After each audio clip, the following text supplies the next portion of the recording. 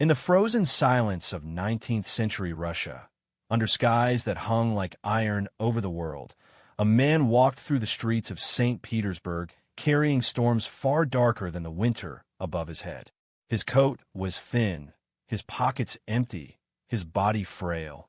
But inside his mind burned a fire that would change the fate of literature, psychology, and the way human beings understand themselves.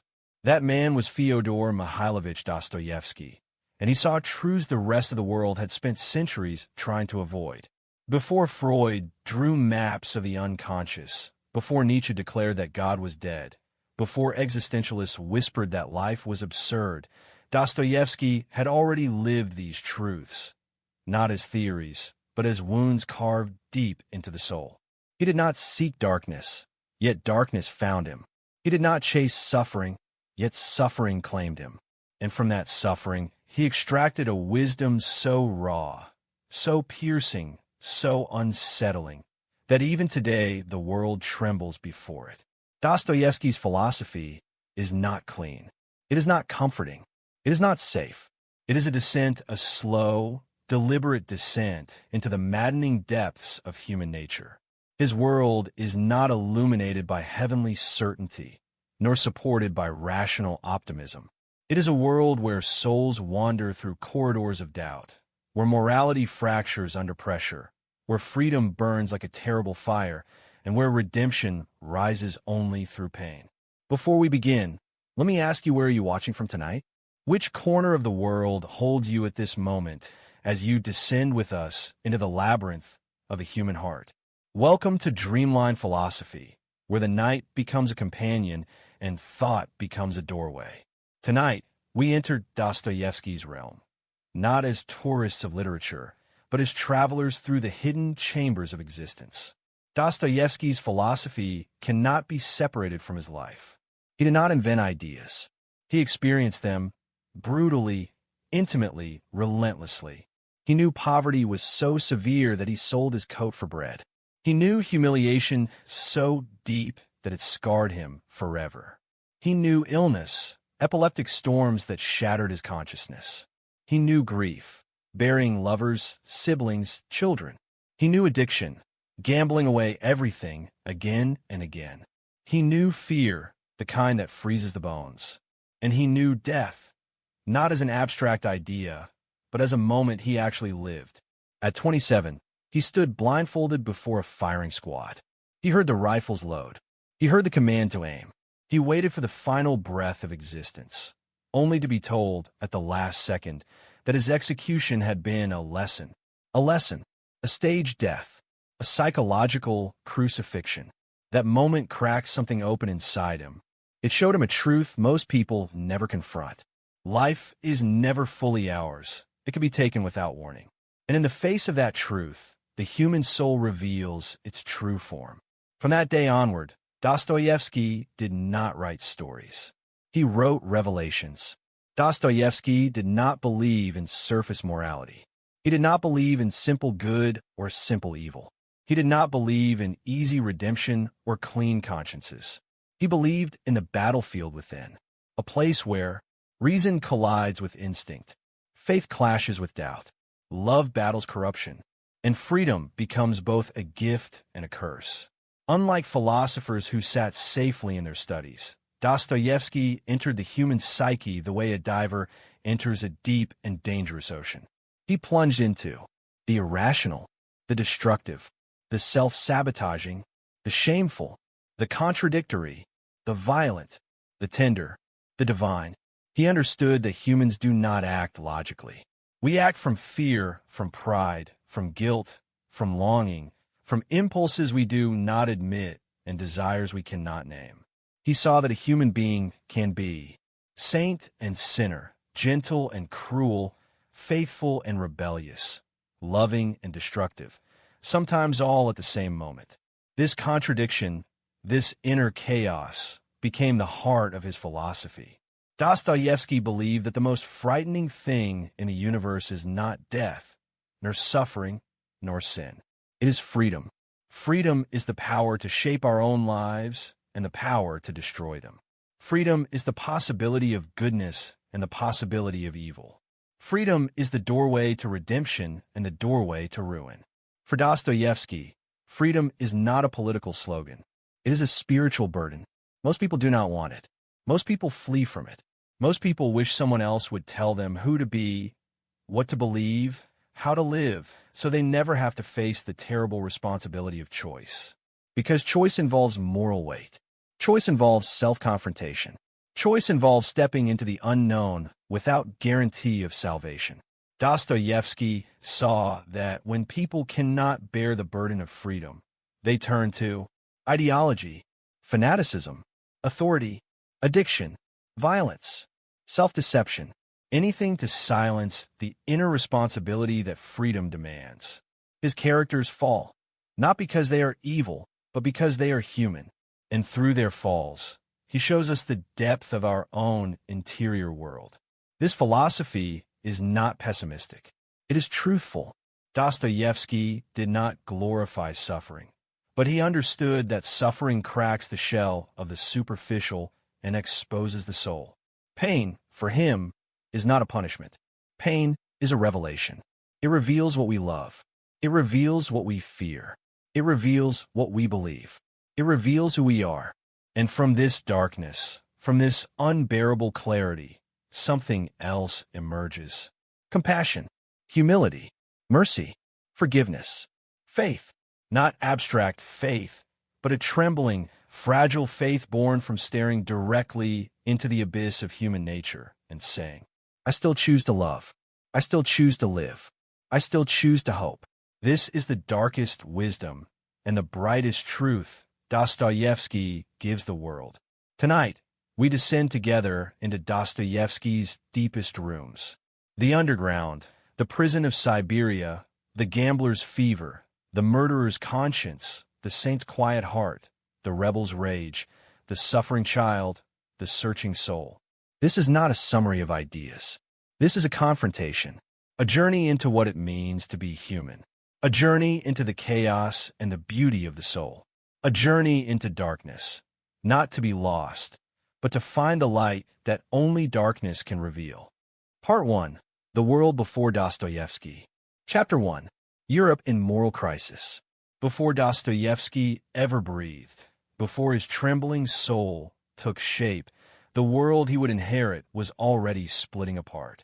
Europe, refined, enlightened, proud of its progress, was quietly drowning in a crisis no one yet knew how to name. For centuries, morality in Europe had been simple, unified, almost automatic. God was the anchor. Scripture was the compass. The world had meaning because heaven gave it meaning. But the Enlightenment had pulled back the curtain. Reason began to challenge revelation. Science began to replace mystery. Skepticism began to erode faith. And human beings, once children of a divine story, suddenly found themselves alone. What once held society together, the certainty of religious morality, was fading like ink left in the rain. People continued going to churches, lighting candles, praying the old prayers, but inside, something had shifted.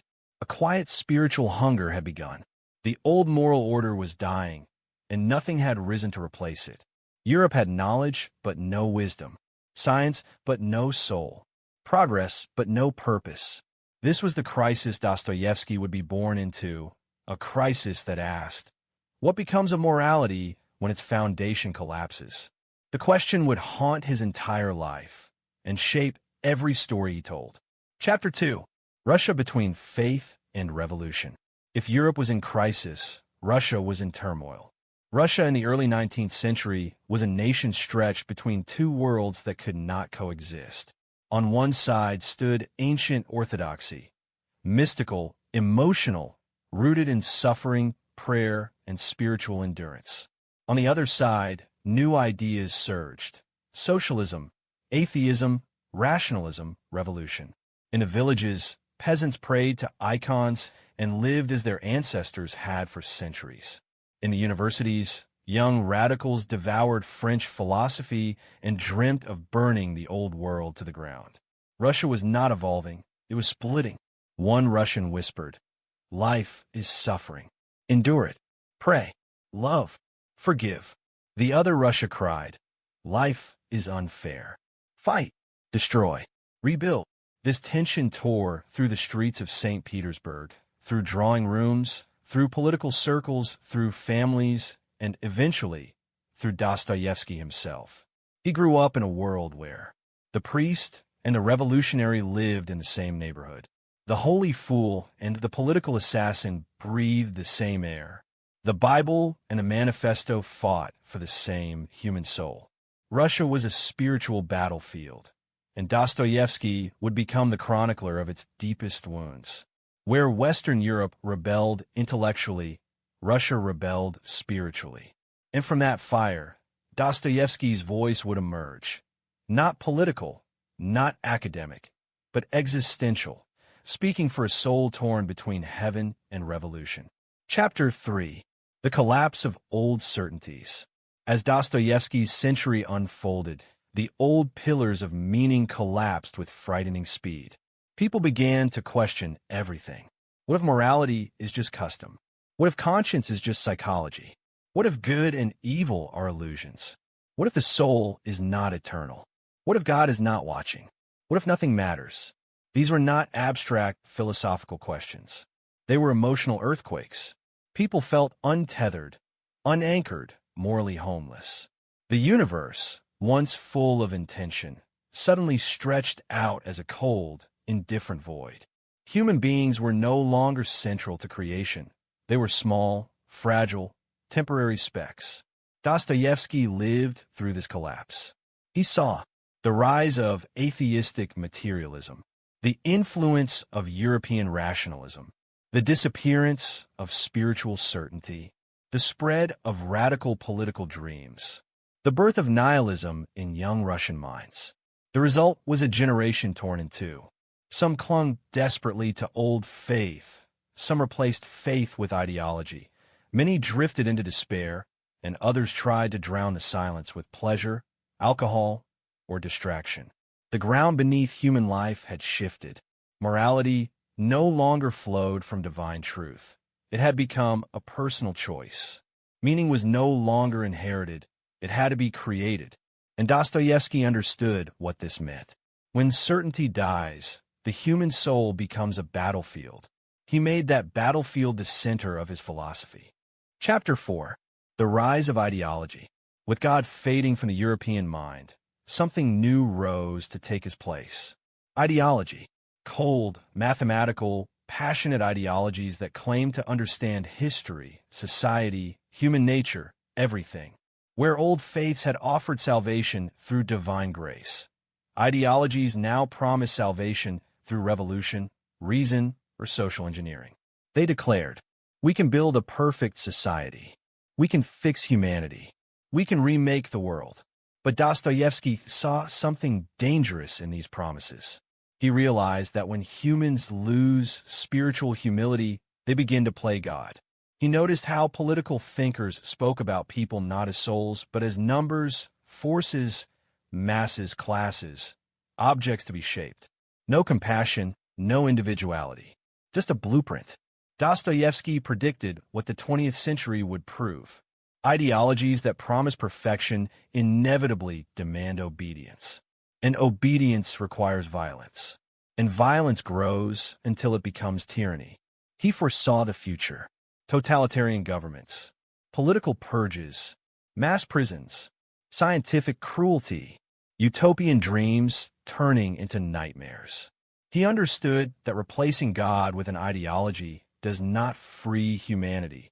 It enslaves it. In Demons, he wrote of radicals who believe that anything is justified in the name of their ideal. Dostoevsky saw this long before history revealed its terrible truth. He believed ideology is dangerous not because it is wrong, but because it claims to be absolutely right. And when humans feel absolutely right, they stop recognizing the humanity of others. Chapter 5. The Human Soul Searching for Meaning. In a world where faith collapsed and ideology rose like a false prophet, there remained one undeniable reality: the human need for meaning. People could deny God, challenge morality, rebuild philosophy, question everything, but they could not kill the longing for purpose. Humans still felt guilt, still felt longing, still felt fear, still felt hope, still needed love, still sought redemption. They tried to silence the soul with reason, but the soul does not listen to reason. Reason explains. The soul aches. Reason analyzes. The soul suffers. Reason calculates. The soul confesses. And this is where Dostoevsky stepped in. He saw that the modern world was trying to explain away the most important part of human life, the inner world. The trembling, the contradictions, the impulses, the desires, the faith, the doubt, the shame, the moral weight that only the soul can feel. No scientist could measure the conscience. No ideology could replace compassion. No argument could erase suffering. No philosophy could silence guilt. No theory could eliminate the longing for goodness. Dostoevsky realized the modern world could describe humans, but it could not understand them. So he turned inward. He descended into the subconscious long before Freud had a name for it. He explored guilt long before psychology studied it. He wrote about inner conflict long before neuroscience charted it. He walked in the mind shaft of the soul and lit a lantern. In a world searching outward for meaning, Dostoevsky searched inward. He found that humans are not simply rational beings. They are spiritual, wounded, conflicted creatures longing for redemption. They want freedom, but freedom terrifies them. They want happiness, but they sabotage it. They want goodness, but they fall into evil. They want meaning, but they live in a world that refuses to give it. Dostoevsky became the writer of this interior war. The world before Dostoevsky was a world losing its faith, its certainty, its story. Dostoevsky would give it something new, not comfort, but confrontation. A confrontation with the darkest parts of human nature. A confrontation with suffering, with guilt, with evil, with freedom, with God, with the void. He would show that the soul, even in darkness, still longs for light. And in that longing lies the entire human drama. Part 2. The Forging of a Prophet. Chapter 1. Childhood Shadows. Before Dostoevsky became a prophet of the human soul, before he wrote of murderers trembling under the weight of guilt or dreamers drowning in their own consciences, he was a child, quiet, watchful, sensitive, born into a world already trembling with contradictions. Fyodor was not raised among the aristocratic salons of Russia, but in a medical dormitory attached to the Mariinsky Hospital for the poor. Every day, he saw sick bodies carried in, starving peasants waiting for help, children coughing in dark corridors, and poor mothers begging the universe for mercy. Death was not an abstraction. It was part of his earliest memories. His father, Mikhail, was a harsh man, strict, controlling, often emotionally distant, a doctor who devoted his life to treating the poor but had little tenderness for his own children. His mother, Maria, was gentle, soft, the only warmth in that shadowed household. When she sang to him, the world softened for a moment. But she died when Dostoevsky was 15. Her death cracked something inside him. It was the first wound, the wound he would spend the rest of his life trying to understand. As a child, he saw suffering not as tragedy, but as reality, the starting point of existence. It was in this atmosphere that his mind took shape, sensitive to every emotion, every whisper, every shadow on a human face. He learned early that life is fragile. He learned early that people suffer quietly. He learned early that behind every smile, there's a story no one else sees. These childhood shadows would feed his genius and his torment. Chapter 2. The Sickly Genius. Dostoevsky was not strong. From childhood, he carried an illness inside him. Epilepsy, a sickness that would shape his visions, his anxieties, his spirituality. His seizures came like lightning, sudden, violent, terrifying. He would fall, freeze, convulse, then wake with a mind bruised but strangely illuminated. He once said that just before a seizure, he felt a moment of perfect, crystalline joy, a flash of pure existence that felt like touching eternity. Perhaps this is why in his novels the boundary between pain and transcendence is so thin. He was weak in body, but fierce in spirit. He felt everything with overwhelming clarity: the suffering of strangers, the trembling of the human heart, the beauty of small moments, the terror of freedom. He did not merely think. He felt. He did not observe human nature from a distance. He lived inside it. Sometimes his sensitivity felt like a curse. Sometimes it felt like a calling. But it was always intense, always too much. His classmates found him strange, too serious, too emotional, too inwardly focused. He was shy yet proud, fragile yet stubborn, introverted yet burning with inner fire. He was not built for comfort. He was built for depth. And that depth, that overwhelming sensitivity, would one day become the engine of his greatest works. Chapter 3. Poverty, Books, and Early Sensitivities. After his mother's death, after the strictness of his father's home hardened even further, Dostoevsky escaped into what would become his second world: books. Shakespeare, Schiller, Pushkin, E.T.A. Hoffmann, the Bible, the tragedies of antiquity, the dreams of the Romantic poets. He devoured them all with a desperate hunger. Books were not entertainment. They were lifelines.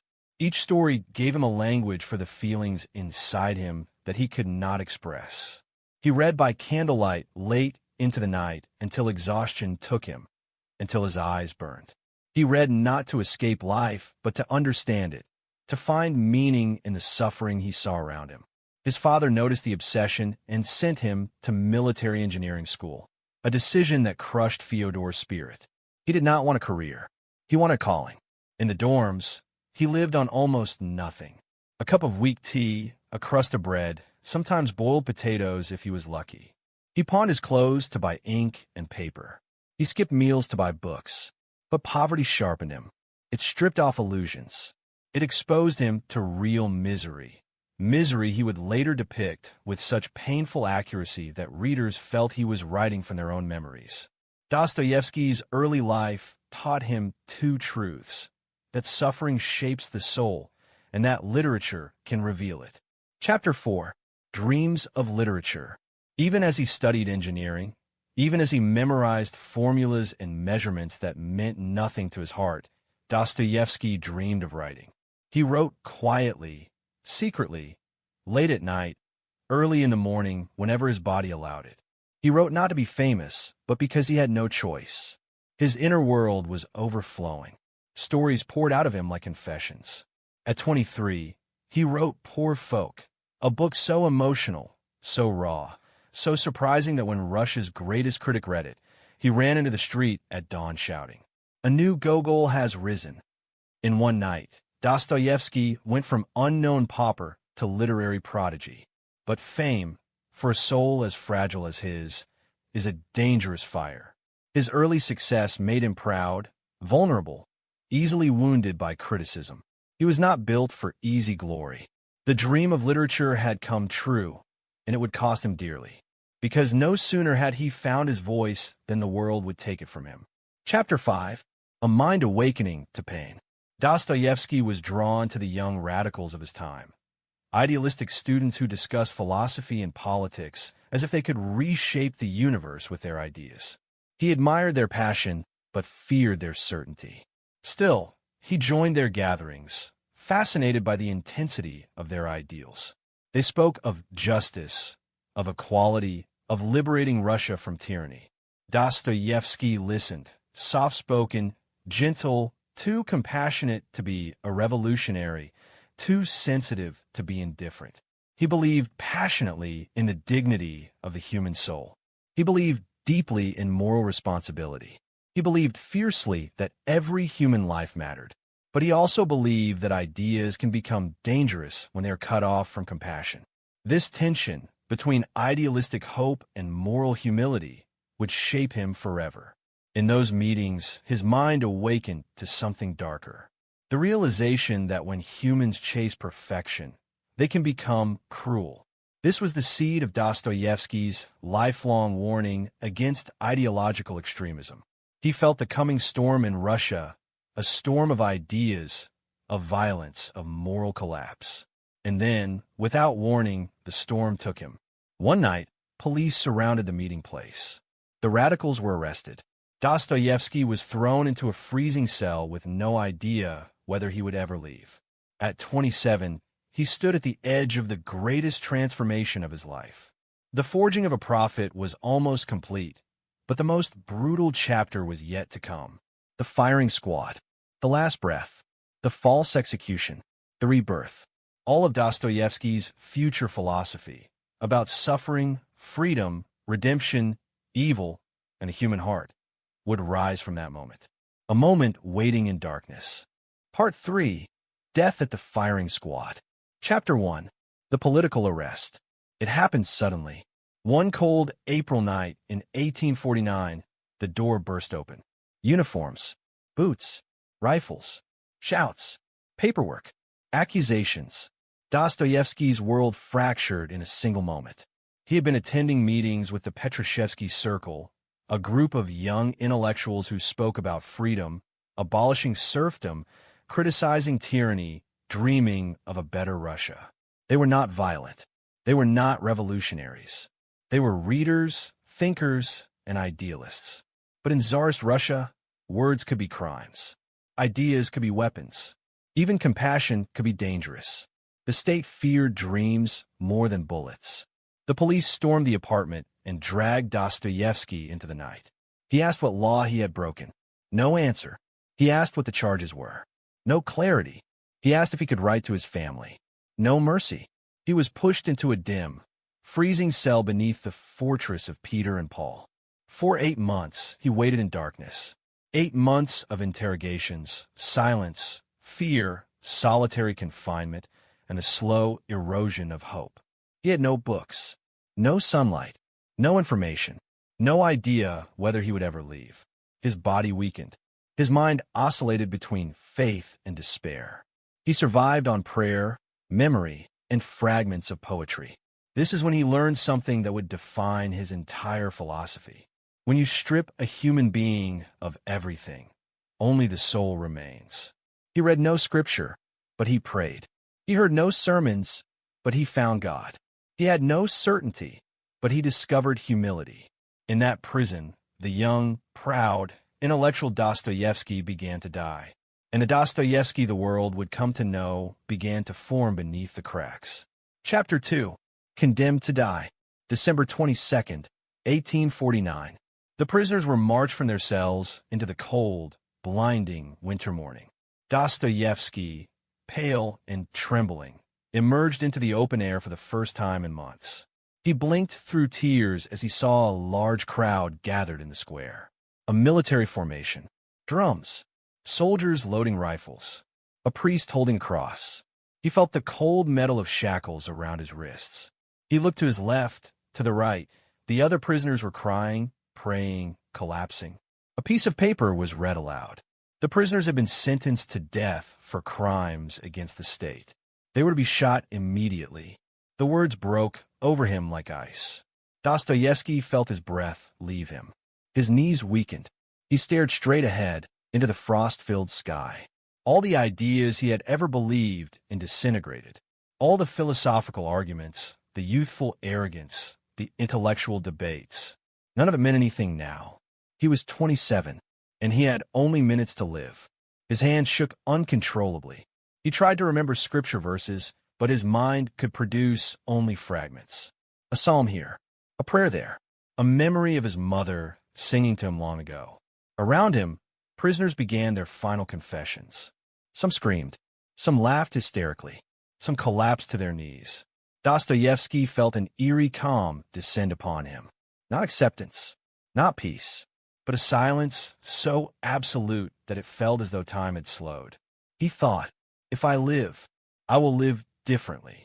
But the ropes were already being tied around the poles. 3 at a time. He was in the second group. He watched the first group walk toward the stakes. The priest held up the cross. A drumbeat began.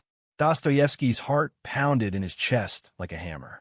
He whispered a final prayer to a God he had doubted for years. He thought of his brother. He thought of his unpublished manuscripts. He thought of the life he had not yet lived. And then he waited for death. Chapter 3. The last moment of breath. The soldiers raised their rifles. They will shoot any moment, Dostoevsky thought. He felt something inside him break open, not in fear, but in clarity. For the first time in his life, he understood what it means to be alive. A flash of truth ran through him. Every moment is infinite because it can be the last. He felt the air on his face, the cold on his skin, the weight of his body. Even pain felt sacred. He noticed the color of the sky, a pale, fragile blue he had never truly appreciated. He noticed how the snow glistened, like tiny diamonds scattered by a careless angel. He noticed the way the light reflected off a soldier's uniform. He noticed his own breath. He thought, how beautiful life is. How beautiful I never knew.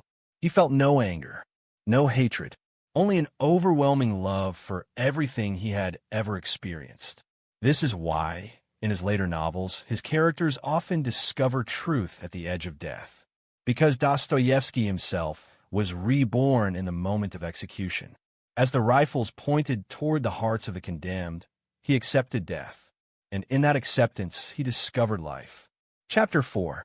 The Pardon from Nowhere.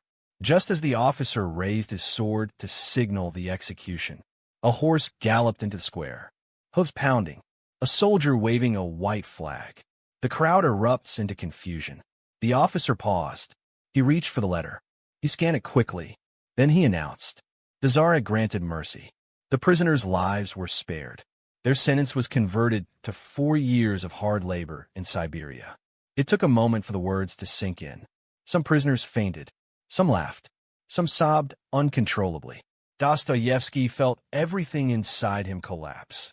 Relief, terror, joy, grief, exhaustion all merging into one overwhelming wave. His body trembled. His heart thrashed against his ribs. He felt as though he had been ripped out of one reality and thrown violently into another. He was alive. Alive. He would see sunlight again. He would read again. He would write again. He would love again. But he would never be the same. He felt as though death had already claimed him and life had been handed back as a gift he did not deserve. He whispered to himself, I was dead. Now I'm alive again. What happened that morning was not mercy. It was a psychological resurrection. The Tsar wanted to break them, to bring them to the brink of death, and then return them to life as instruments of humility. But in Dostoevsky's case, the punishment created a prophet. Chapter 5. The Birth of a New Soul. The Dostoevsky who walked the firing squad was not the same man who walked away from it. He left part of himself on that square. The arrogant young intellectual, the proud rationalist, the man who debated ideas without understanding their cost. In his place emerged someone new, a man who understood the fragility of human life, a man who knew that every choice matters, a man who realized that suffering can reveal truth if one is brave enough to look. He wrote to his brother only hours later, to be a man among men, not to give in to circumstances, and not to leave my love of life. That still burns in me. That is my task. That morning, he gained something no education could give, a spiritual mission. He now believed that the soul is real, that morality is sacred, that freedom is frightening, that suffering can awaken compassion, that redemption is possible even for the darkest hearts. He understood humanity not because he read philosophy, but because he touched death. The fire of the firing squad burned away his illusions and left only the core of his spirit. This is why Dostoevsky writes with such unbearable intensity, because he lived at the edge where truth becomes unavoidable. His later novels, Crime and Punishment, The Idiot, The Brothers Karamazov, are not fiction. They are confessions of a man who died and returned. The prophet was forged not in comfort, but in terror. He had looked into the abyss and found a universe that does not guarantee meaning. But he also found a universe where humans can create meaning through love, freedom, and compassion. He found that even in darkness, especially in darkness, the human soul can shine. Part 4. The Siberian Grave of the Living. Chapter 1. Chains and Cold. Siberia was not a place. It was a sentence. A frozen purgatory stretching endlessly under a sky that seemed carved from iron. a wasteland where the wind carried the voices of the condemned, and the snow preserved the footprints of suffering for months.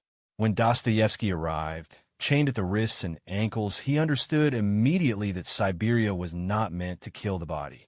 It was meant to kill the soul. The cold was not weather. It was judgment. It seeped through coats, through blankets, through skin, until it reached the bone. Every breath felt like inhaling knives. Every morning felt like waking inside a tomb. The barracks were wooden cages filled with men who coughed blood, muttered in their sleep, and stared into nothing with eyes that had forgotten how to hope. The stink of unwashed bodies, the sound of chains dragging across the floor, the crowded darkness where 50 men slept shoulder to shoulder, made life feel less than human. Privacy did not exist. Silence did not exist. Safety did not exist. Dostoevsky slept between murderers and thieves. He ate bread so hard it cut his gums. He drank water melted from dirty ice. He wore the same torn prison coat for years. And yet, in this graveyard of living men, something inside him awakened. Siberia destroyed his illusions, but it also rebuilt his spirit. It forced him to confront the raw material of human existence: suffering, guilt, hope, cruelty, love.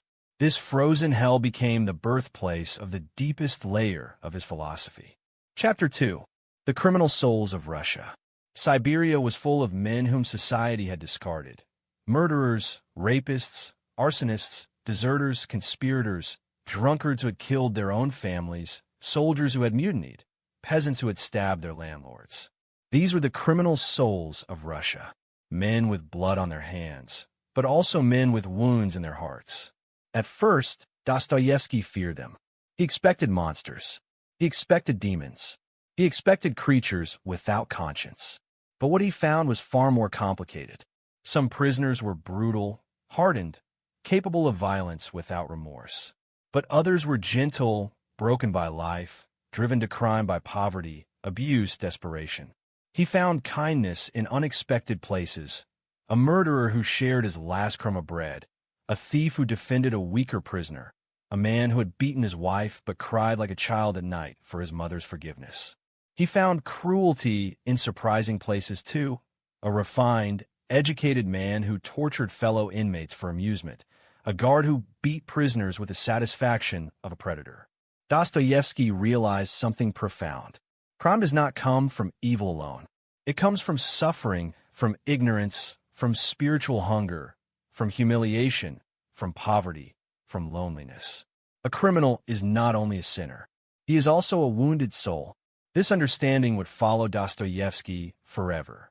It is why his novels portray criminals with such depth, not as villains, but as human beings torn between darkness and light. In Siberia, he learned the truth: every soul is a battlefield. Chapter 3. Men Without Masks. In ordinary life, people wear masks. They pretend to be polite, respectable, moral, controlled. They hide their desires, their fears, their impulses, their guilt. But in Siberia, the masks fell away. There was no reason to pretend, no audience, no reputation, no upward mobility, no hope of social approval. The men Dostoevsky lived with had nothing left to hide. They had been stripped of status, possessions, freedom, identity. What remained was the naked human being, raw, unfiltered, exposed. He saw men rage like animals, fight over scraps of food, stab each other over insults, break under the weight of humiliation. But he also saw men repent, forgive each other, pray on their knees in darkness, laugh around a fire, help strangers without being asked. For the first time, Dostoevsky saw humanity without layers. Men without masks. Men in their purest contradiction. Humans are not consistent, he realized. They are not predictable. They are not one thing. A murderer could be gentle. A gentle man could be violent. A thief could be generous. A devout believer could commit cruelty. An atheist could sacrifice himself for another. In Siberia, Dostoevsky discovered the complexity of the human heart, and he understood something almost no philosopher before him had seen. You cannot judge a person by their actions alone. You must look deeper, into the pain that made them who they are, into the wounds that shaped their choices, into the suffering that distorted their soul. This revelation became the cornerstone of his psychological realism. Chapter 4. Human Nature Stripped Bare. What is a human being when stripped of society? When stripped of comfort, law, status, reputation, future? What remains when everything external is taken away? Dostoevsky learned this in Siberia. He saw men reduced to their essential nature, not what society expected them to be, but what suffering revealed them to be. Some prisoners grew compassionate. Others grew cruel. Some became protectors. Others became predators. Some turned to faith. Some turned to madness. Some became humble. Some became arrogant. Suffering did not shape everyone the same way, but suffering shaped everyone. Dostoevsky saw that human nature is not fixed. It bends, breaks, reshapes itself under pressure. He understood that the line between good and evil does not lie between people, but within each person. He saw that men could fall to their lowest and rise to their highest within the same day. The same heart that could hate could also love. The same man who could steal could also give. The same soul capable of cruelty was also capable of redemption. This insight became the heart of Dostoevsky's novels. Human nature is a contradiction, a war, a mystery, a divine tragedy. Siberia was the place where he first witnessed this truth in its rawest form. Chapter 5. Suffering as Revelation. Most people flee suffering. They run from it, deny it, distract themselves, protect themselves with comfort and illusion. But Dostoevsky had no escape. Suffering was the air he breathed, and through suffering, he discovered revelation. In the darkest of winters, in the most brutal labor, in the long nights of cold and silence, he found clarity. Suffering showed him what matters, what breaks, what survives, what transforms. He wrote later, "To love someone means to see them as God intended." But in Siberia, he learned that suffering reveals that intention. Suffering exposed the truth of every human being. It stripped off the lies we tell ourselves. It removed the distractions that numb us. It forced the soul to confront its own depth. He learned that suffering can destroy you, but it can also awaken you. Suffering can harden the heart, but it can also purify it. Suffering can make a person cruel, but it can also teach compassion. Not suffering itself, but what suffering reveals. Suffering revealed to him the weight of guilt, the necessity of forgiveness, the power of humility, the sacredness of love. And suffering opened a door to something deeper, a spiritual truth he never fully articulated but always hinted at. There is a meaning beneath suffering that cannot be understood intellectually but can only be felt. Siberia became his crucible, his spiritual rebirth, his psychological awakening. He became a prisoner. He left a prophet of human darkness and human mercy, a prophet of freedom and its dangers, a prophet of suffering and its revelations. This grave of the living broke him open and filled him with a wisdom that would define all his future works. Part 5. The Return to Life. Chapter 1. Freedom without freedom. When Dostoevsky's prison term ended, he expected liberation to feel like a storm of joy, but instead, it felt like stepping into a new kind of confinement. Siberia released his body, yes, but the exile had not ended. The chains were gone from his wrists, but they remained around his social identity. As a former convict, he could not live in major cities. He could not publish freely. He could not travel without permission. He could not hold certain jobs. He was, in the eyes of Russian society, a man marked forever by disgrace. He was free, but not really. Alive, but not yet living. Reborn, but without a place in the world. He had walked out of the Siberian hell, but the world he returned to felt unfamiliar, fragile, and dangerous. And yet in this strange twilight of half-freedom, something extraordinary began to happen. The world that once felt limiting now felt precious. A blue sky, a friendly face, a warm cup of tea, a letter from his brother, the sound of a church bell, the softness of sunlight on a wooden table. Every ordinary moment shimmered with an intensity he could not have imagined before the firing squad.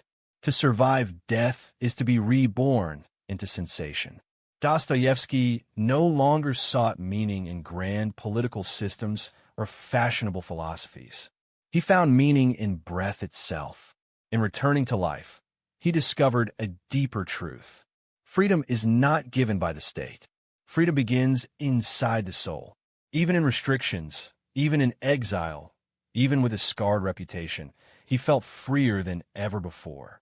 Because he had learned what most people never do. The value of life is revealed most clearly when it nearly disappears. Chapter 2. A Mind Transformed. The Dostoevsky who returned from Siberia was not the same man who had stood proudly in the literary salons of St. Petersburg. His mind had been shattered and rebuilt in the crucible of suffering. He now carried inside him a new way of seeing. Not a theory, not a doctrine, not a philosophy learned from books, but a wisdom carved by cold, hunger, humiliation, and the company of broken men. He no longer believed in intellectual pride. He no longer believed in human perfection. He no longer believed that reason alone could solve moral questions. He no longer believed in easy answers, comfortable lies, shallow optimism. Instead, he believed in compassion, humility, guilt, forgiveness, moral responsibility, spiritual awakening, the sacred dignity of every human life. His mind had been transformed not by enlightenment, but by suffering. He had seen the worst in people. He had seen the best. He had seen how fragile a soul can be. He had seen how deeply a soul can love despite everything. His transformation took the form of a realization. Humans are not rational creatures trying to be moral. They are suffering creatures trying to be human. This insight would become the heartbeat of his later works. Chapter 3. Guilt, Gratitude, and Vision. Dostoevsky carried three powerful forces inside him as he re-entered the world. Guilt, gratitude, and vision. Guilt first. He felt guilt for surviving when others did not. Guilt for the pride that once made him arrogant. Guilt for not living his life fully before Siberia. Guilt for the time he had wasted. Guilt for the ideas he once believed in that now felt shallow, dangerous, naive. This guilt was not destructive. It was transformative. It reminded him that he must take responsibility for every moment he had left. Then gratitude. The gratitude of a man who had faced death and now felt life as a miracle. Every sensation, every color, every sound, every human gesture felt more vivid than before. He once wrote that after the firing squad, he could feel the thirst for life in every drop of water. This gratitude became spiritual. He saw God, not in rituals, but in moments, in kindness, in beauty, in human connection, in the resilience of suffering souls. And finally, vision. A vision of human nature so deep, so painful, so compassionate, that no writer before him had articulated anything like it. He now saw that human beings live in conflict, longing for purity, yet drowning in sin, desiring freedom, yet fearing responsibility, craving love, yet sabotaging happiness, seeking truth, yet hiding from themselves. His vision was not pessimistic. It was honest, painfully honest. He would use that vision to write novels that cut through the illusions of modern life, like lightning through a dark sky. Chapter 4. The Rise of the Spiritual Realist. The world did not yet know what Dostoevsky had become. They saw only a frail, intense man who returned from exile quiet and humbled. But inside him was taking shape a new kind of writer, a new kind of thinker, something Russia had never seen before. A spiritual realist. He would not write about external events, but about the storms inside the human heart. He would not describe landscapes, but moral abysses. He would not craft characters, but confessions. He would not defend ideology, but expose its dangers. He would not present simple heroes, but wounded, contradictory souls who reflected the complexity of every human being. He understood that humans do not always seek happiness. They seek meaning. They seek pain. They seek guilt. They seek redemption. They seek freedom even when freedom destroys them. He would explore the psychology of guilt, the seduction of evil, the madness of ideology, the longing for God, the terror of freedom, the beauty of forgiveness, the possibility of resurrection. His realism was spiritual because he believed that the deepest truths are not visible to the eyes, but felt in the soul. His realism was psychological because he believed that the mind is an abyss of conflicting desires. His realism was prophetic because he saw the future crises of humanity with terrifying clarity. He had been reborn as a witness to the hidden reality of human nature. Chapter 5. A voice no one could ignore. When Dostoevsky returned to writing, his voice had changed. It was no longer the voice of an ambitious young author seeking approval. It was the voice of a man who had died once and come back with revelations. Each sentence shook with urgency. Each character seemed alive and trembling with conscience. Each idea felt like it had been forged in the darkness of human suffering. People who read his new works felt something unsettling. This writer was not speculating. He was testifying. He wrote like a man who had witnessed truths too profound to ignore. His new voice carried the trembling of guilt, the depth of suffering, the weight of death, the shock of resurrection, the fire of spiritual urgency. He did not make arguments. He exposed souls. He did not offer theories. He offered wounds. He did not speak from a mind. He spoke from a grave and from the life beyond it. The literary world could not ignore him. Philosophers could not ignore him. Readers could not ignore him. Even those who disagreed with him felt the force of his existence. Because Dostoevsky was not writing stories. He was revealing what lies beneath every human life. The battle between darkness and light. He had seen darkness in Siberia. He had touched death at the firing squad. He had returned to life with new eyes. And now, he would spend the rest of his days sharing the wisdom he had pulled from the abyss. A wisdom the world desperately needed and still needs. Part 6. The Underground Mind. Chapter 1. Excess Consciousness. Long before psychologists invented terms for rumination, overthinking, dissociation, or obsessive introspection, Dostoevsky discovered something terrifying inside the human mind. He called it excess consciousness. Not intelligence, not wisdom, but a kind of inner hyper-awareness, a mind turned not outward toward life, but inward upon itself, spiraling into endless self-observation. The underground man, Dostoevsky's prophecy of the modern human, is the embodiment of this condition. He is not stupid. He is not uneducated. He is not lazy. He is too conscious, too self-aware, too reflective, too aware of every motive, every flaw, every hypocrisy, every crack in his own psyche. He sees himself seeing himself. He watches himself think. He analyzes his own emotions until they evaporate. He questions his own intentions until nothing authentic remains. Dostoevsky realized a disturbing truth. A mind that thinks too much eventually collapses into itself. Excess consciousness becomes a labyrinth, a cage made of mirrors, a darkness born from too much light. The underground man does not act because he is too aware of the consequences. He does not love because he is too aware of his own neediness. He does not hope because he is too aware of disappointment. He does not live because he is too aware of the absurdity of living. His consciousness is not a gift. It is a disease Dostoevsky believed would spread through the coming centuries, and he was right. Today, millions live inside their own minds the way the underground man lived inside his cramped room, isolated, overthinking, paralyzed. Dostoevsky saw it first. Chapter 2. Hyperintellect as Disease. In the world before Dostoevsky, intelligence was seen as a blessing. But Dostoevsky, through the underground man, reveals a darker truth. Intellect, when inflated beyond the capacity of the heart, becomes a sickness. A mind that can analyze everything eventually dismantles meaning itself. Hyperintellect turns into endless doubt, emotional paralysis, moral confusion, detachment from life, self-hatred, the inability to act. The underground man sees all motives as suspicious. He sees all actions as predictable.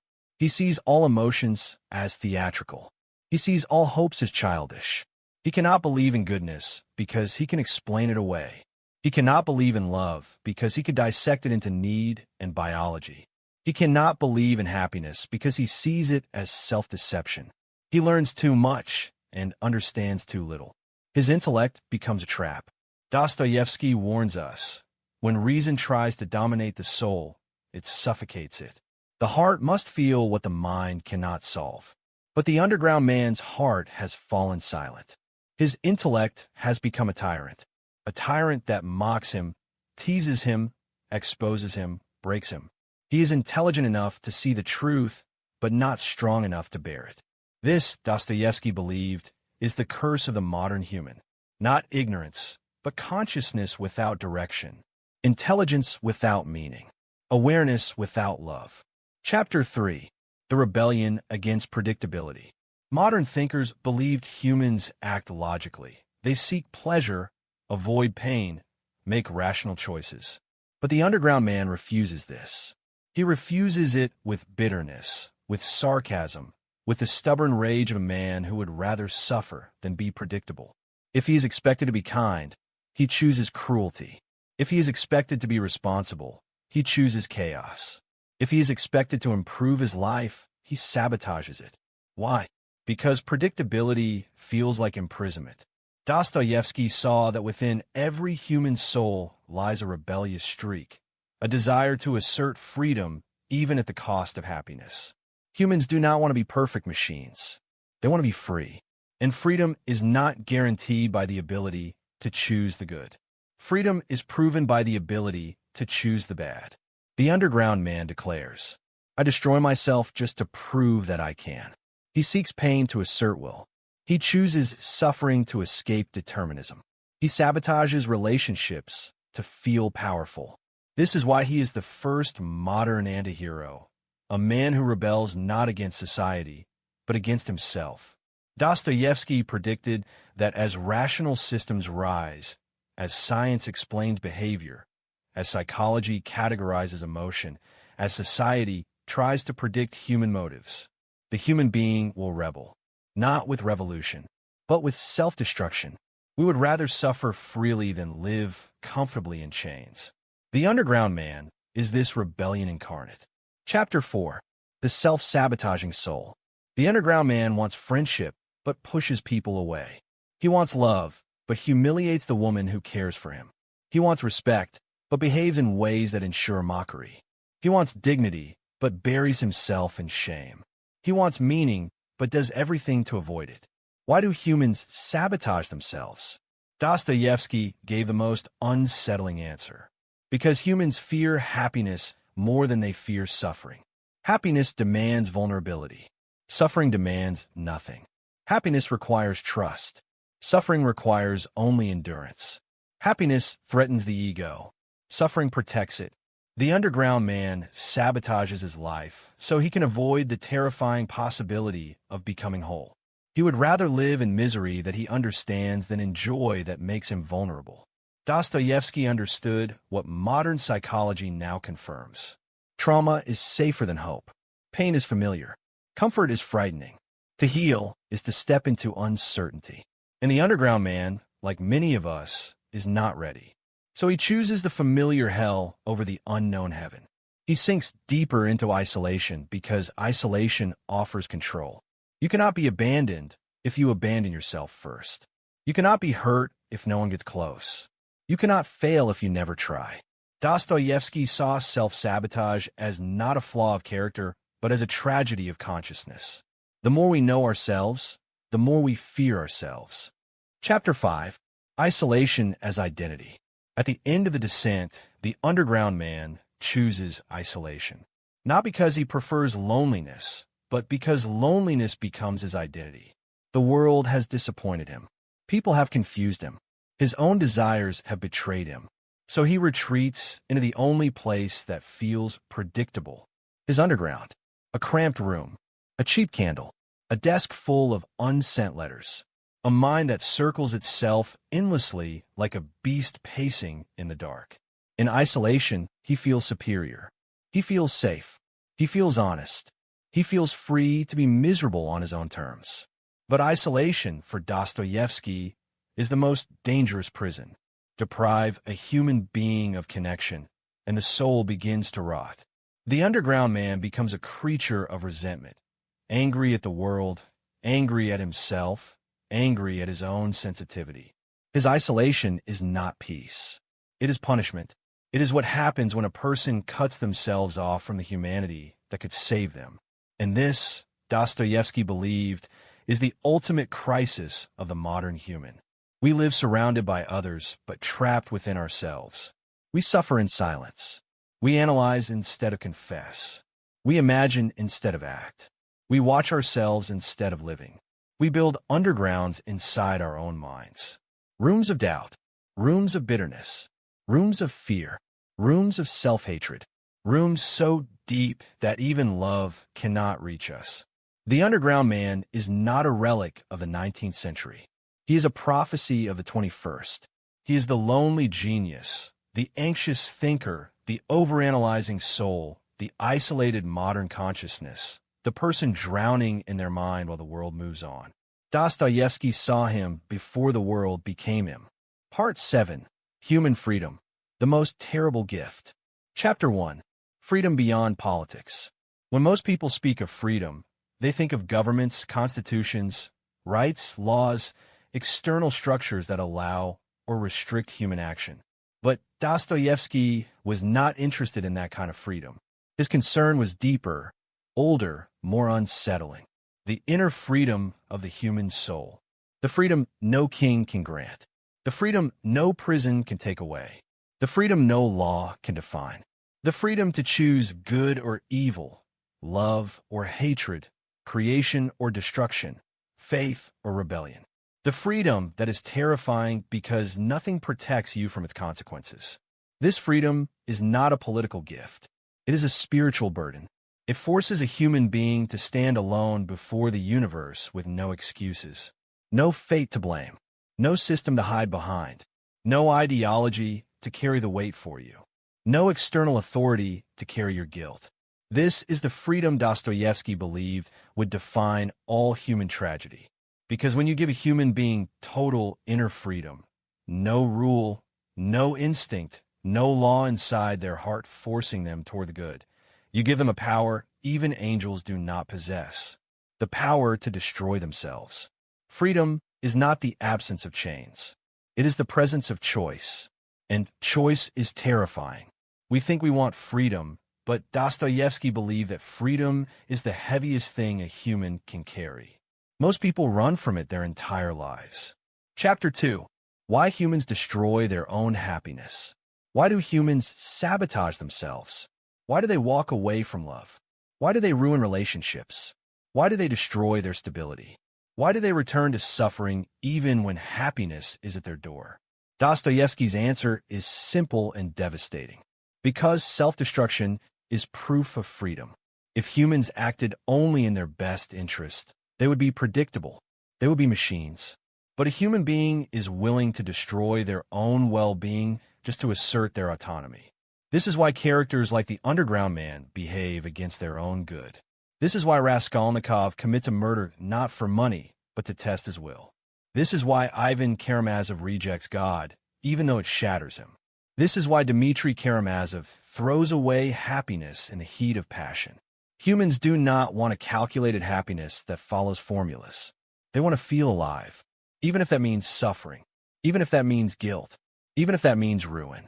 To Dostoevsky, self-destruction is the ultimate proof that a human being is not a logical creature.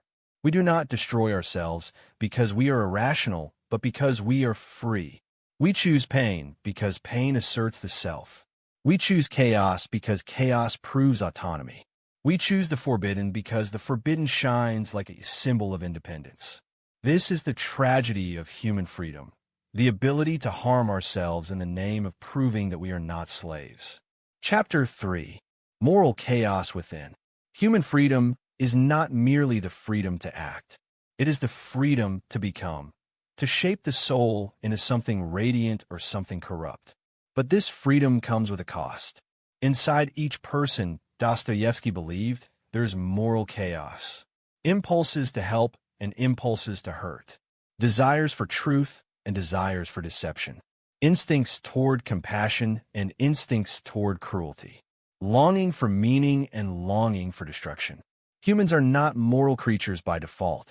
We are conflicted creatures waging war against ourselves. This is why Dostoevsky wrote characters who contradict their own values in the span of minutes. A man prays for forgiveness, then commits a sin. A murderer collapses in guilt, then defends his crime. A sinner seeks redemption and falls again. A believer doubts God and still loves him. Moral consistency is the illusion. Moral contradiction is the reality. The freedom to choose makes this contradiction possible.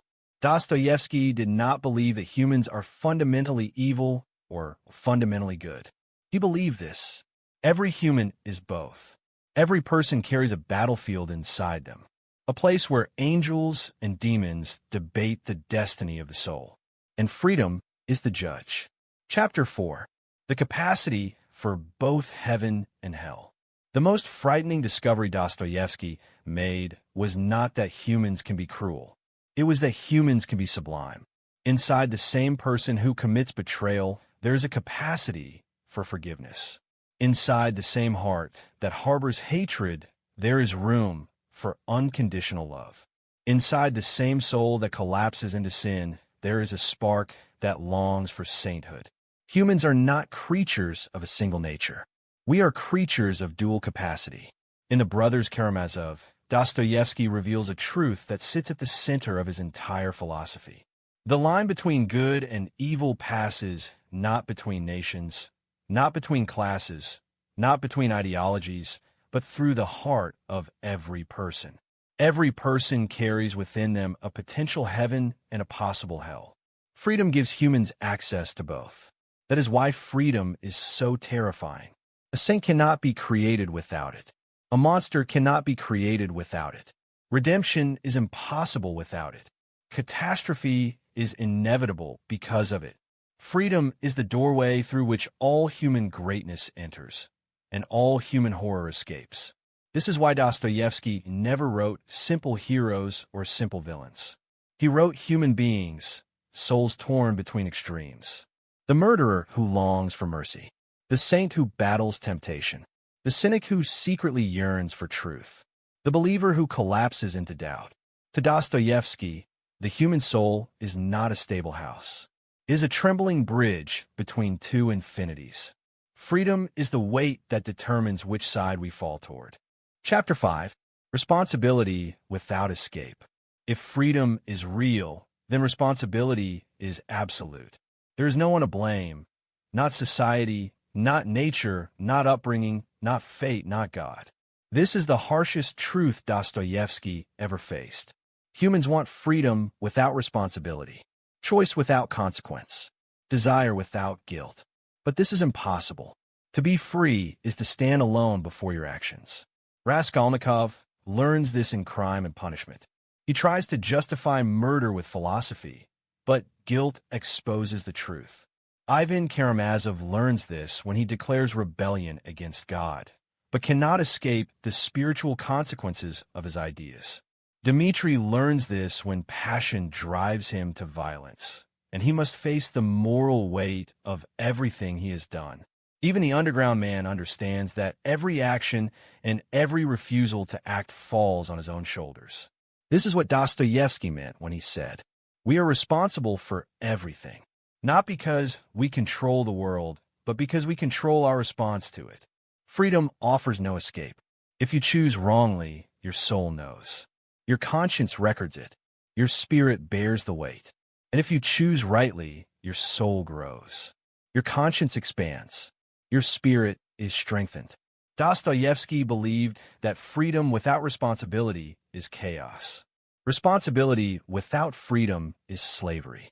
But freedom with responsibility, this is the tragedy and the glory of human life. It is what makes us capable of redemption. It is what makes us incapable of innocence.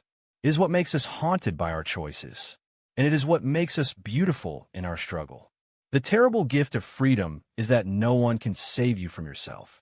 But the divine gift of freedom is that you can become more than yourself. This is the paradox at the heart of all Dostoevsky's philosophy. Freedom can destroy you or resurrect you. The choice is always yours. Part 8. Suffering as a door to truth. Chapter 1. Why people fear pain. Most of the time, when people speak about pain, they talk about it as if it is the enemy, a force to avoid, a darkness to escape, a flaw in the design of life. But Dostoevsky believed something radically different, something disturbing and yet strangely comforting. Humans fear pain not because it hurts, but because it reveals. Suffering exposes the truth of who we are. It takes away our masks, our illusions, our carefully crafted excuses. It reveals what we love, what we fear, what we cling to, what we cannot let go, who we are when the world is stripped away. Pain does not just wound the body, it interrogates the soul. People fear suffering because it makes honesty unavoidable. When there is no comfort to hide behind, no distraction to run to, no luxury to drown in, a person must confront themselves, their weaknesses, their secrets, their longings, their contradictions, and nothing terrifies a human being more than seeing themselves clearly. That is why so many flee from suffering, even if fleeing leads to emptiness. Dostoevsky saw that pain is the great truth-teller. It destroys illusions the way fire burns away the impurities of metal. And what remains after the burning is sometimes frightening and sometimes extraordinary. Chapter 2. The soul revealed in agony. In his novels, people become transparent in the moment of suffering. Their souls open like wounds. Their hearts speak without filters. Their masks fall, not voluntarily, but because pain tears them off. Raskolnikov collapses into confession not when reason persuades him, but when guilt gnaws into his soul like a living creature. Prince Mishkin, with his epileptic seizures, experiences moments of luminous clarity right before collapse, as if the soul is revealed in the moment the body breaks. Ivan Karamazov, tormented by the existence of evil, descends into intellectual agony, and in the fever of suffering, he faces the devil hidden inside himself, not as myth, but as the voice of despair. Dostoevsky believed that suffering strips away the shallow layers of personality and reveals the deep structure of the soul. He wrote, "Only in suffering does the soul become conscious of itself. It is in pain that we see our true moral weight. A comfortable life can hide a weak soul. A comfortable life can conceal a shallow heart. A comfortable life can numb a person into never discovering who they truly are. But suffering makes everything clear. When a person loses what they love, the true nature of their love appears. When a person faces humiliation, their pride reveals itself. When a person experiences guilt, their conscience awakens. When a person is alone, their real beliefs, not the ones they pretend to hold, become visible. Agony is not just hardship, it is revelation. Not everyone survives it, but those who do are transformed forever." Chapter 3. Compassion born from wounds. Dostoevsky saw a mystery in suffering, a strange spiritual alchemy.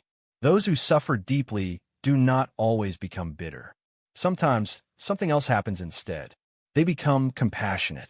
Wounds become windows. Pain becomes empathy. Suffering becomes understanding. Dostoevsky believed that a person who has known despair can recognize it in others with a single glance. It is why his characters love so fiercely and forgive so radically. Sonia in Crime and Punishment is one of the clearest examples. A poor girl forced into prostitution to save her starving family. She carries unbearable suffering, yet becomes the moral center of the novel. How? Because she has passed through darkness and come out with a heart capable of loving even the guilty. She loves not because she is naive, but because she understands what brokenness feels like. Her compassion is not weakness. It is strength refined by anguish. This is what Dostoevsky learned in Siberia. The men who had suffered most deeply were also capable of the greatest acts of tenderness. He once wrote, "Pain is the source of all consciousness and all compassion." People who have never suffered often remain shallow, fragile, self-centered. People who have suffered often carry within them an invisible light, a quiet wisdom, a gentle strength, a deep sensitivity to the suffering of others. These are not virtues learned through lectures, books, or sermons. They are carved into the soul by experience. Suffering turns the heart into a mirror, capable of reflecting another person's pain. This is why Dostoevsky believed that suffering is not only a revelation, it is a rebirth. Chapter 4. The Shadow of Redemption. In the modern world, many people speak of progress as if humans simply improve through knowledge or prosperity. But Dostoevsky saw something ancient, something spiritual. Redemption requires suffering, not because suffering earns forgiveness, but because suffering awakens the depths of the soul where redemption becomes possible. Guilt followed by suffering leads to humility. Humility leads to repentance. Repentance leads to transformation. Transformation leads to rebirth. This is the arc of many of his characters, but none more clearly than Raskolnikov. He commits a murder believing he is an extraordinary man, above morality, above conscience, above the ordinary laws of human nature. But after the act, he falls into a spiritual sickness, a fever of the soul that no ideology can cure. His suffering is not punishment. It is the awakening of conscience. It is the shadow that leads toward light. He collapses into confession not because he fears the law, but because he cannot bear the internal crucifixion of guilt. And in Siberia, where he becomes a convict, he finally discovers humility, the seed of redemption. Dostoevsky believed that redemption is not moral improvement. It is spiritual resurrection. And resurrection always follows death, the death of ego, the death of pride, the death of illusion. Suffering prepares the soul for this death. And through that death, new life begins. Chapter 5. Pain as Teacher. In the end, for Dostoevsky, pain was not an enemy, but a teacher. Not a punishment, but a path. Pain teaches humility, compassion, gratitude, responsibility, depth, resilience, the value of every human life, the fragility of the soul, the importance of love, the necessity of forgiveness, the reality of freedom, the danger of pride. Pain teaches because pain makes truth unavoidable. We learn nothing when life is easy, but we learn everything when life breaks us. This is why Dostoevsky wrote with such reverence for suffering, not because he enjoyed it, not because he romanticized it, but because he understood its transformative power. He believed that a human being who has suffered deeply and risen again is more alive, more aware, more compassionate, more capable of love, and more capable of truth than one who has never been tested. Pain is not the goal. Pain is the doorway. A doorway leading to self-knowledge, conscience, humility, love, spiritual clarity, inner transformation. Dostoevsky did not teach that suffering is good. He taught that suffering is meaningful if we walk through it instead of running from it. Pain is the teacher. Truth is the lesson. The soul is the student. And in the darkness of human anguish, Dostoevsky found the quiet light that makes us human. Part 9. The Psychology of Evil. Chapter 1. Pride as the First Fall. Dostoevsky believed that evil does not begin with violence, temptation, or hatred. It begins with something far more ordinary, far more subtle, something that lives quietly in every human soul. Pride, not the pride of achievement or self-worth, but the pride that whispers, "I'm better than others. I deserve more than others. The rules do not apply to me. I can do what others cannot. My will is higher than morality." This is the same pride that drove Lucifer from heaven and the same pride that drives Raskolnikov to murder. Before a person commits a crime externally, they commit a crime internally. They elevate themselves above the moral order of the world. Dostoevsky saw this clearly. His characters fall into evil not because they love cruelty, but because they believe they are exceptions. Raskolnikov does not kill an old pawnbroker because he hates her. He kills her because he wants to test whether he is extraordinary, a man beyond good and evil. Ivan Karamazov does not reject God because he denies morality, but because he cannot accept a moral universe that doesn't bow to his logic. Even Smerdyakov, the quiet murderer, commits his crime because he believes he understands the world better than others. Pride is the root of evil because pride blinds a person to the sacredness of human life. Once you believe you are special, you begin to believe others are disposable. And from this illusion, all horrors emerge. Dostoevsky's message is clear. Evil begins not with action, but with the heart saying, I am above the rest. Chapter 2. The Murderous Idea. In Dostoevsky's world, people do not kill because they are violent. They kill because they are convinced by an idea. Before the act of murder, there is always a philosophy, a justification that makes evil feel reasonable. For Raskolnikov, the idea is historical necessity. He tells himself, extraordinary people break the law for the greater good. For the revolutionary extremists and demons, the idea is political purity. They tell themselves, people must die so that a perfect society can be built. For Ivan Karamazov, the idea is philosophical rebellion. He tells himself, if God is unjust, then morality collapses. Dostoevsky understood what the 20th century would prove. Ideas kill. When an idea becomes larger than empathy, larger than conscience, larger than the value of a human life, evil becomes possible without hatred. The terror of the French Revolution, the purges of the Soviet Union, the genocides of the modern age, all began with ideas that tried to reshape the world and ended by destroying people. Dostoevsky saw this long before it happened. He warned that the most dangerous murderer is not the one driven by rage, but the one driven by ideology. The truly frightening criminal is the one who kills with a clear conscience.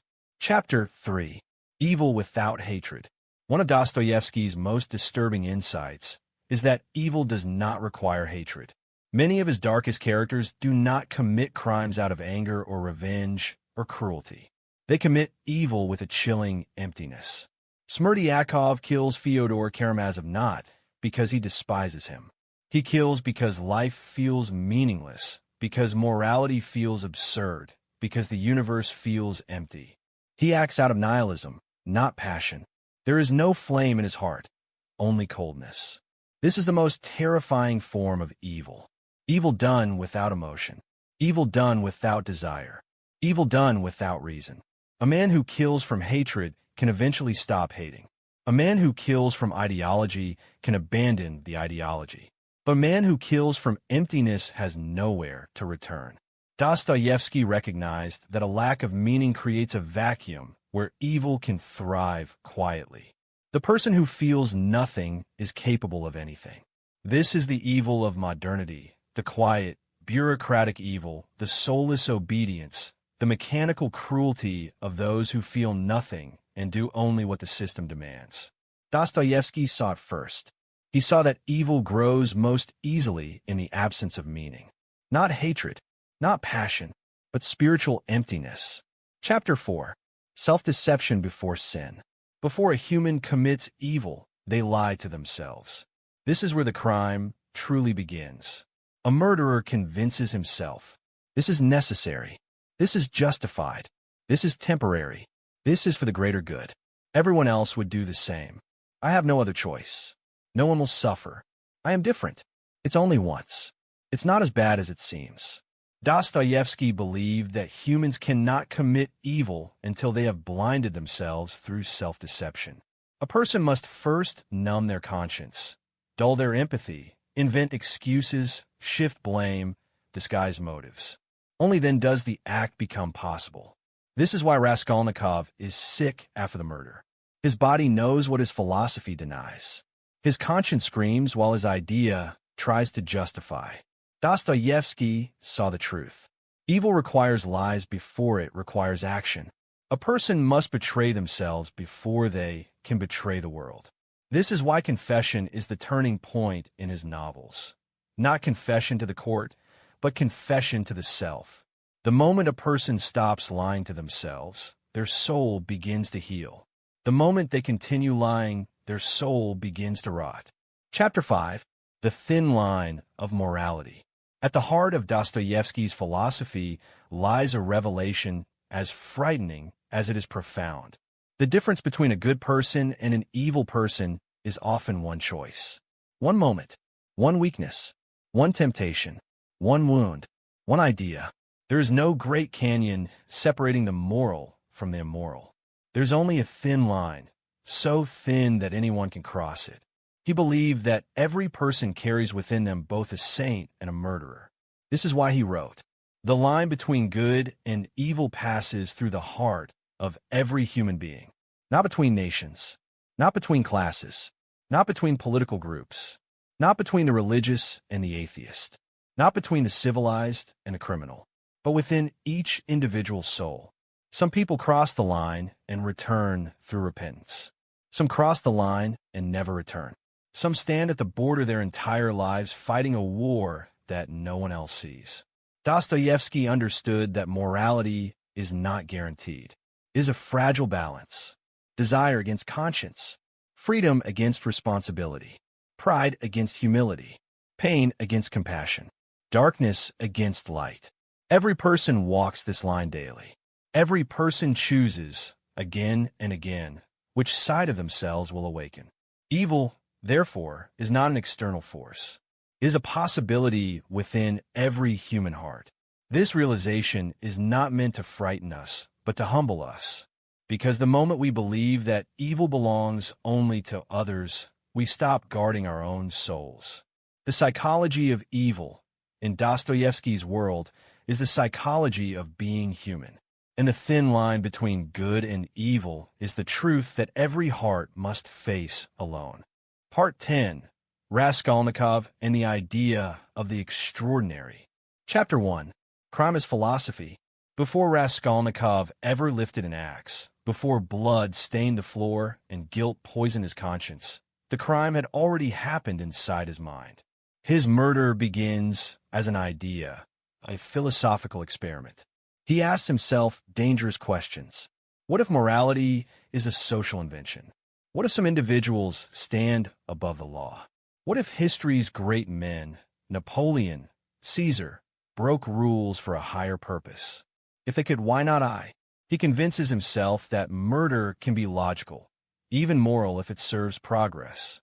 The old pawnbroker, to him, is not a human being, but an obstacle, a mathematical variable in a cold calculation. If she dies, Raskolnikov tells himself, her money could help many. Her life is wasted. Her death is efficient. This is the first step into evil, reducing a person to an idea. When a human being becomes a symbol, a barrier, a pawn, a theoretical sacrifice, their humanity evaporates. It is here that philosophy becomes a weapon. Raskolnikov does not kill from greed or passion or anger. He kills from thought. He kills from theory. He kills from a chilling, abstract logic that imagines good and evil as numbers on a page. Dostoevsky's warning is clear. When philosophy detaches from compassion, it becomes the deadliest force of all. Chapter 2. The Illusion of Greatness. Raskolnikov invents the idea of the extraordinary man, a person so exceptional that he may step beyond morality. He dreams of greatness because his real life feels powerless. Poverty crushes him. Humiliation wounds him. Isolation eats away at his pride. He has no money, no status, no future. He has nothing but his ideas. So he tells himself a story. I'm not ordinary. I am capable of great things. The rules do not bind me. But this dream of greatness is hollow. It is not strength. It is insecurity inflated into fantasy. He imagines himself a Napoleon, but he is a starving student hiding in a rented room with torn wallpaper and fading sanity. This is the tragedy. His philosophy is not born from power, but from weakness. Not from brilliance, but from desperation. Not from courage, but from wounded pride. The extraordinary man is not a hero. He is a frightened young soul trying to convince himself that he matters. And this illusion is what leads him to commit violence. Most evil in the world, Dostoevsky believed, does not come from strength, but from the hunger to feel strong. The murderer kills not because he is superior, but because he is desperate to believe he is. Chapter 3. The Collapse of Rational Justification. Raskolnikov plans the murder with cold precision. He rehearses it. He analyzes it. He justifies it through philosophy. But the moment he actually commits the act, his entire intellectual system collapses. The crime does not feel rational. It feels chaotic, messy, primitive, ugly. He makes mistakes. He panics. He almost gets caught. He kills not one woman, but two. All of his logic falls apart in an instant. Because ideas cannot control reality. Philosophy cannot control the heart. Reason cannot control conscience. After the murder, Raskolnikov expects to feel powerful. He expects to feel elevated. He expects to feel transformed. Instead, he feels nothing but sickness. He collapses into fever. His mind fractures. He wanders the streets like a man half alive. His idea was clean. His crime was filthy. His theory was elegant. His guilt was overwhelming. He believed that he could step beyond humanity. But the blood on his hands pulled him back into his own fragile soul. In this collapse, Dostoevsky exposes the greatest illusion of rational evil. The mind can justify anything, but the conscience remains undefeated. Chapter 4. The Weight of Guilt. Guilt, for Dostoevsky, is not a psychological reaction. It is a spiritual force, a cosmic law that binds the soul to truth. Raskolnikov tries everything to escape guilt. He rationalizes. He denies. He laughs it off. He shuts down emotionally. He avoids people. He hides the evidence. He attacks others. He hides from himself. But guilt is patient. It waits in silence. It grows in the dark. It whispers in every thought. It distorts every dream. It poisons every moment of rest. Guilt is the shadow that follows him everywhere. Thick, heavy, inevitable. It makes him paranoid. It makes him feverish. It makes him hate himself. It makes him lash out. It makes him confess in strange hints and subconscious gestures. He cannot escape because he is not battling society. He is battling his own soul. Dostoevsky believed that the worst punishment for evil is not prison, not law, not judgment. It is conscience. The human heart punishes itself more fiercely than any judge ever could. This is why Raskolnikov eventually collapses. Not because reality defeats him, but because truth does. His guilt is not his enemy. It is his path. It is the beginning of redemption. Chapter 5. Redemption through a woman's love. The most unexpected moment in Crime and Punishment is this. Raskolnikov is saved not by philosophy, not by reason, not by punishment, not by force, but by love. Sonia, the gentle, suffering girl forced into prostitution to feed her family, becomes the moral center of his shattered world. She is everything he is not. Humble, compassionate, selfless, faithful, courageous, spiritually alive. Where he analyzes, she feels.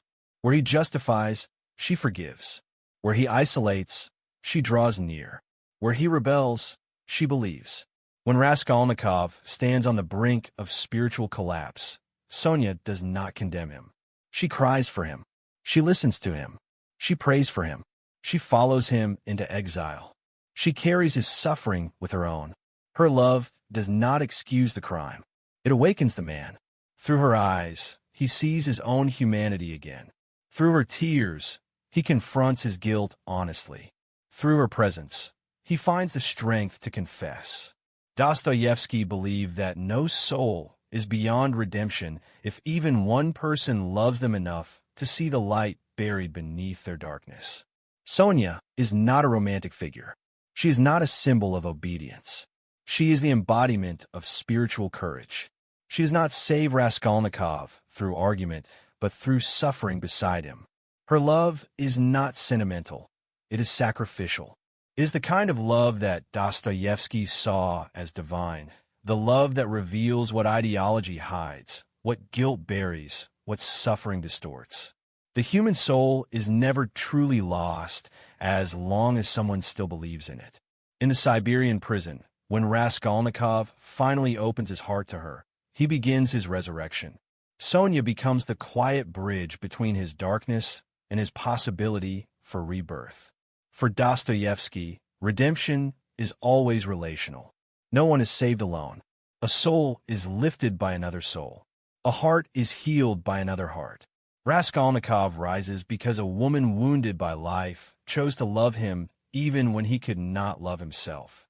And through that love, he discovers not philosophy, not greatness, not superiority, but humility, humanity, and the fragile possibility of becoming good again.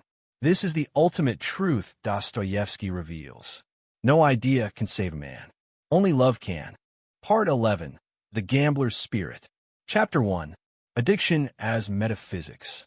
Most people think a gambler is simply someone who risks money, someone seduced by flashing lights, easy chances, the thrill of winning. Dostoevsky understood something far deeper. Gambling is not a habit. It is a metaphysical hunger.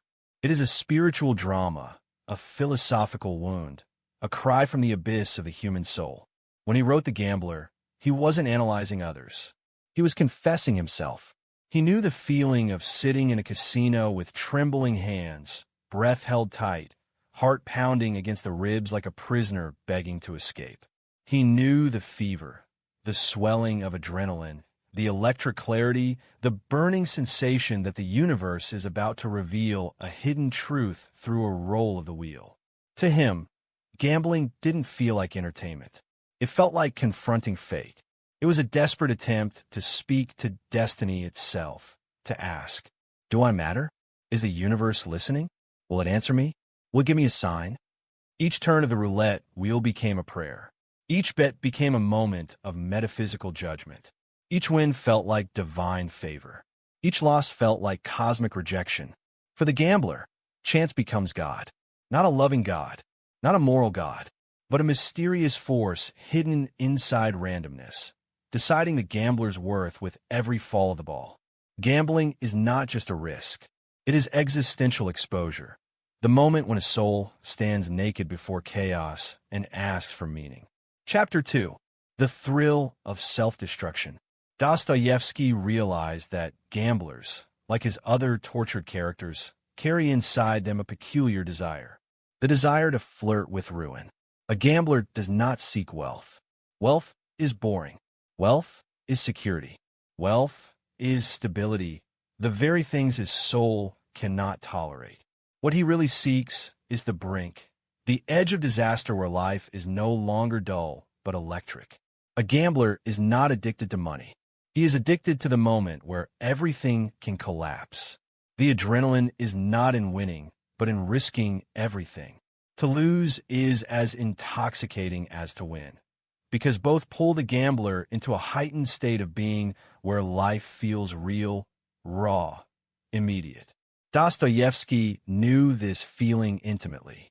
Selling his last possessions, borrowing money he could never repay, feeling his heart race as the wheel spun, knowing he was throwing away his future, and unable to stop.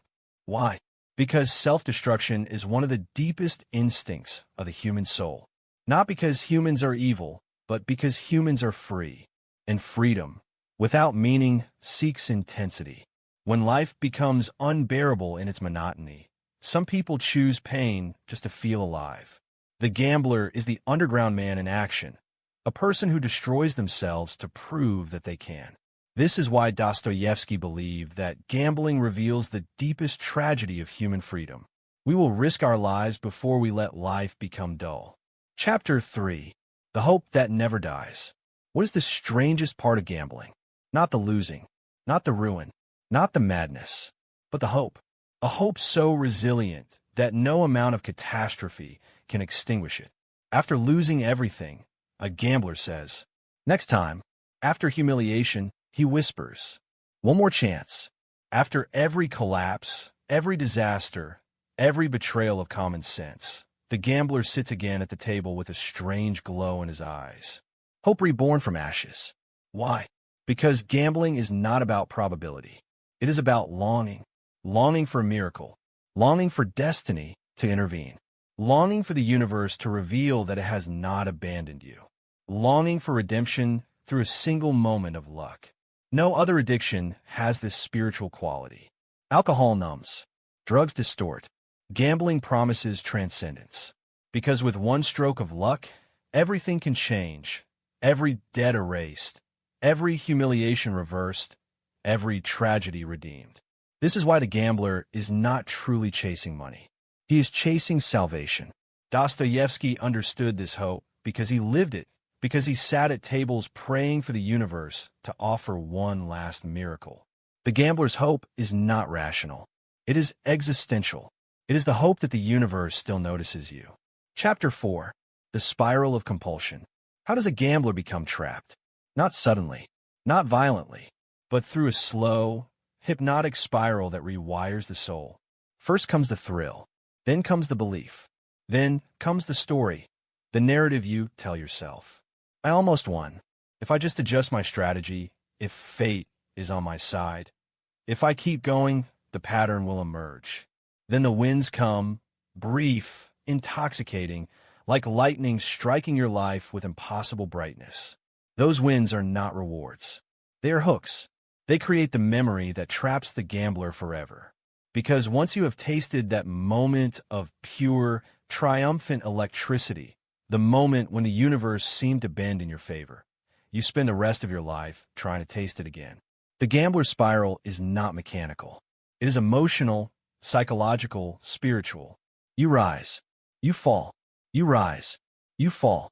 You rise higher. You fall deeper.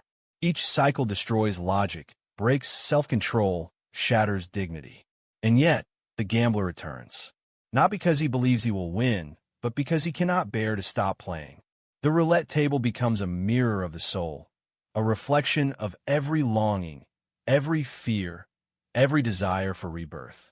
The spiral is not about money. It is about identity. The gambler becomes a creature of compulsion because he no longer knows who he is without the chase. Chapter 5. Desire is abyss. At the core of the gambler's soul lies a secret Dostoevsky uncovered. Desire itself is the abyss. Not the object of desire, not the outcome, not the reward, but desire, the burning, uncontrollable longing that pulls a person out of themselves and dangles them over the edge of their own darkness. Gambling exposes the true nature of desire. Desire is bottomless. Desire is irrational. Desire is self-consuming. Desire is the dark river running beneath the civilized mind. The gambler becomes a symbol of all human longing. The longing for meaning, for control, for destiny, for transcendence, for rebirth. But the tragedy is this.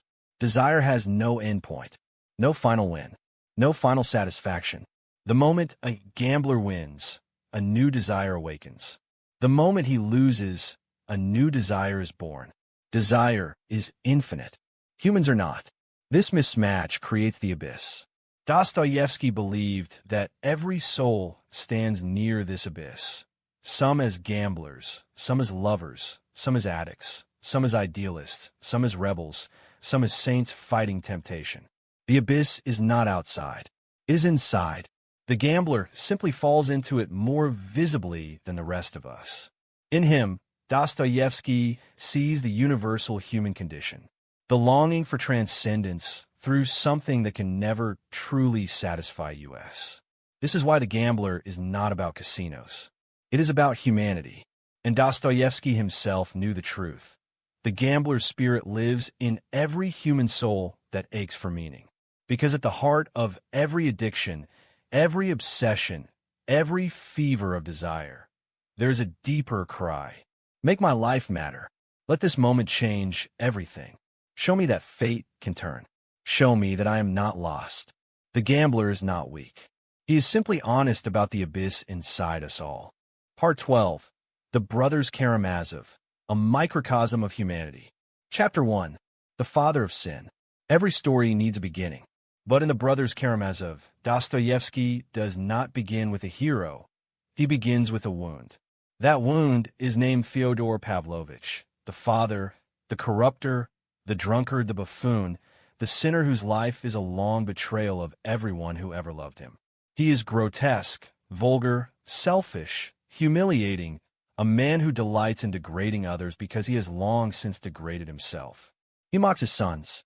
He torments servants. He insults women. He fears nothing. He reveres nothing. He loves nothing, not even himself. Fyodor Karamazov is not evil in the dramatic, villainous sense. He is evil in the quiet sense. The everyday decay that comes from surrendering to appetite, addiction, greed, and spiritual emptiness. Dostoevsky begins with this father because he is the symbol of the modern world's corruption. A world where desire takes precedence over responsibility, where pleasure replaces meaning, where cynicism suffocates the soul. From this rotten tree grow the three branches of the Karamazov family. 3 sons, 3 spirits, 3 worlds within the human heart. The father is the original sin. The sons are the consequences. Chapter 2. The 3 brothers as human archetypes.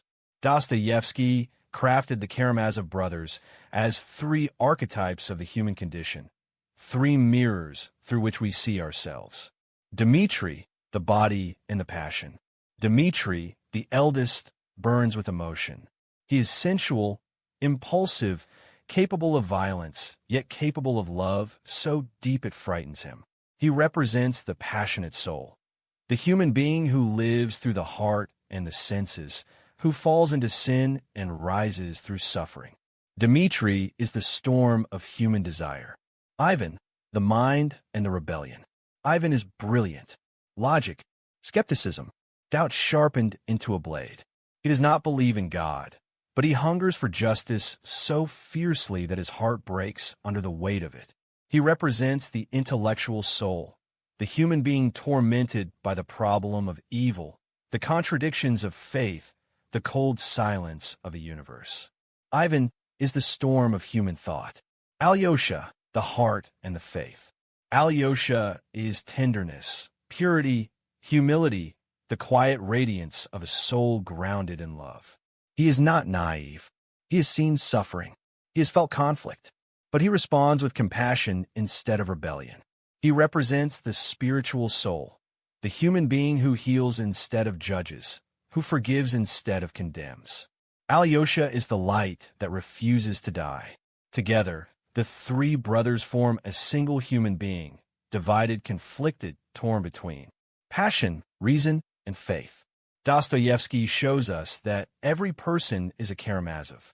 Every soul carries a Dimitri, an Ivan, an Alyosha. The question is not which brother you resemble. The question is, which brother do you listen to when your life reaches its breaking point? Chapter 3. Faith, Doubt, and Reason. In the brothers Karamazov, the battle between faith and doubt is not philosophical. It is personal. Ivan's rebellion is not the rebellion of an atheist. It is the rebellion of a heart wounded by injustice. He does not reject God because he is cold. He rejects God because he cares too much about innocent suffering. He asks a question that every compassionate person has asked in darkness. If God exists, why does a child suffer? He rejects heaven not because it is false, but because he cannot accept that the price of eternal harmony is earthly agony. It is an ethical rebellion, not an intellectual one. Dimitri, meanwhile, struggles with guilt. He believes in goodness, but cannot control his impulses. He asks, how can I be forgiven when I cannot stop falling? His struggle is not abstract. It is the war of weakness against conscience. Alyosha, guided by the saintly elder Zosima, believes not because he is sheltered, but because he sees that love is the only power strong enough to redeem the chaos. His faith is not denial. It is courage. Dostoevsky shows that faith has a shadow, doubt, and doubt has a shadow, despair. Reason stands between them as a trembling bridge. The human soul is stretched between belief and rebellion, and neither side can be dismissed. In truth, faith without doubt is blind, and doubt without compassion is cruel. The brothers represent this eternal tension, the tension inside every soul. Chapter 4. The Courtroom of the Soul. The murder of Fyodor Karamazov is not the climax of the novel. The courtroom is, because the trial is not merely a legal proceeding. It is the symbolic moment when the entire human race stands before itself. Dimitri is accused because he had motive, anger, and desire. Smerdyakov is guilty yet invisible, a man whose emptiness makes him capable of anything. Ivan is morally responsible because his philosophical rebellion inspired the act. Alyosha suffers because he loves them all. In the courtroom, Dostoevsky shows that guilt is not simple. Every soul contributes to the tragedy. Dimitri's passion, Ivan's ideas, Smerdyakov's nihilism, Fyodor's corruption, society's indifference, the spiritual sickness of the age. Guilt, in Dostoevsky's world, rarely rests on one person. Evil spreads like a disease of the spirit. Responsibility stretches beyond the act to the conditions that made the act possible.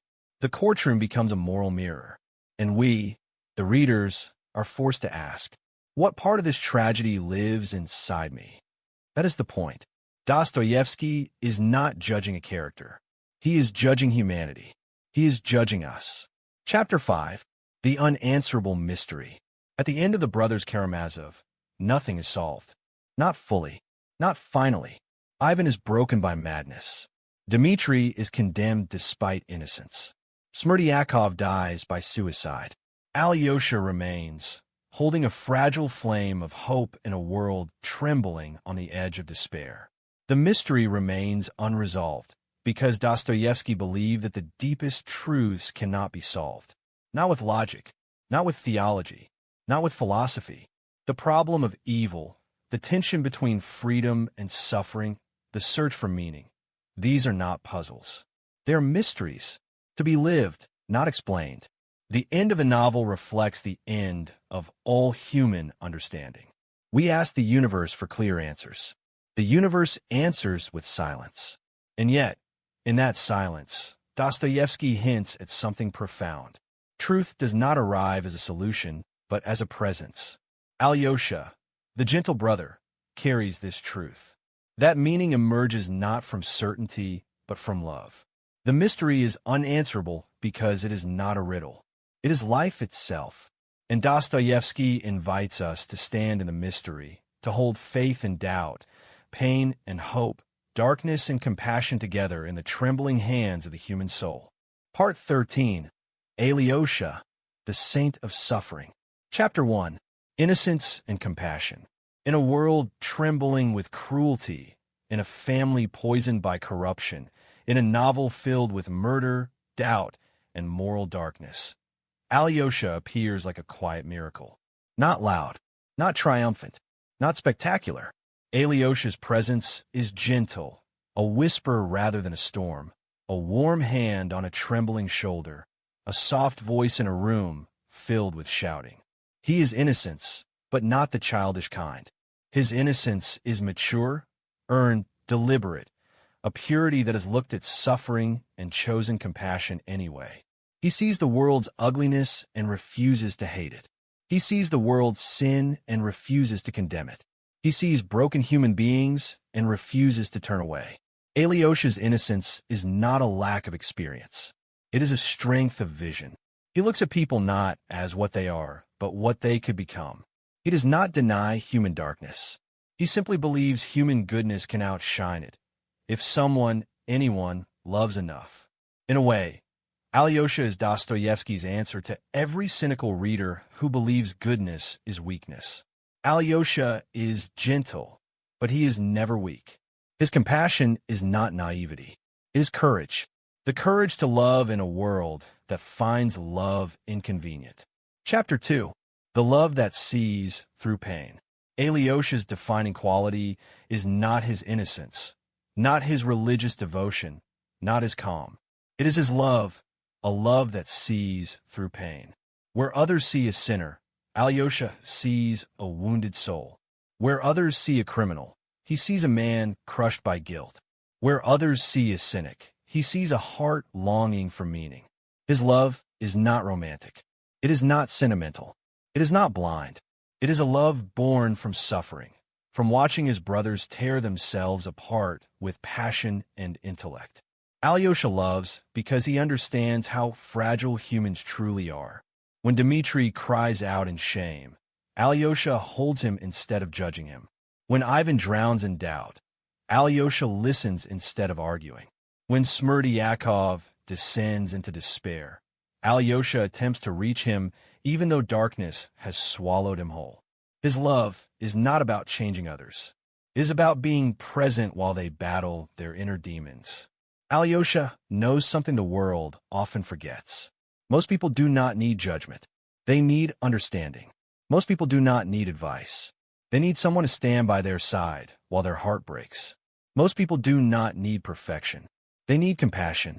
Alyosha's love pierces through pain because he has suffered silently himself. The loss of his mother, the cruelty of his father, the madness of his family. He knows pain intimately, and because of that, he can love deeply. Chapter 3. The Practical Saint.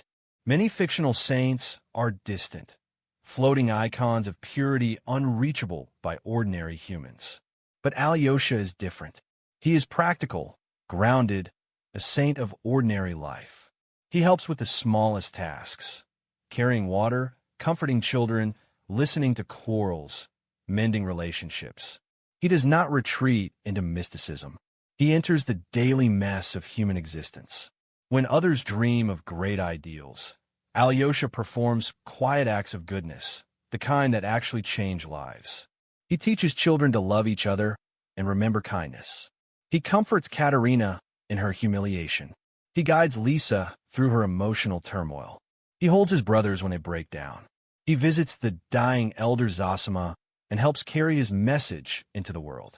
Alyosha is not trying to save mankind. He is trying to save the next moment. And Dostoevsky believed this is where true sainthood begins. In small acts performed without pride, without display, without reward. Alyosha's goodness is practical because it is rooted in attention. He sees what others ignore. He notices the wounded. He hears the unspoken suffering. And he responds not with philosophy, but with presence. A saint is not someone who escapes reality. A saint is someone who enters reality with a heart unarmored. Chapter 4. Why purity must walk through darkness. Alyosha's purity is not sheltered. He does not hide in a monastery to escape the world's corruption. He is forced to walk into darkness. His father's cruelty, his brother's despair, the seductions of temptation, the brutality of the murder trial. He witnesses Ivan's rebellion against God, Dimitri's collapse into shame, Smerdyakov's nihilism, the humiliation of Zosima's corpse, the suffering of innocent children. And yet, he does not lose his faith. This is the key. Alyosha's goodness is not fragile. It is tested. It is strengthened. It walks through fire and remains whole. Dostoevsky wanted to show that purity is not the absence of darkness, but the courage to walk through darkness without becoming part of it. Alyosha confronts pain without letting it harden him. He confronts evil without letting it corrupt him. He confronts suffering without letting it break him. He does not judge others because he knows that he is capable of the same sins. Humility protects him from self-righteousness. Compassion protects him from despair. Alyosha's purity is not the naive purity of a child. It is the conscious purity of a soul that has seen enough darkness to choose the light. He is not untouched. He is undefeated. Chapter 5. Goodness as Strength. We live in a world that often mistakes goodness for weakness. Cynicism is seen as intelligence. Arrogance is seen as power. Violence is seen as authority. Manipulation is seen as a strategy. But Dostoevsky believed something revolutionary. Goodness is the strongest force in the human universe. Why? Because goodness demands great courage. It is easy to hate. It is easy to resent. It is easy to despair. It is easy to judge. It is easy to hurt others. It is easy to retreat into coldness. Goodness requires vulnerability, humility, patience, compassion, sacrifice, emotional honesty, moral bravery, the willingness to suffer for others. Alyosha embodies this bravery. He stands in the center of a fractured family and becomes the glue that holds its fragments together. He carries burdens that are not his own. He absorbs the pain others cannot bear. He forgives where others condemn. He hopes where others collapse. He loves where others break. This is not weakness. This is spiritual power of the highest order. Alyosha is Dostoevsky's proof that goodness is not the opposite of strength. Goodness is strength, the kind of strength that moves silently, softly, but changes everything it touches. At the end of the novel, when he speaks to the group of children, he becomes the messenger of Dostoevsky's final hope, that a single moment of kindness can shape a life forever. That goodness does not disappear. It evolves, it multiplies, it returns in unexpected ways. Alyosha is not merely a character. He is the ideal Dostoevsky wished for humanity. He is the proof that even in a shattered world, even in a corrupt family, even in a universe full of suffering, a soul can still shine. Not with brilliance, not with grandeur, but with quiet, steady light. The kind of light that guides others through the darkness. Part 14. Ivan, the intellectual who rejects God. Chapter 1. The mind versus the heart. In the brothers Karamazov, Ivan Karamazov is the most dangerous kind of human being, not because he is violent, not because he is cruel, but because he is brilliant. His intellect is sharp enough to slice through illusions, traditions, and religious comforts with surgical precision. He sees the world clearly, almost too clearly. He sees injustice, suffering, killing, the cries of children, the silence of heaven. He sees everything and feels crushed beneath the weight of it. Alyosha leads with the heart. Dimitri leads with emotion. But Ivan leads with the mind, and the mind becomes a lonely throne. Ivan is not an atheist of arrogance. He is an atheist of pain. He does not reject God because he wants to rebel. He rejects God because he cannot reconcile the world's cruelty with the idea of divine goodness. The tragedy of Ivan is not that he thinks too much, but that he thinks without the warmth of compassion to steady him. His mind is a brilliant engine with no brakes. His intelligence is a flame that burns him alive. Ivan becomes the symbol of the modern thinker, a person armed with logic but starved of meaning. The mind without the heart is a kingdom without a king. Chapter 2. The Problem of Evil. Ivan presents one of the most powerful arguments against faith ever written, a philosophical rebellion so devastating that even believers tremble before it. His argument is not abstract. It is emotional. It is moral. It is filled with grief. He does not ask, does God exist? He asks, if God exists, why does a single child suffer? Ivan recounts real stories of horrific cruelty, beatings, abuse, torture, not of adults, but of children. He forces Alyosha and the reader to face the unbearable truth. Innocent suffering is the furnace in which faith is tested. Ivan's rebellion is not against God as a metaphysical idea. It is against God as a moral being. He does not deny the existence of God. In fact, he admits that God may very well be real. But he says, I refuse the world God has created. This is not atheism. This is an ethical revolt. Ivan is outraged not by God's absence, but by God's silence. His rejection is not cold. It is passionate, almost religious in its intensity. He tells Alyosha, I return God my ticket, meaning, if this world is the price of salvation, he refuses salvation. He refuses a heaven built on the broken bodies of children. He refuses harmony bought with innocent tears. This is Dostoevsky's deepest insight. Evil is not merely a philosophical puzzle. It is a wound in the heart that the mind cannot heal. Ivan's intelligence leads him into this wound, but gives him no way out. Chapter 3. The Grand Inquisitor. The most famous chapter in the entire novel, and one of the greatest parables in world literature, comes from Ivan's mind. The Grand Inquisitor. It is Ivan's poetic explanation of why humanity does not want freedom, and why religion often imprisons souls instead of liberating them. In the story, Christ returns to earth during the Spanish Inquisition. He performs miracles. He brings hope. He is recognized, and he is arrested. The Grand Inquisitor visits him in his cell and tells him the truth. Humanity cannot handle freedom. You gave them too much. You asked them to choose goodness with their own will, and they are too weak. The Inquisitor says, "We have corrected your work. We have removed freedom so people may be happy." What a terrifying message. People would rather be enslaved than free. They want miracles, authority, bread, certainty, not responsibility. Dostoevsky, through Ivan, speaks a prophecy. When people fear freedom, they surrender to tyranny. When people cannot handle uncertainty, they cling to ideology. When people refuse moral responsibility, they beg for someone else to tell them what to do. The Grand Inquisitor's accusation is simple. Christ demanded too much by asking humans to be free. And freedom, Ivan believes, has destroyed mankind. This parable is not Ivan rejecting Christ. It is Ivan grieving the impossibility of Christ's teaching. He believes goodness is real, but unreachable. He believes freedom is sacred, but unbearable. He believes love is divine, but too heavy for the human heart. Ivan's rebellion is filled with longing, not hatred. He wants a world where goodness is possible, but sees only suffering. So he breaks. Chapter 4. Madness as the price of pure logic.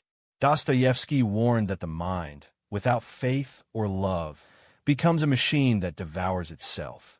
Ivan is the proof.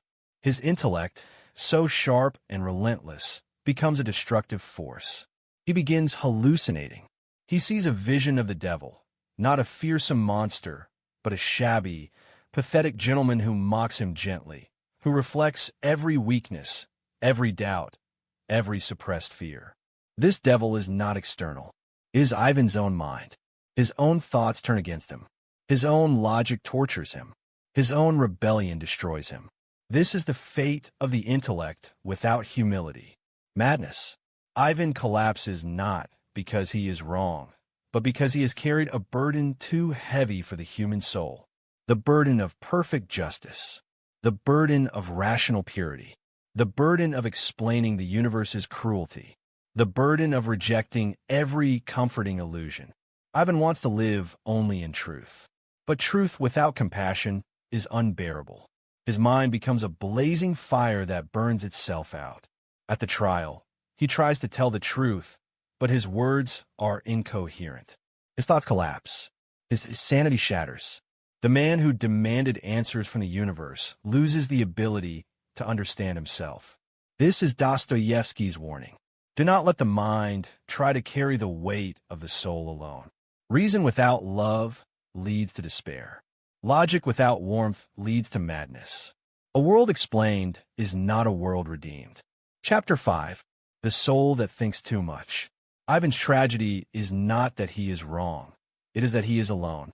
He suffers not from disbelief, but from heartbreak. He wants justice in a world of injustice. He wants moral clarity in a world of ambiguity. He wants divine goodness in a world where children suffer. His mind cannot tolerate the contradiction. His heart cannot soothe it. His spirit cannot accept it. So Ivan becomes a soul that thinks too much, a soul devoured by its own brilliance. He stands between the innocence of Alyosha and the passion of Dimitri, and finds himself unable to join either side. He cannot believe. He cannot disbelieve. He cannot surrender. He cannot rebel fully. He cannot make peace with God. He cannot make peace without God. He is trapped in the middle, the place where most modern souls eventually stand. Ivan represents the crisis of the modern mind, too intelligent to accept traditional answers, too sensitive to ignore suffering, too honest to lie, too wounded to believe, too alone to hope. His collapse is not condemnation. It is compassion. It is Dostoevsky weeping for all the brilliant minds crushed by a world that gives no clear answers. Ivan is the saint of despair, the genius of rebellion, the philosopher of heartbreak. He teaches us, the mind can reveal darkness, but only the heart can survive it. Ivan's story is not a warning against thinking. It is a warning against thinking alone. A soul is not meant to carry the weight of the universe without love. Part 15. Dimitri, the Warrior of Passion. Chapter 1. The Man Made of Fire. Among the three Karamazov brothers, Dimitri is the one who burns. He does not think like Ivan. He does not love like Alyosha. He does not hide like Smerdyakov. He does not mock like Fyodor Pavlovich. He burns. Dimitri lives not intellectually or spiritually, but emotionally, in a storm of impulses, desires, rages, confessions, guilt, and longing. He is not a man of moderation. He is a man of extremes. He is capable of cruelty and capable of tenderness. He is capable of jealousy and capable of sacrifice. He destroys himself and then tries to resurrect himself. Everything he touches catches fire. Relationships, promises, dreams, even his own future. He lives at the edge, at the limit of feeling, always trembling between sin and redemption. Dimitri is the embodiment of Dostoevsky's favorite truth. The human heart is not logical. It is volcanic. A man like Dimitri cannot be neutral, cannot be calm, cannot be half alive. He must feel everything, even if it destroys him. He is the warrior of passion, a man who fights not with weapons, but with the intensity of his own soul. And every battle he enters is a battle against himself. Chapter 2. Love is Violence. Dmitri Karamazov does not love softly. His love is raw, demanding, desperate, fierce. It explodes out of him like lightning. He does not know how to love with balance or peace. He only knows how to love as if the universe hangs on it. His love for Katerina Ivanovna is filled with guilt and debt. His love for Grushenka is filled with jealousy and longing. Dmitri does not fall in love. He crashes into it. He does not approach love gently.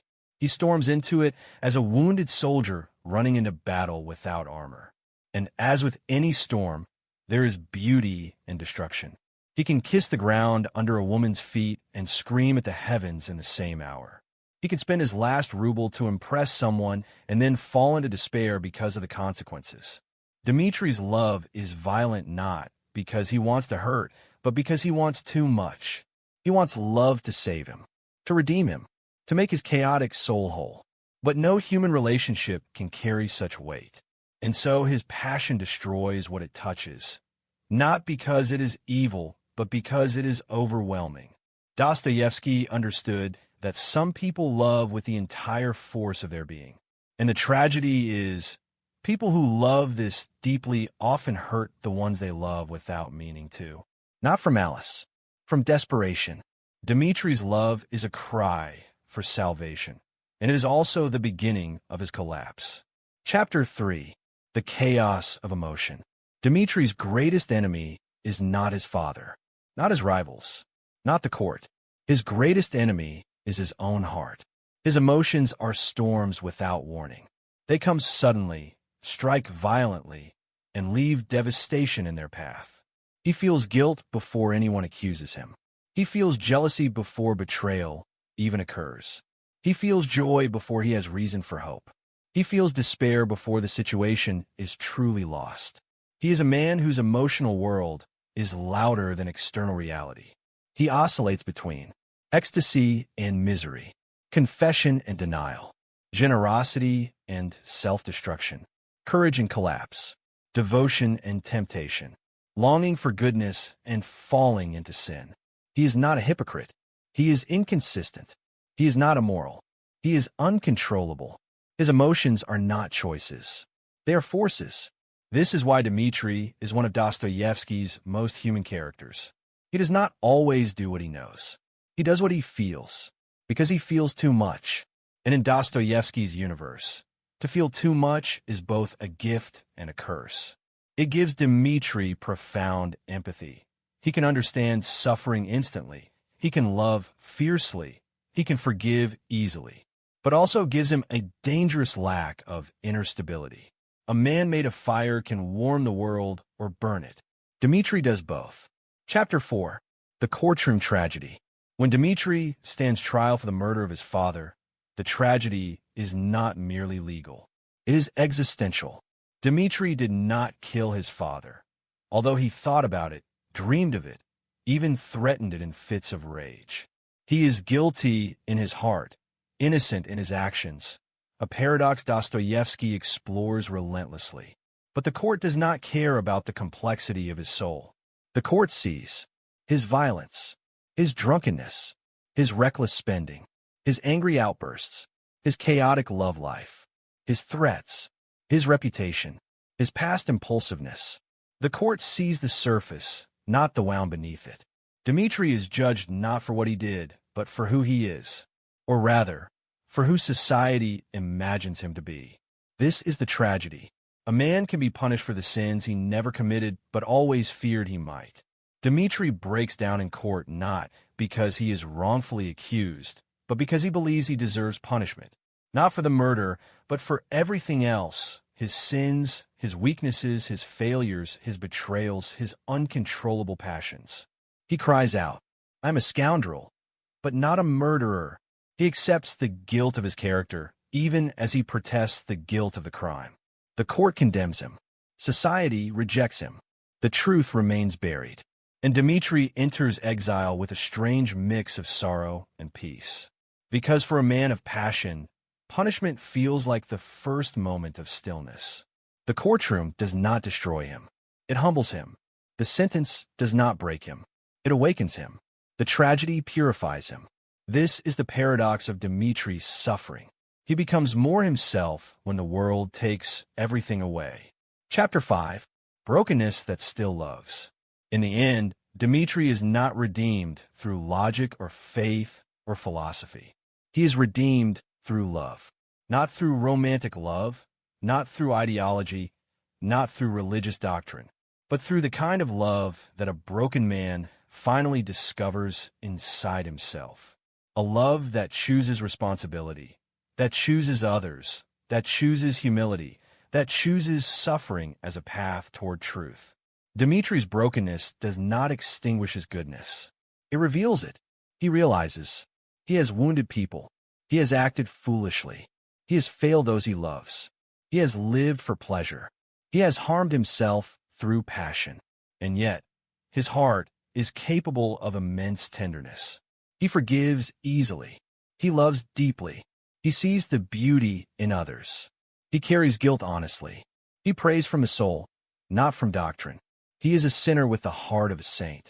Dostoevsky believed that such souls are closer to salvation than the cold, controlled, rational ones.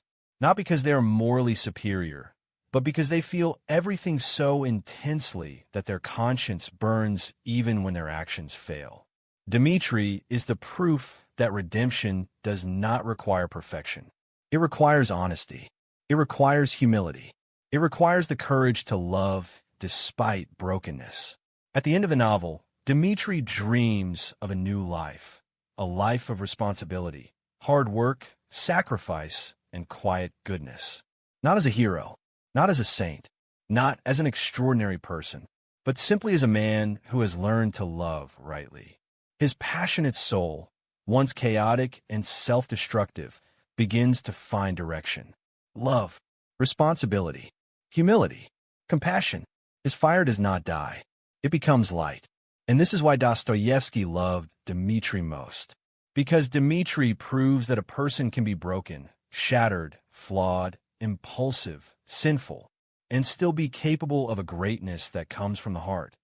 Not a greatness of intellect, not a greatness of fame, not a greatness of power, but a greatness of soul. The warrior of passion becomes the warrior of love. Part 16. The Problem of Child Suffering. Chapter 1. Innocence and Pain. There's a kind of suffering that cannot be explained, cannot be philosophized, cannot be rationalized away. It is the suffering of a child.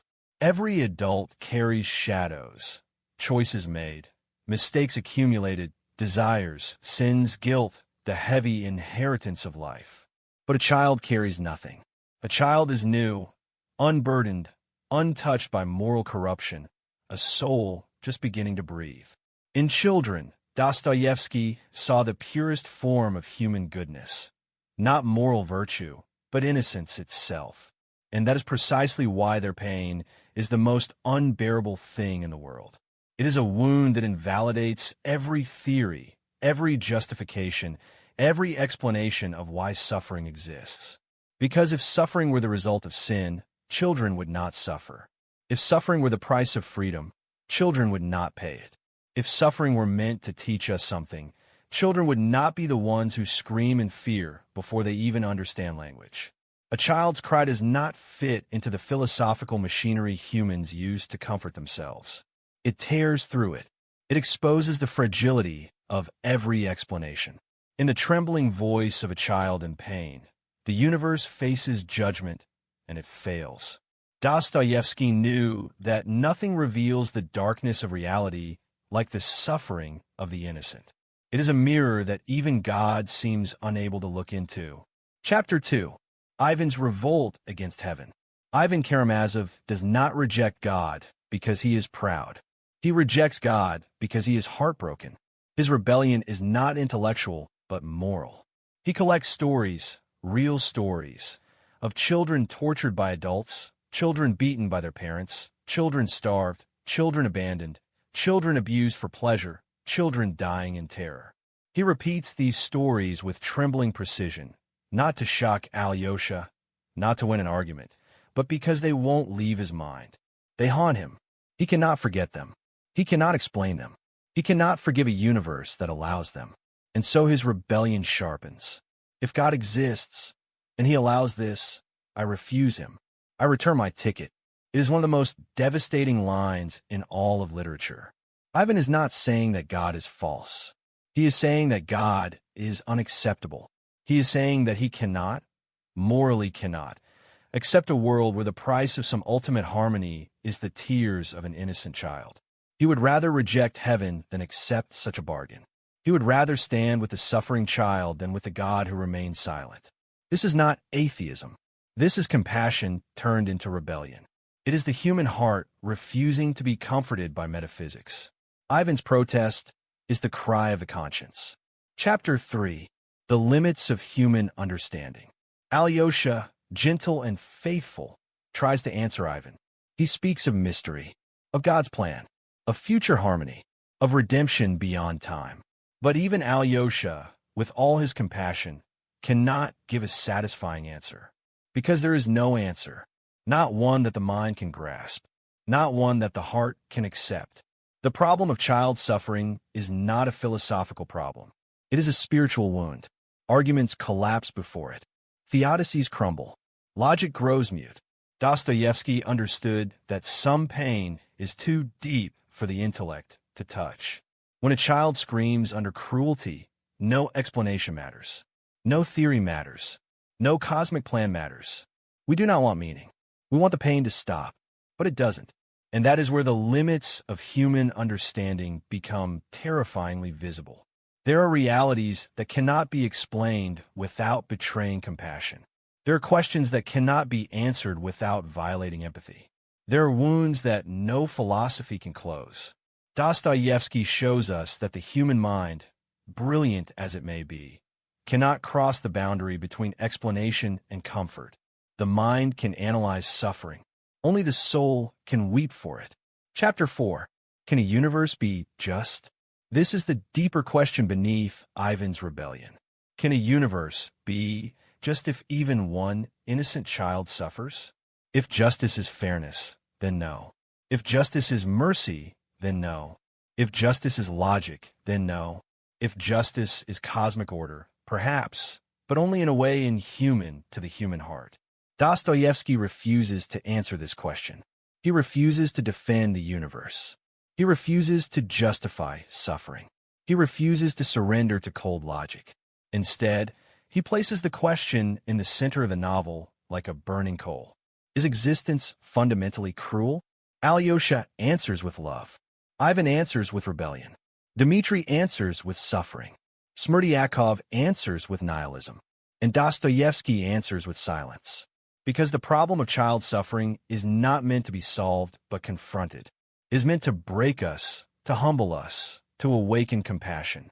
The universe may or may not be just, but Dostoevsky believed that the hope for justice begins not from explanation, but from empathy. Justice begins when we refuse to ignore the cries of the innocent. When we say, with Ivan, this is unacceptable. When we say, with Alyosha, we must love more. When we say, with Dimitri, I am guilty before all. When we say, with Dostoevsky, a child's tears are sacred. Justice does not come from answers. It comes from compassion strong enough to transform suffering into responsibility. Chapter 5. The cry no philosophy can answer. At the heart of Dostoevsky's world lies a single cry, the cry of the suffering child.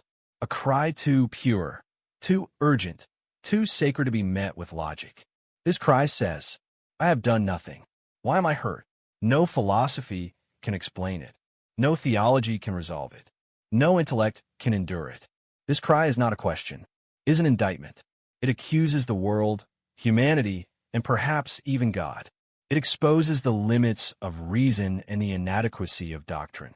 It forces us to ask, how can goodness exist beside such pain? How can meaning exist beside such suffering? How can we speak of a loving universe when cruelty falls on the innocent? Dostoevsky does not attempt to answer these questions. He lets the cry echo.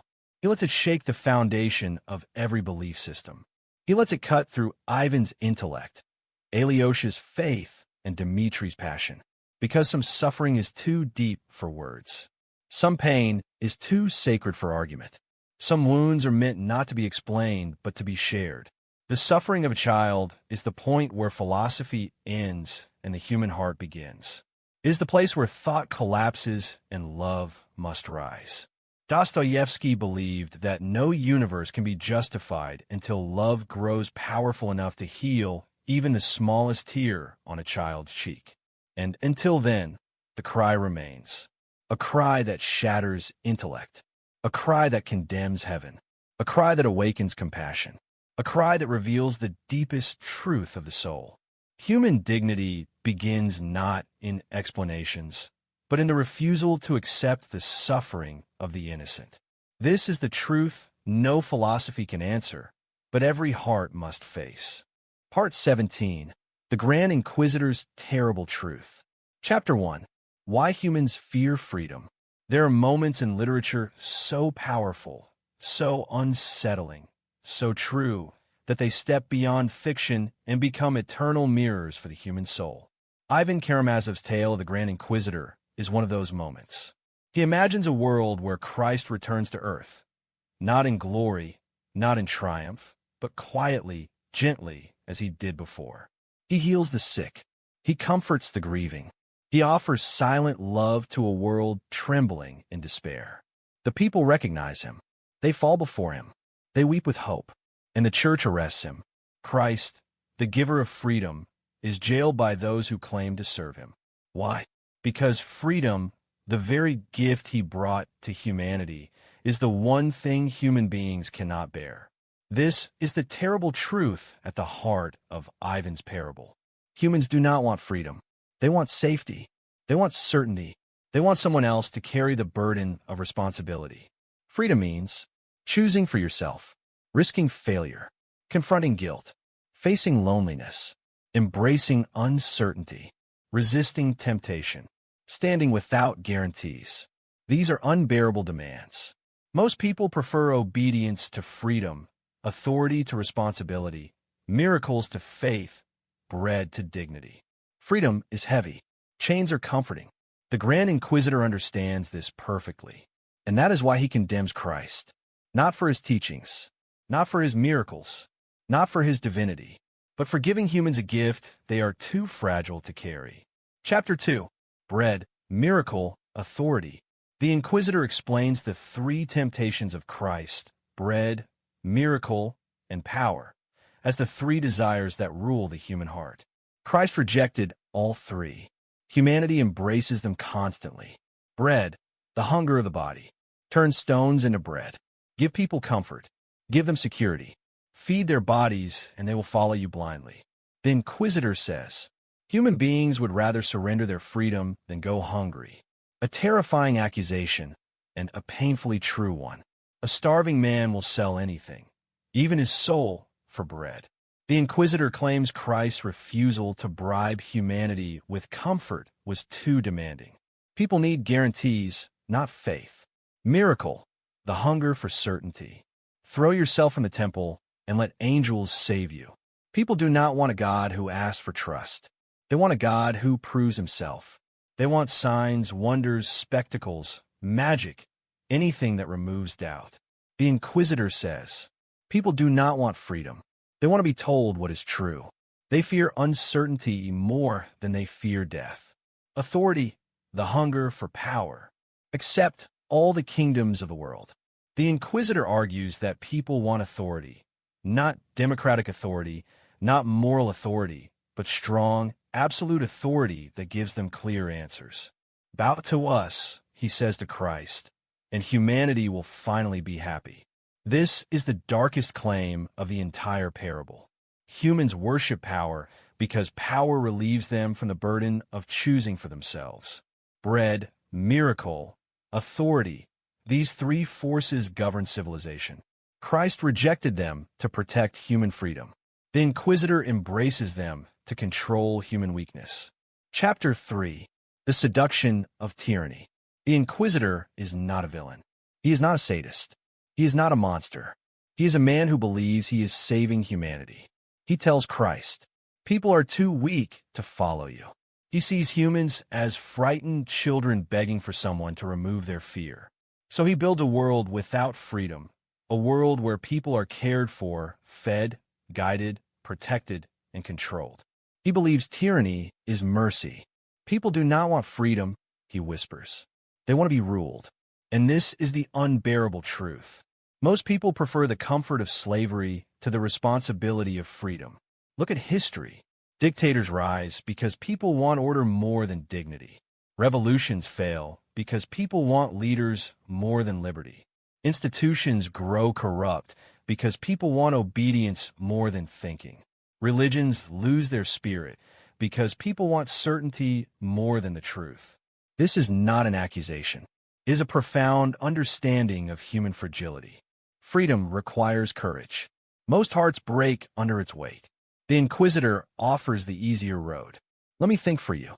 Let me decide for you. Let me carry your guilt. You only obey. Tyranny becomes seductive not because of oppression, but because of relief. The relief of not having to choose, not having to doubt, not having to suffer the agony of conscience. The Inquisitor believes he is giving humanity its greatest gift, the freedom from freedom. Chapter 4. Christ's silent answer. After pages of accusations, arguments, logic, emotion, philosophical brilliance, Christ remains silent. He does not defend himself. He does not explain the mysteries of suffering. He does not argue about freedom. He does not justify his teachings. He simply listens. And then, when the Inquisitor finishes, when his rage burns out, when his despair turns to exhaustion, Christ steps forward and kisses him. A kiss, a gesture so gentle, so quiet, so impossible to argue against that it shatters the Inquisitor's logic. Christ's silence is his answer. Because some truths cannot be spoken. They can only be felt. The Inquisitor is shaken. He opens the cell door and tells Christ, "Go, and do not return." Why? Because the kiss proved him wrong. The Inquisitor built a world on fear, obedience, control, and certainty. Christ came with love. And love is the one force that authority cannot defeat, and the one force that logic cannot contain. Christ does not argue because he knows. Freedom without love is suffering. Authority without love is tyranny. Faith without love is cruelty. But love is the law that makes freedom bearable. This kiss is Dostoevsky's answer to Ivan's despair. Not a solution, a presence. Not a philosophy, a truth beyond words. Chapter 5. The Eternal Conflict. Ivan's parable is not merely a story. It is a prophecy. The conflict between freedom and security, conscience and obedience, faith and authority, love and power, Christ and the Inquisitor, is eternal. Every society replays this struggle. Every government must choose between freedom and control. Every religion must choose between love and authority. Every individual must choose between comfort and courage. Inside every soul live two forces: the Christ within, love, compassion, truth, freedom, dignity, responsibility, inner courage, the Inquisitor within, fear, authority, obedience, control, dependency, the desire for guarantees, the longing to surrender responsibility. This is not a battle between good and evil. It is a battle between fear and freedom, between safety and meaning, between comfort and courage. Dostoevsky does not take sides. He shows the truth of both positions. Humans are weak. Freedom is heavy. Suffering is unbearable. Responsibility is terrifying. And yet, love remains the answer, not because it solves everything, but because it transforms the human heart. The Grand Inquisitor offers a world of comfort without dignity. Christ offers a world of freedom with suffering. And humanity stands forever in between, trembling, longing, afraid, searching for meaning. The parable ends without resolution, because the conflict never ends. It is the conflict at the center of every life. Do you choose the safety of surrender or the dangerous beauty of freedom? Do you choose the comfort of obedience or the burden of responsibility? Do you choose the silence of authority or the trembling voice of your own conscience? Do you choose fear or love? Part 18. The Nature of Faith. Chapter 1. Faith after doubt. Faith that has never confronted doubt is soft, fragile, untested. Faith born after doubt is something else entirely. A hardened, wounded, weathered truth that has crawled through fire and refused to die. This is the only faith Dostoevsky trusts. He does not respect the innocence that believes simply because it was told to believe. He does not worship tradition for tradition's sake. He does not admire the comfort of unexamined belief. Real faith, in his world, is the faith that survives collapse. It is the faith that remains after the intellect has torn the universe apart, after suffering has crushed the heart, after God has been accused, rejected, doubted, and mourned. This is why Alyosha's faith matters, because he walks through Ivan's darkness, Dimitri's chaos, his father's corruption, Zosima's decay, the trials and justice, and still chooses to love. This is why Dostoevsky's own faith matters, because it was rebuilt in Siberia from the ashes of agony. Faith after doubt is not certainty. It is endurance. A soul that has lost all explanations, all answers, all logical foundations, and still whispers. There must be meaning, not because it is proven, but because the alternative is too bleak for a human heart to survive. That whisper is the beginning of faith. Chapter 2. The Leap Without Logic. Dostoevsky's universe is full of people who try to think their way into belief. Ivan with his brilliance, intellectuals in the salons, skeptics who want arguments, rationalists who demand evidence. But the truth is simple. Logic cannot give faith. Logic can only remove illusions. Logic is a blade. It cuts away falsehood, but it cannot build a home. Faith requires something logic will never offer. A leap, not a blind leap into superstition, but a conscious leap into mystery. A moment when the soul says, I understand nothing, but I choose to trust that life is deeper than absurdity. This leap is terrifying because the human mind craves guarantees, and faith offers none. Dostoevsky's characters stumble before this leap. Ivan stands at the edge, but cannot jump. Smerdyakov mocks the edge entirely. Dimitri jumps blindly, crashing in his spiritual awakening only after catastrophe. Alyosha leaps gently, with trembling humility. Faith, for Dostoevsky, is not a conclusion reached. It is a surrender chosen. It is not the victory of the mind. It is the freedom of the heart. One must step beyond logic, not in rebellion against reason, but in recognition that reason cannot contain the whole sky of human experience. Faith begins where logic bows before mystery. Chapter 3. Love as Proof. In a modern world, people say, prove God exists, prove the soul, prove goodness, prove meaning. Dostoevsky answers quietly, love is the only proof you will ever receive. Not love as emotion, not love as romance, not the intoxication of affection, but love as a force, love as an orientation of the soul, love as the refusal to hate even when hatred is easier, love as the courage to forgive when forgiveness feels impossible, love as compassion for the suffering, respect for the broken, patience with the wounded. This kind of love cannot be explained by chemistry, psychology, evolution, or social conditioning. It defies self-interest. It defies logic. It defies cynicism. This is why Dostoevsky sees love as the evidence of the divine, because the human heart should not be capable of such tenderness. Not in a world as brutal as ours, not among creatures as flawed as us. It exists.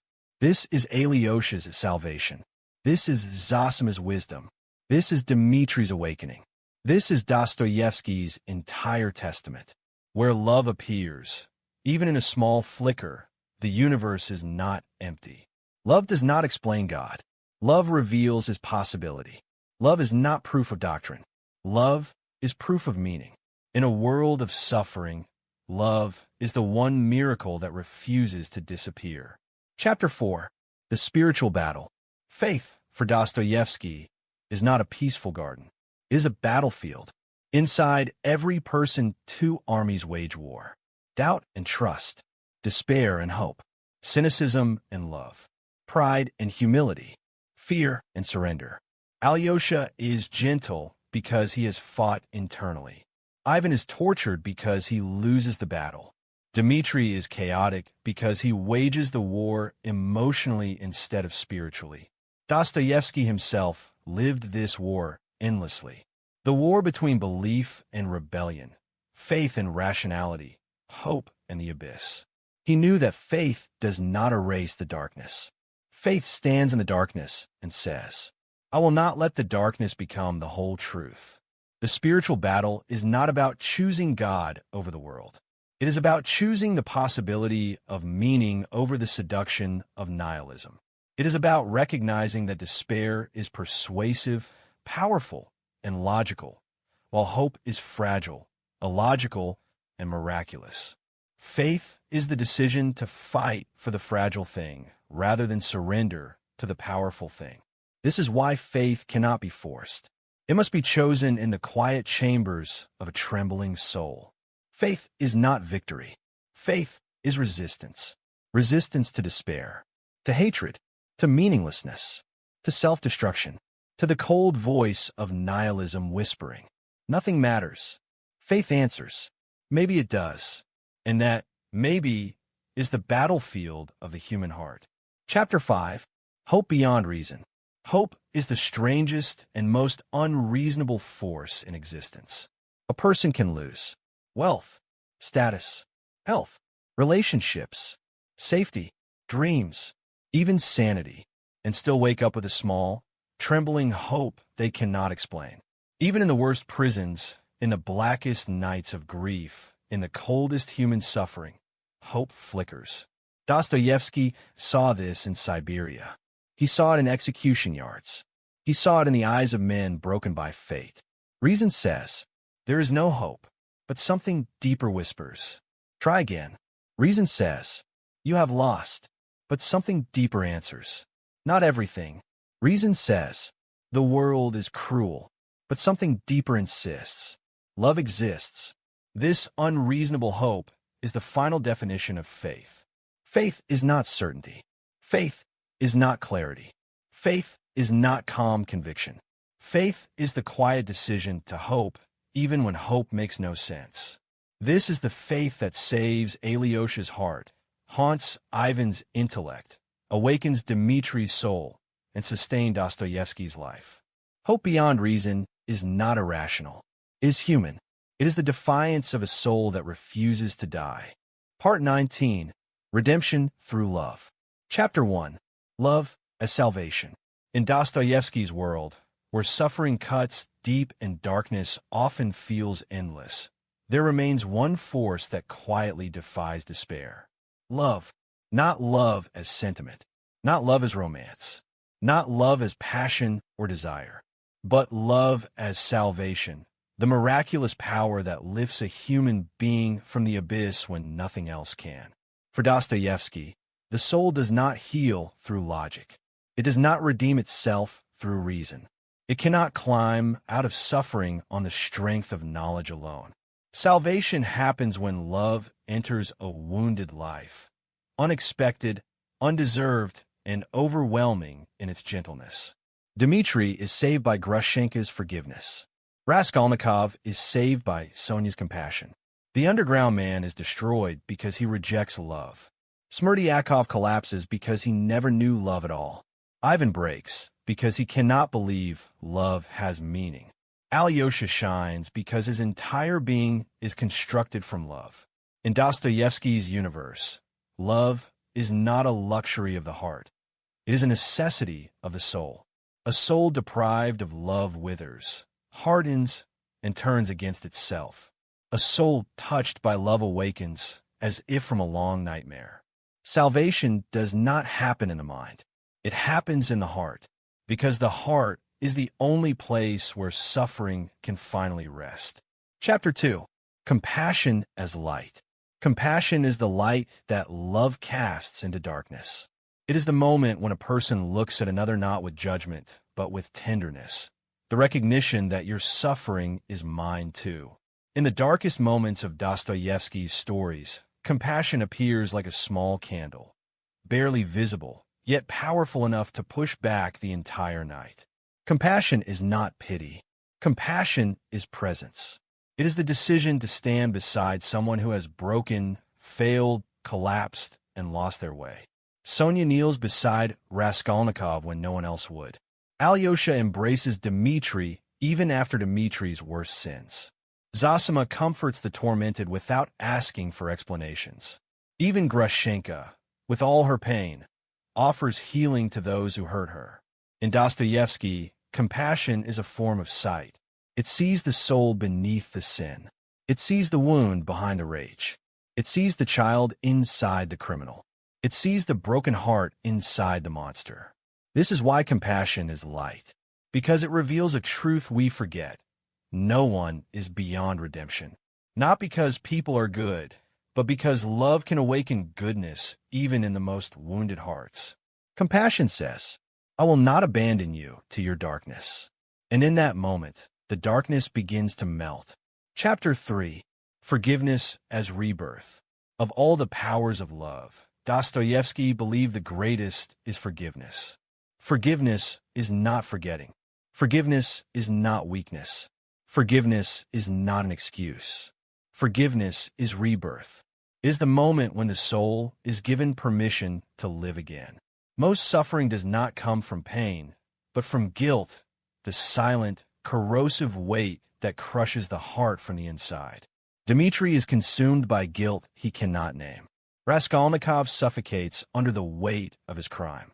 Ivan cannot bear the guilt of his ideas. The underground man drowns in guilt for his cruelty. Smerdyakov collapses under a lifetime of hidden guilt. And there is only one force that can free his soul from this invisible prison: forgiveness. Forgiveness is the moment when another human being says, "You are more than your worst action." Forgiveness reawakens the possibility of goodness in a heart that believed it had none left. It does not erase the past. It opens the future. It gives a sinner the courage to begin again. Forgiveness in Dostoevsky is not moral superiority. It is love stronger than judgment. And where forgiveness appears, rebirth follows. A new self emerges from the ashes of the old self. Not purified, not perfect, but capable of rising. Chapter 4. The healing of wounded souls. Every character in Dostoevsky is wounded. Some wounds come from childhood: abandonment, cruelty, despair. Some from society: poverty, injustice, humiliation. Some from their own decisions: guilt, mistakes, self-destruction. Some from spiritual torment: doubt, despair, emptiness. There are no whole people in Dostoevsky's world, only wounded ones. But Dostoevsky's deepest belief is that wounded people can heal each other, not through philosophy, not through debate, not through punishment, but through connection. Human connection is the medicine the soul thirsts for. When Dimitri weeps in Alyosha's arms, he begins to heal. When Raskolnikov walks to the crossroad with Sonia, his healing begins. When the children gather around Alyosha, their small wounds begin to close. When Zosima speaks to the suffering, their hearts soften. When Grushenka forgives with trembling honesty, Dimitri's soul awakens. Healing does not come in dramatic miracles. It comes in small acts performed with great love. A touch, a tear, a confession, a listening ear, a soft word, a silent prayer, a moment of tenderness, a refusal to abandon. In Dostoevsky, the wounded heal the wounded. This is the mystery and the beauty of love. Chapter 5. Grace in Human Form. In Dostoevsky's theology, grace is not an abstract concept. Grace comes through people. Grace is a human face that appears when you least expect it.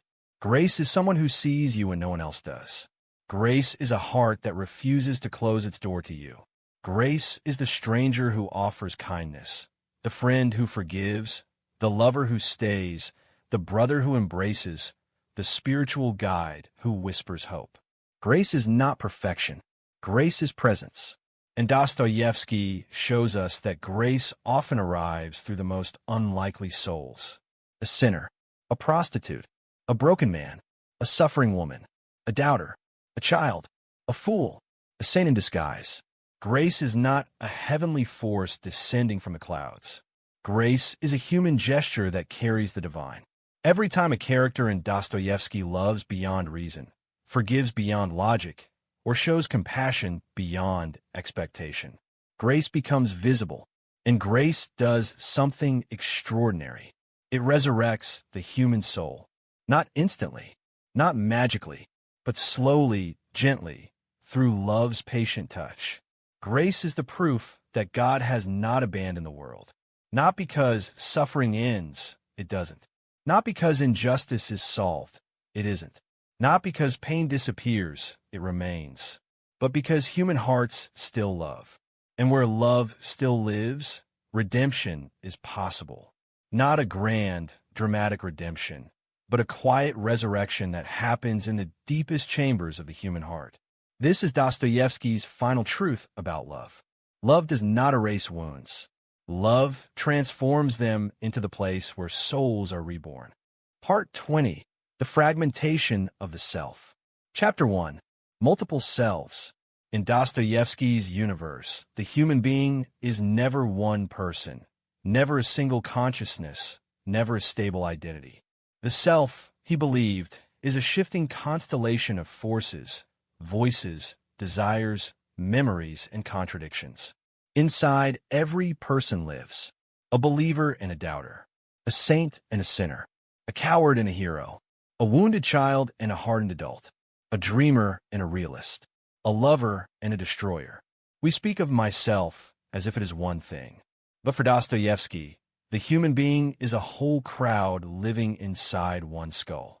No one expresses this more clearly than his characters. Dimitri becomes a different person with every emotional storm. Ivan argues against God with the same intensity with which he yearns for justice. Raskolnikov contains both the murderer and the penitent.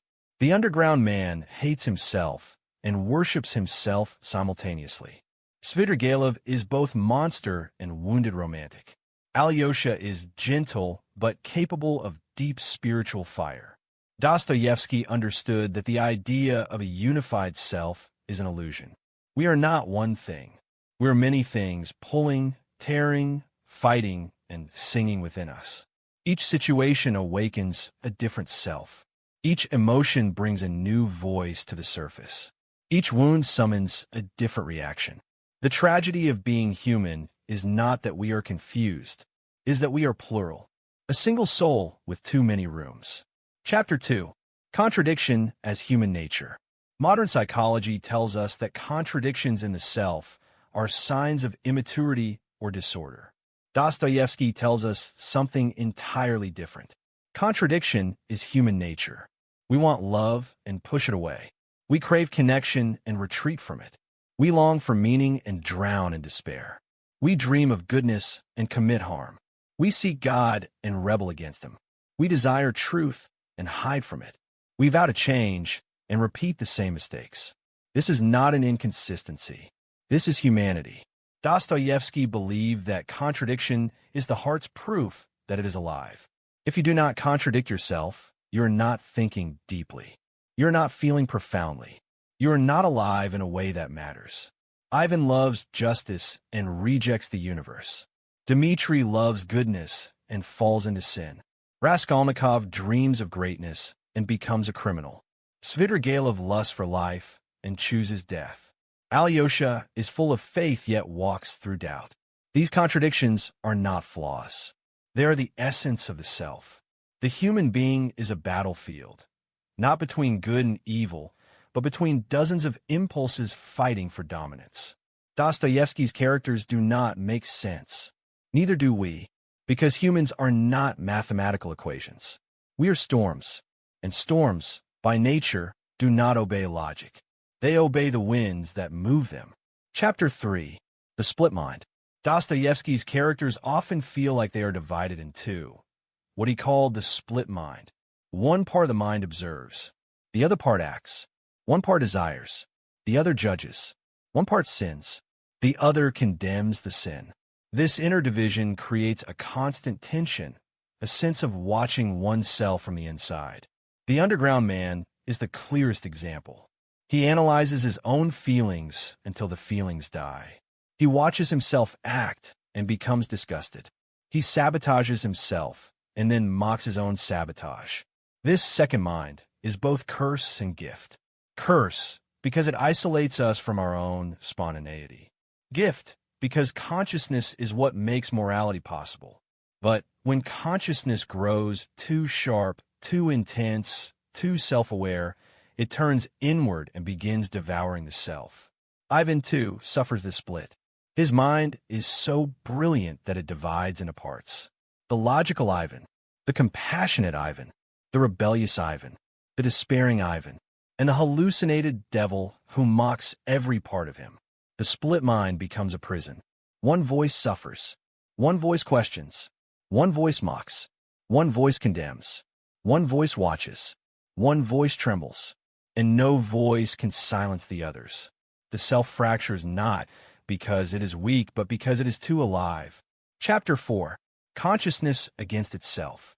For Dostoevsky, the greatest enemy of the human soul is not the world outside. It is the consciousness within. When consciousness becomes too sharp, too intense, too self-reflective, it turns against itself. This is the tragedy of the modern mind. Ivan, the underground man, Raskolnikov, they all suffer from the same illness. Excess consciousness. They know too much, feel too deeply, think too sharply. Their minds pierce every illusion, and in doing so, destroy every comfort. They cannot hide from themselves. They cannot lie to themselves. They cannot escape themselves. And so their consciousness becomes a torment, an endless echo chamber of self-judgment, self-analysis, self-accusation. A mind too awake is a mind at war. A mind too sharp cuts its own heart. Dostoevsky understood the price of self-awareness. The more you see, the more you suffer. The more you understand, the more you doubt. The more you think, the more your mind becomes a labyrinth with no exit. This is why Alyosha, with his gentle, grounded heart, remains whole. He thinks, but not to the point of tearing himself apart. He feels, but not to the point of drowning. He knows suffering, but does not let suffering consume him. His consciousness is aligned rather than fractured. He lives in harmony with himself. His soul is united. But most souls are not united. Most souls are battlegrounds. Chapter 5. The Unstable Soul. The final truth of Dostoevsky's psychology is simple and devastating. The human soul is unstable, and that's what makes it beautiful. Stability is not natural. It is not common. It is not the default condition of life. Every person is one decision away from transformation, for good or for evil. A moment of love can save a lifetime of sin. A moment of despair can destroy a lifetime of goodness. This instability terrifies Ivan. It devastates Dimitri. It breaks Raskolnikov. It destroys Smerdyakov. It isolates the underground man. But for Alyosha and for Dostoevsky, this instability is also the possibility of redemption. Because if the soul were stable, nothing could change. A sinner would remain a sinner. A cynic would remain a cynic. A wounded heart would never heal. A broken life would never rise. The unstable soul is fragile, but capable of transformation. It is unpredictable, but capable of miracles. It is contradictory, but capable of unity. It is divided, but capable of love. Dostoevsky believed that every human soul is trembling on the edge between destruction and grace. And it is in this trembling, quivering, unsteady place that humanity becomes real. Not perfect, but authentic. Not stable, but alive. The self is not a solid object. It is a living storm, shifting, unraveling, breaking, healing. And somewhere in that storm, between the voices and contradictions, the wounds and desires, a small spark survives. The spark of meaning, the spark of conscience, the spark of hope, the spark of love. The fractured soul may never become whole, but it can become human. And in Dostoevsky's world, that is enough. Part 21, Freedom versus Determinism. Chapter 1, The Determined Body. In the modern world, we hear a quiet whisper everywhere. You are determined. Your choices are illusions. Your actions come from biology, from conditioning, from trauma, from environment, from the invisible chains of cause and effect. Science tells us that the body is a machine, a collection of cells, impulses, chemical reactions, ancient instincts still living inside a nervous system older than civilization. Psychology tells us that our childhood scripts shape everything we do. Society tells us that we are products of the culture that raised us. Economics tells us that we behave according to incentives. Determinism surrounds us in every direction. Dostoevsky felt this coming long before modern science arrived. He sensed the creeping danger of reducing humans to predictable creatures, little engines of behavior, forever controlled by forces outside their will. To him, determinism was not just a theory. It was a spiritual threat. Because if everything is determined, then no one is responsible. No one is guilty. No one is free. No one can choose redemption. No one can love authentically. No one can sacrifice meaningfully. Human beings become shadows cast by circumstance. And Dostoevsky refused to accept this. He believed the body may be influenced, but the soul remains unpredictable. Because something inside us refuses to obey the rules. Something rebels. Something chooses. Something breaks the chain of deterministic logic. He called that something freedom. Chapter 2, The Free Spirit. For Dostoevsky, freedom is not the ability to do whatever we want. Freedom is the terrifying, beautiful, dangerous ability to choose the unexpected, to choose against instinct, to choose against desire, to choose against conditioning, to choose against self-interest. True freedom is not rational. It is irrational. A man can be starving, yet give away his last loaf. A man can be guilty, yet sacrifice himself to save another. A man can be broken, yet choose to forgive. A man can be humiliated, yet choose compassion. A man can be in chains, yet remain spiritually free. Freedom is the flame that flickers in the deepest chambers of the human soul. It defies explanation. It defies psychology. It defies biology. It defies society. It is the one part of the human being that refuses to be mastered. Dostoevsky believed this freedom is what makes us human. Not intelligence, not strength, not instinct, not productivity, not social roles, but the ability to choose what we are not forced to choose. A person without freedom is not a person, just an animal following its impulses or a machine following its programming. Freedom is the breath of the soul, but it comes with a terrible price. Chapter 3, The War Within. Inside every human being, Dostoevsky saw a silent war between two forces: determinism and freedom. The determined body pulls us like gravity toward desire, fear, habit, addiction, comfort, repetition. But the free spirit pulls us upward toward conscience, sacrifice, love, forgiveness, spiritual awakening. This war rages within every character he wrote. Dimitri is dragged by desire, yet longs for goodness. Raskolnikov is driven by ideology, yet destroyed by conscience. Ivan is compelled by intellect, yet haunted by love. The underground man is pushed by spite, yet yearns for connection. Alyosha is shaped by suffering, yet chooses compassion. Determinism explains their actions. Freedom explains their souls. Dostoevsky believed that humans are never purely free and never purely determined. We are torn between instinct and conscience, between survival and meaning, between natural forces and spiritual yearning, between the body and the heart, between what we are and what we could be. This inner war gives birth to morality, because morality requires the possibility to choose otherwise. A predetermined being cannot sin, but also cannot love. The war within is the birthplace of a human spirit. Chapter 4. The Underground Rebellion. Perhaps the clearest example of Dostoevsky's view of freedom is the underground man. A man who suffers not from physical chains, but from the chains that the world tries to impose on his identity. Reason tells him, you are predictable. Science tells him, you are determined. Society tells him, you are nothing. Philosophy tells him, you seek pleasure. Psychology tells him, you obey your impulses. And he answers, no, I refuse. I will act against myself just to prove that I am free. This rebellion is not wise. It is not healthy. It is not beneficial, but is freedom. Self-sabotage, for the underground man, is not stupidity. It is existential protest. He wants to prove that no theory can capture the human soul. He wants to prove that a human being is not a machine. He wants to prove that the heart is not a formula. So he destroys himself, just to demonstrate that he can. In Dostoevsky's eyes, this is twisted, tragic, but true. If freedom must choose between happiness and rebellion, freedom will choose rebellion, because happiness is the reward of slaves. But rebellion is the cry of a free soul.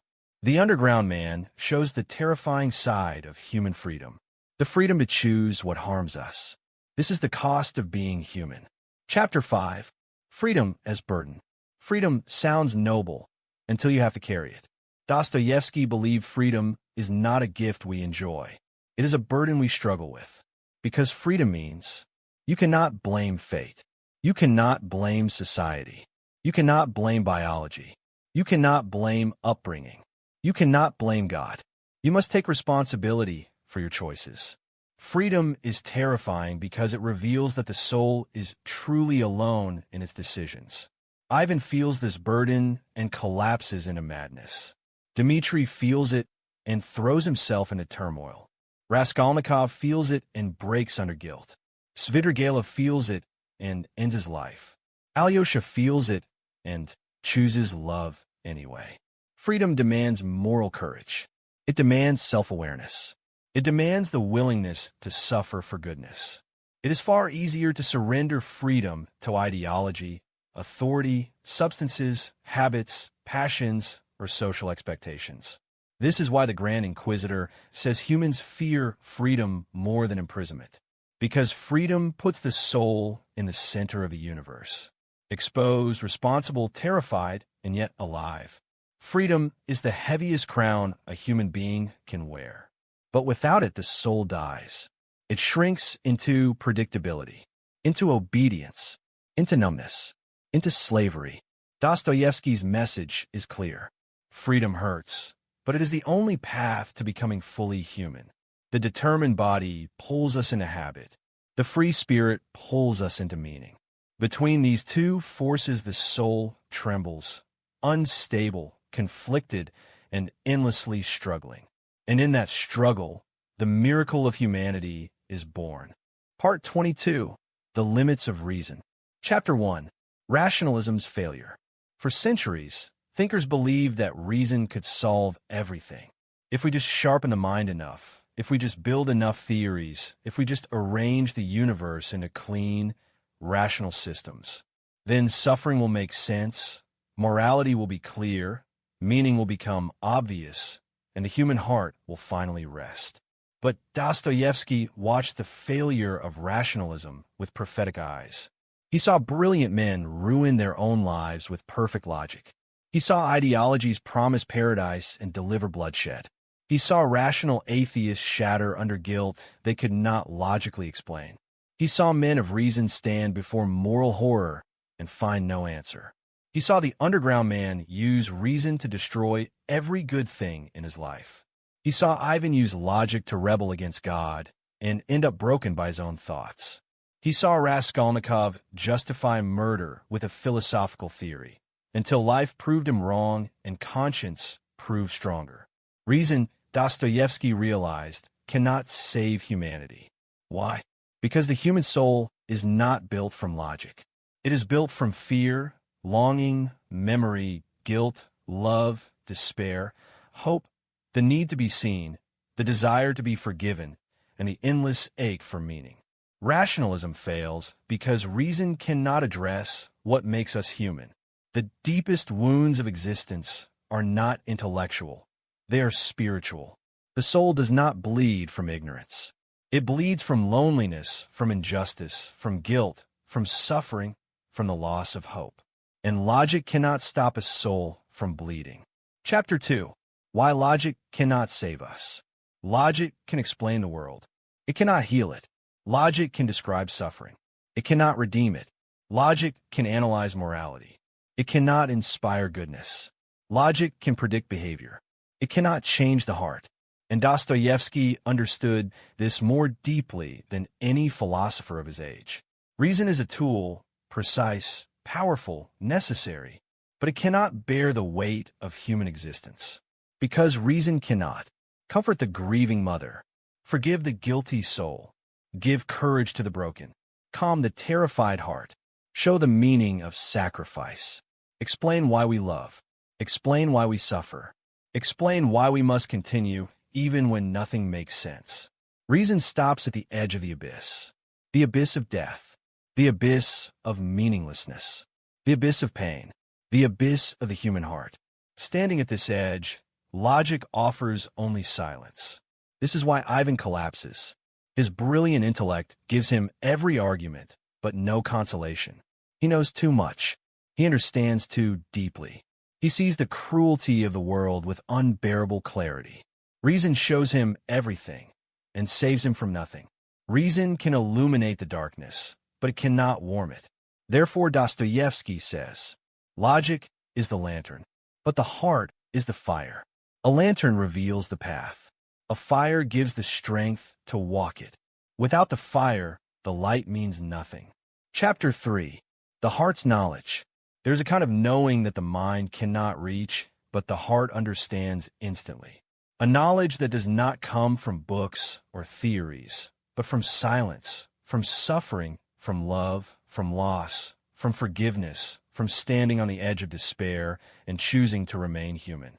This knowledge has no equations, no arguments, no proofs. It is the knowledge that love is real even when it hurts. Forgiveness matters even when it feels impossible. Beauty touches something eternal. The soul thirsts for meaning. Compassion heals wounds logic cannot touch. Hope can arise from nowhere. Guilt demands redemption. Suffering shapes the heart. Connection is sacred. Humility is wisdom. Dostoevsky believed that the heart knows truths the mind can only circle around. Alyosha understands these truths effortlessly. He does not prove goodness. He lives it. His wisdom is not intellectual, is spiritual. He knows that the soul requires tenderness. He knows that people are saved through love, not arguments. He knows that doubt must be embraced, not conquered. He knows that meaning is felt, not calculated. This is the heart's knowledge, the wisdom that makes reason whole. Without the heart, the mind becomes tyrannical. Without the mind, the heart becomes blind. But without both working together, the soul collapses. Chapter 4. Mystery as Truth. Dostoevsky believed that human beings must learn to bow before mystery, not as an act of weakness, but as an act of wisdom, because the deepest truths of existence are not logical formulas. They are mysteries. Mystery is not ignorance. Mystery is depth. We do not solve love. We experience it. We do not solve grief. We endure it. We do not solve God. We reach toward Him. We do not solve the soul. We grow in its presence. We do not solve suffering. We are transformed by it. Reason demands clarity. Mystery demands humility. Reason says, explain. Mystery says, listen. Reason says, analyze. Mystery says, be still. Reason says, prove. Mystery says, trust. Dostoevsky believed the human being must live at the intersection of reason and mystery. Reason keeps us sane. Mystery keeps us human. Without mystery, the world becomes mechanical, cold, soulless. Without reason, the world becomes chaotic, superstitious, blind. But together, they form the harmony of a living, breathing soul. The truth is this: reality is larger than the mind can hold. Mystery is the space where the heart breathes. Chapter 5. The Humility of Not Knowing. If there is one virtue Dostoevsky believed humanity desperately needs, it is humility. The humility to admit that we do not know. Not knowing is not a weakness. It is reverence. It is a recognition that the universe is vast, the soul is deep, God is mysterious, and human understanding is only a flicker in an infinite night. Humility is the courage to stand before life without demanding explanations. It is the acceptance that certainty is impossible and unnecessary. It is the quiet wisdom of the heart that says, I do not understand everything, but I will walk forward anyway. Humility allows faith to grow, compassion to deepen, forgiveness to soften the heart, love to flourish, suffering to transform, meaning to emerge. Humility is the foundation of all spiritual insight. Those who demand certainty collapse like Ivan. Those who reject mystery become the underground man. Those who worship reason alone strangle their own souls. But those who accept the limits of reason, those who bow before mystery, become capable of profound life. Dostoevsky's message is simple. The mind is brilliant but small. The soul is wounded but endless. The universe is silent but meaningful. And the only path is humility. Humility is not weakness. Humility is the beginning of truth, the beginning of wisdom, the beginning of the heart's awakening, the beginning of becoming human. Part 23. Suicide, Despair, and the Edge of Existence. Chapter 1. The Temptation of Nothingness. There is a moment in certain lives, quiet and invisible to the outside world, when the soul stands before a door that opens onto nothingness. Not a dramatic moment, not a cinematic collapse, but a silent inner shift, a thought that whispers, what if I simply stop existing? This thought is not always born from pain. Sometimes it comes from exhaustion, sometimes from confusion, sometimes from a loss of meaning so deep that life no longer feels like a path, only a repeating circle. Dostoevsky understood this temptation more intimately than any writer before him. He saw suicide not as an act of violence, but as a spiritual question. When life becomes unbearable, why should we continue? Svidrigailov hears nothingness calling as he walks in the rain. Kirilov transforms suicide into a philosophical ritual. Raskolnikov senses it in the fever of guilt. Ivan touches it in the collapse of reason. The underground man feels it constantly in the cracks of his own hatred. To Dostoevsky, the temptation of nothingness is not a sign of weakness. It is a sign of depth. Only a soul conscious enough to see the absurdity, the cruelty, the loneliness of existence can feel drawn to the silence on the other side. And yet, something in us clings to life. Something refuses to step through the door. A tear, a memory, a voice. a hope, a human presence, a strange, fragile attachment to the world that won't let go. The temptation of nothingness is the moment the soul discovers its own threshold. Chapter 2. The Philosophical Suicide. Some suicides in Dostoevsky are not emotional. They are philosophical. Kirillov in Demons is the clearest example. He does not want to die because he is sad. He wants to die to prove a theory. If God does not exist, then man must become God. And the ultimate proof of this godlike freedom is suicide. The rejection of fear, of destiny, of divine law, of moral responsibility. Kirillov believes that the choice to die proves absolute freedom. But this is where Dostoevsky intervenes with terrifying insight. A philosophy that ends in suicide is not a philosophy. It is a confession of despair. Kirillov's reasoning is perfect, cold, sharp, convincing. Yet it is dead, because logic without love kills the soul. The underground man walks the same path. He wants to prove that nothing matters, that the universe is meaningless, that free will is a curse, that existence is absurd. But he cannot follow through. Why? Because even at the edge of nihilism, the human heart resists its own destruction. The heart knows what the mind denies. Life, even in its suffering, is precious. Life, even in its meaninglessness, is sacred. Life, even when it collapses, still contains something no philosophy can measure. Dostoevsky believed that the temptation of philosophical suicide is the moment when reason oversteps its boundaries and attempts to take the soul with it. When logic goes too far, it becomes lethal. When intellect abandons humility, it becomes madness. When thought tries to replace mystery, it kills the very thing that gives life meaning. Chapter 3. The Dark Nights of the Soul. Few writers have described despair as vividly as Dostoevsky. He knew that the darkest moments do not come with shouting. They come in silence. A long night alone. A fever dream. A moment in the mirror. A whisper in the mind. Nobody would care if you vanished. These dark nights are not temporary moods. They are spiritual events. A trembling of identity. A collapse of meaning. A tear in the fabric of hope.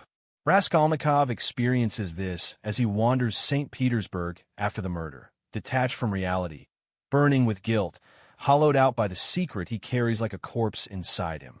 Ivan experiences this when the devil appears, not as a demon, but as a tired, pitiful gentleman who mocks his philosophy and exposes the emptiness behind his rebellion. Svidrigailov experiences this in dreams filled with children, symbolic ghosts who show him the moral ruin he has become. Dostoevsky believed that the dark night of the soul is a moment of naked truth. In these hours, our illusions fall away. Our masks dissolve. Our pretenses crumble. Our deepest wounds speak plainly. And the soul asks, why continue? This question is not weakness. It is honesty.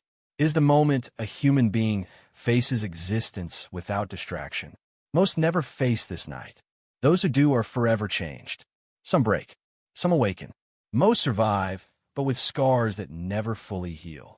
Dostoevsky does not romanticize this night. He respects it, because suffering creates authenticity. Chapter 4. Why some souls break. Why do some people survive misery while others shatter? Why does one man endure suffering and another collapse beneath it? Dostoevsky's answer is not moral judgment or psychological diagnosis. His answer is compassion. Some souls break because they feel too deeply, because their conscience is too strong, because their longing for goodness is too intense, because they understand the world too clearly, because they carry burdens no one sees. Ivan breaks because his compassion cannot accept the suffering of children. The underground man breaks because he sees through every illusion and has nothing to replace them with. Svidrigailov breaks because his guilt finally overwhelms his cynicism. Young Alyosha breaks because childhood innocence cannot survive adult cruelty. And Dostoevsky himself stood near the edge, in prison camps, on the firing line, in sickness and poverty, and felt the world crush his spirit again and again. Some souls break because they are human, fragile, sensitive, wounded long before they understood what wounded them. Dostoevsky teaches us that a breaking soul is not a weak soul. It is a soul so alive that the weight of existence has become unbearable. The world is too heavy for certain hearts, but even broken souls can be healed. Dostoevsky never leaves them on the edge. He brings them back. Chapter 5. Returning from the Edge. For Dostoevsky, the miracle is not that people avoid despair. The miracle is that they return from it. Redemption in his novels never comes from logic, never from ideology, never from self-help, never from rational arguments. It comes through love. Sonia does not preach to Raskolnikov. She walks with him to Siberia. Alyosha does not argue with Dimitri. He embraces him. Liza cries because she cannot hate as much as she wanted to. Grushenka softens when she feels someone truly sees her. Even Ivan, broken, hallucinating, crushed, still longs for love in the ruins of his mind. Returning from the edge is not a dramatic transformation. It is a soft one, a single gesture, a single word, a single moment of tenderness, a single reminder that life still contains beauty.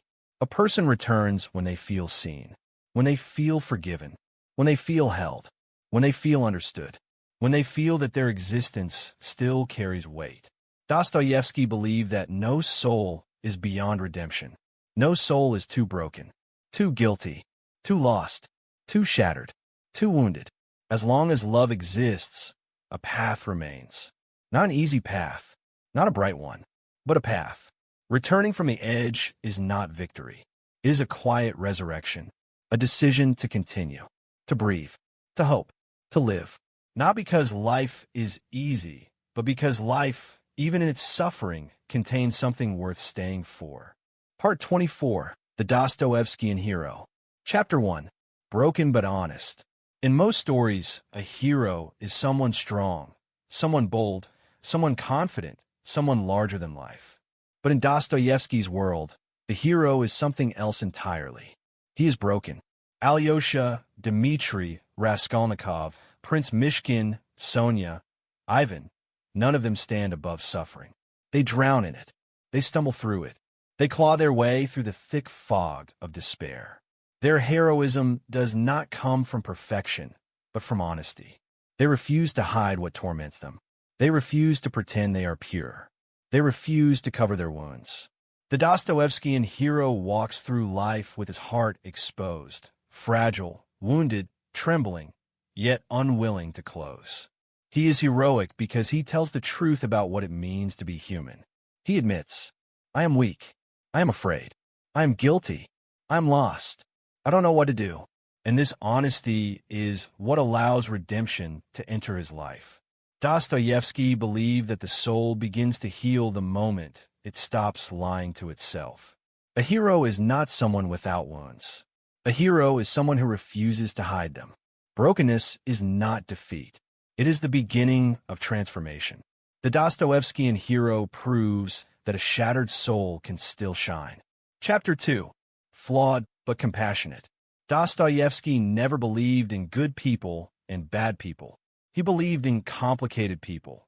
People who sin in one moment and love in the next. People who fall and then offer their hand to someone else who has fallen. People who betray and then redeem. People who hurt and then heal. His heroes are deeply flawed.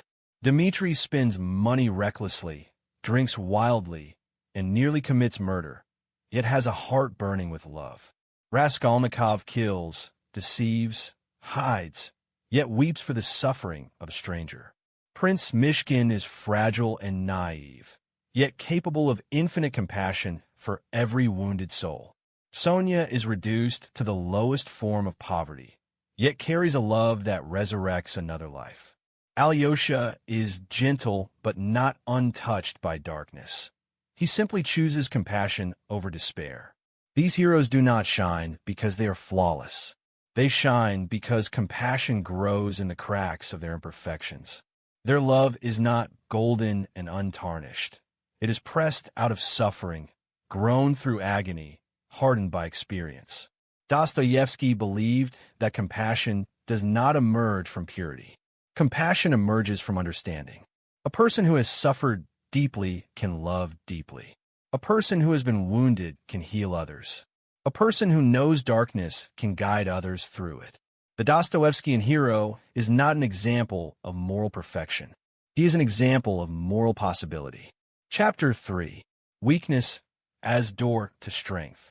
In many philosophies, strength comes from power, from dominance, certainty, confidence, control. But in Dostoevsky, strength comes from weakness.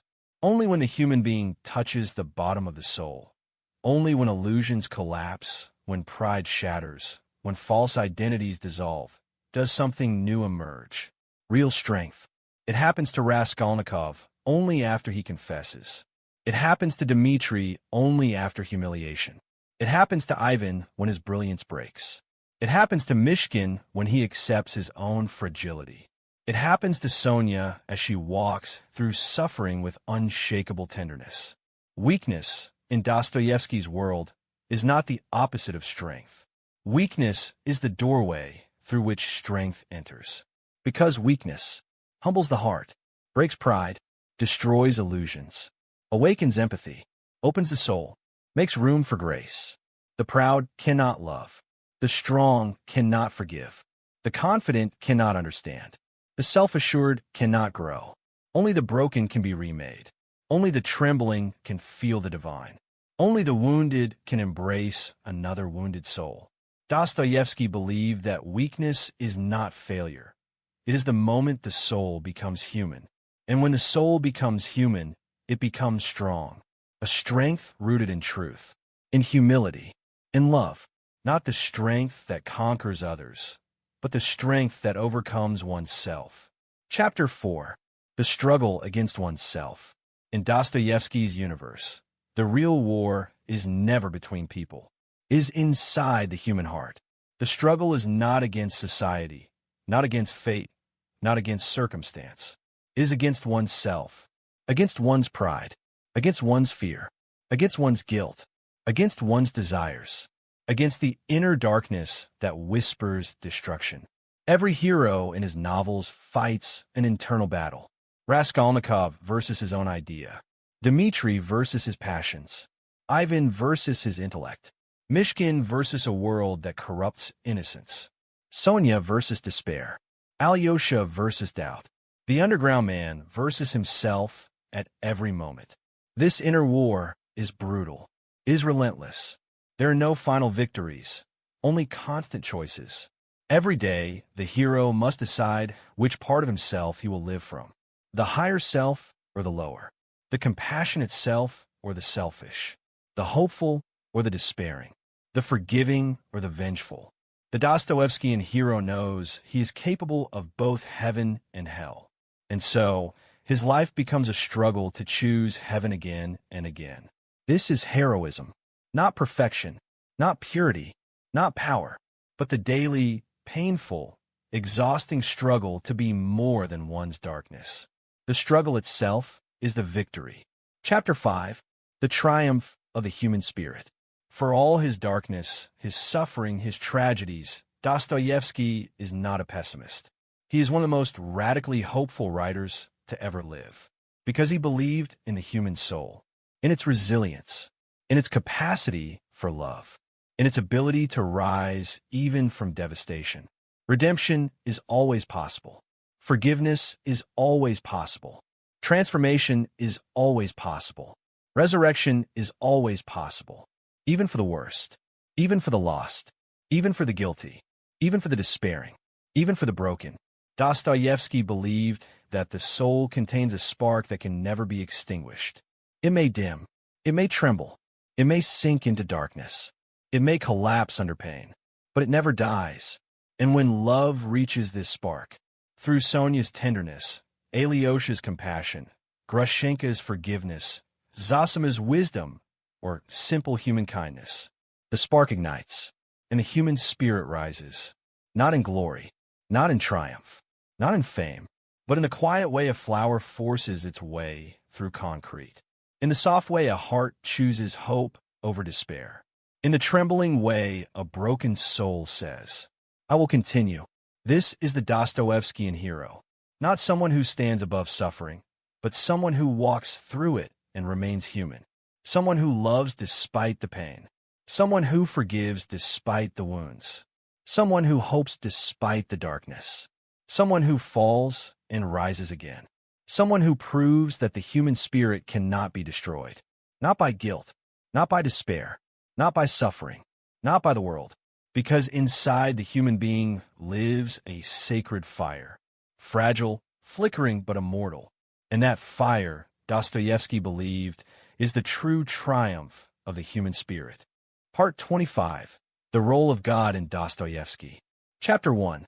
Not dogma, but mystery. If there is one thing readers misunderstand about Dostoevsky's relationship with God, it is this. He was never a writer of dogma. He was a writer of mystery. His faith was not a checklist, not a doctrine, not a rigid system of beliefs. It was a trembling, living, breathing relationship with the unknown. Dostoevsky did not believe in a God who could be neatly explained by theologians or philosophers. He believed in a God who could only be approached through suffering, love, compassion, and humility. For him, God was not an answer. God was a presence that rests quietly in the wounded heart, in the forgiving spirit, in the moment of moral awakening, in the human cry for meaning. The God of Dostoevsky's world does not stand at the end of logical proofs. He stands within the human soul as a whisper, a yearning, a pull toward goodness that cannot be explained but cannot be denied. For Ivan, this God is agony. For Dimitri, he is longing. For Raskolnikov, he is guilt. For Alyosha, he is love. For the underground man, he is the void where God should have been. But for Dostoevsky himself, God is the great and trembling mystery at the center of existence. Not a concept, not a theory, not a rulebook. A mystery that calls the heart to humility. Chapter 2. The God of Mercy. If anything defines Dostoevsky's vision of God, it is mercy. Not judgment, not wrath, not punishment. Mercy. Again and again, Dostoevsky shows us that the divine is not revealed in miracles or in thunder or in cosmic power, but in forgiveness. In Sonia bending over Raskolnikov with compassion where the world saw only a murderer. In Alyosha's tears as he comforts a grieving child. In Father Zosima, who forgives even those who hate him. In Grushenka's moment of sudden tenderness after a lifetime of pain. These scenes are Dostoevsky's scriptures. He believed that mercy is the highest manifestation of the divine in the human world, because mercy breaks the cycle of hate, violence, and pride. Mercy interrupts the logic of revenge. Mercy sees the human beneath the sin. Mercy is the love that enters where justice cannot reach. God, for Dostoevsky, is not the judge who towers above mankind. He is the love that bends down to lift the fallen. This is why the saints in his novels are not perfect people. They are people whose hearts are filled with mercy. Mishkin forgiving cruelty. Zosima embracing sinners. Alyosha comforting the broken. Sonia walking beside the guilty. They reflect the God Dostoevsky believed in. A God who heals, not condemns. Chapter 3. God is love, not power. To many religions, God is power, the creator, the ruler, the judge, the omnipotent force that commands the universe. But to Dostoevsky, this image of God is incomplete. He believed that God's true essence is not power, but love. Love that sacrifices, love that forgives, love that remains faithful even when humanity turns away. This is why Christ is the central figure in Dostoevsky's spirituality, not as a symbol of dominion, but as the embodiment of suffering love. Christ, in Dostoevsky, does not rule the world through strength. He redeems it through weakness. He does not overpower evil. He absorbs it in compassion. He does not conquer sinners. He suffers with them. This is the God Ivan cannot accept, but Alyosha lives by. A God who chooses to be powerless so that love can remain free. A God who refuses to force goodness on humanity, because forced goodness is not goodness at all. A God whose power lies not in command, but in mercy. Love, for Dostoevsky, is the deepest truth of the universe. A truth stronger than crime, doubt, death, or despair. A truth so tender that it frightens the proud and comforts the broken. This is the God who moves invisibly through his novels, the God who saves through love. Chapter 4. The Problem of Faith. But if God is love, why is it so hard to believe? Why does Ivan rebel? Why does Dimitri waver? Why does Raskolnikov hide from God? Why does the underground man deny him with such bitterness? Because faith, for Dostoevsky, is not easy. Faith is not certainty. Faith is not security. Faith is not comfort. Faith is the decision to trust love in a world filled with suffering. Faith is the courage to accept mystery instead of demanding answers. Faith is the humility to admit that reason cannot reach certain truths. Faith is the willingness to stand before the universe as a trembling soul and whisper, "I do not understand, but I will hope anyway."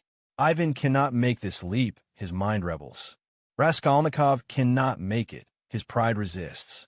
The underground man refuses, his spite destroys it. Svidrigailov flees, his despair suffocates it. But Alyosha makes the leap. Sonia makes the leap. Zosima makes the leap. Even Dimitri, in the depths of suffering, moves toward it. Faith, in Dostoevsky, is always born through suffering. It is not the reward of a peaceful life. It is the resurrection that follows a spiritual death. Dostoevsky's message is clear. Faith is not the absence of doubt. Faith is choosing love despite doubt. Chapter 5. The Search for the Eternal. Every human being, Dostoevsky believed, longs for something eternal. Something that does not fade with time, pain, death, or chaos.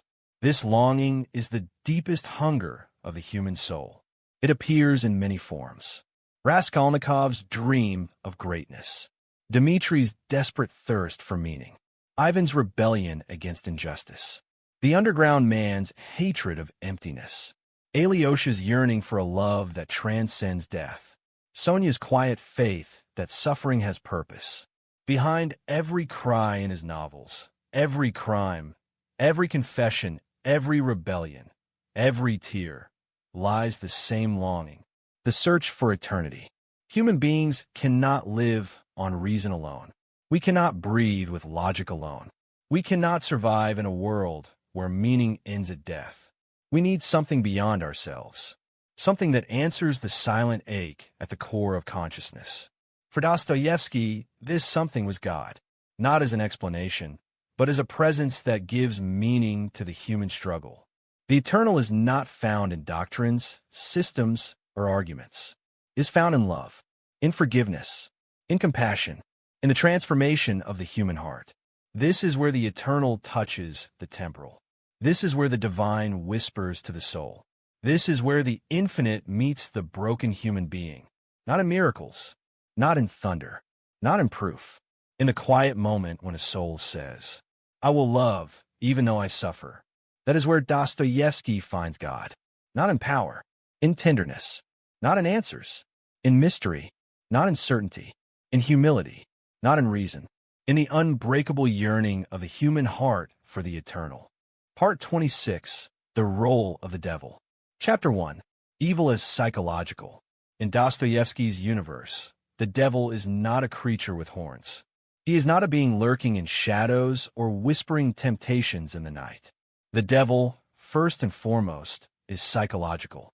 He exists in the cracks of the human mind, in the places where conscience weakens and despair grows. When Ivan Karamazov meets the devil, the figure is not monstrous.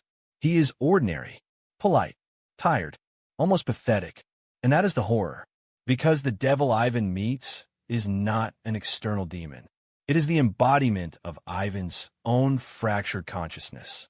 He is Ivan's doubt, Ivan's cynicism, Ivan's rebellion, Ivan's guilt, Ivan's inner collapse. The devil is not a stranger. He is the part of Ivan that Ivan cannot control. Dostoevsky understood long before modern psychology that the darkest forces in human life do not come from outside. They rise from within. Evil is not a visitor. It is an echo of the wounded human psyche. The devil is the voice that appears when the soul is tired, the whisper that says, "Nothing matters. Nothing is real. Everything is meaningless. Do what you want. Hurt who you want. Destroy what you want." In this way, the devil is psychological, a reflection of the mind tearing itself apart. Chapter 2. Evil as Intellectual. Dostoevsky saw another form of evil, one far more subtle, far more polished, and far more dangerous. Intellectual evil. This is not cruelty, not hatred, not violence. It is ideas. Ideas that detach the mind from the reality of the heart. Ideas that justify murder in the name of philosophy. Ideas that claim to liberate humanity but lead to bloodshed. Ideas that turn people into numbers. Souls into theories. Human beings into concepts. Raskolnikov's crime is not emotional. It is intellectual. He kills because he believes he has the right to step over those he considers inferior. His evil is not from rage. His evil is from logic. Ivan's rebellion is the same, a philosophical rejection of God that eventually destroys his sanity. Kirilov chooses suicide to prove an idea. Svidrigailov justifies suffering with cold rationalism. The underground man destroys his own life to resist deterministic systems. Evil, in Dostoevsky's world, is not always violent. Sometimes evil is brilliant, rational, persuasive, sophisticated, an idea that is too clever for its own good.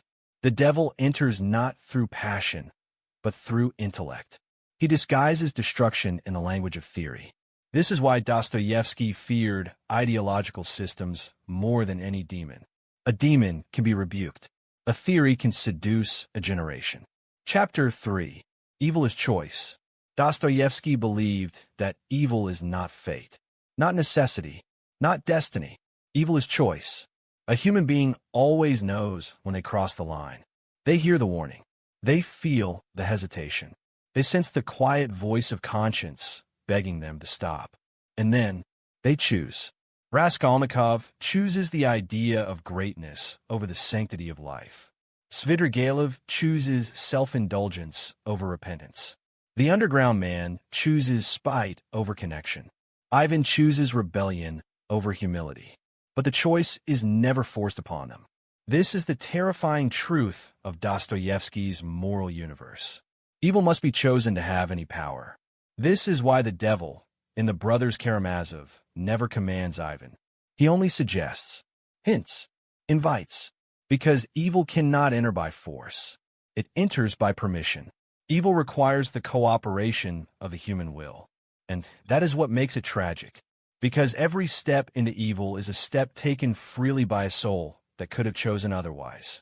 Even at the last moment, especially at the last moment, the human being is free, a freedom as terrifying as it is sacred. Chapter 4. Evil is Pride. If there is a single root from which all evil grows in Dostoevsky's world, it is pride.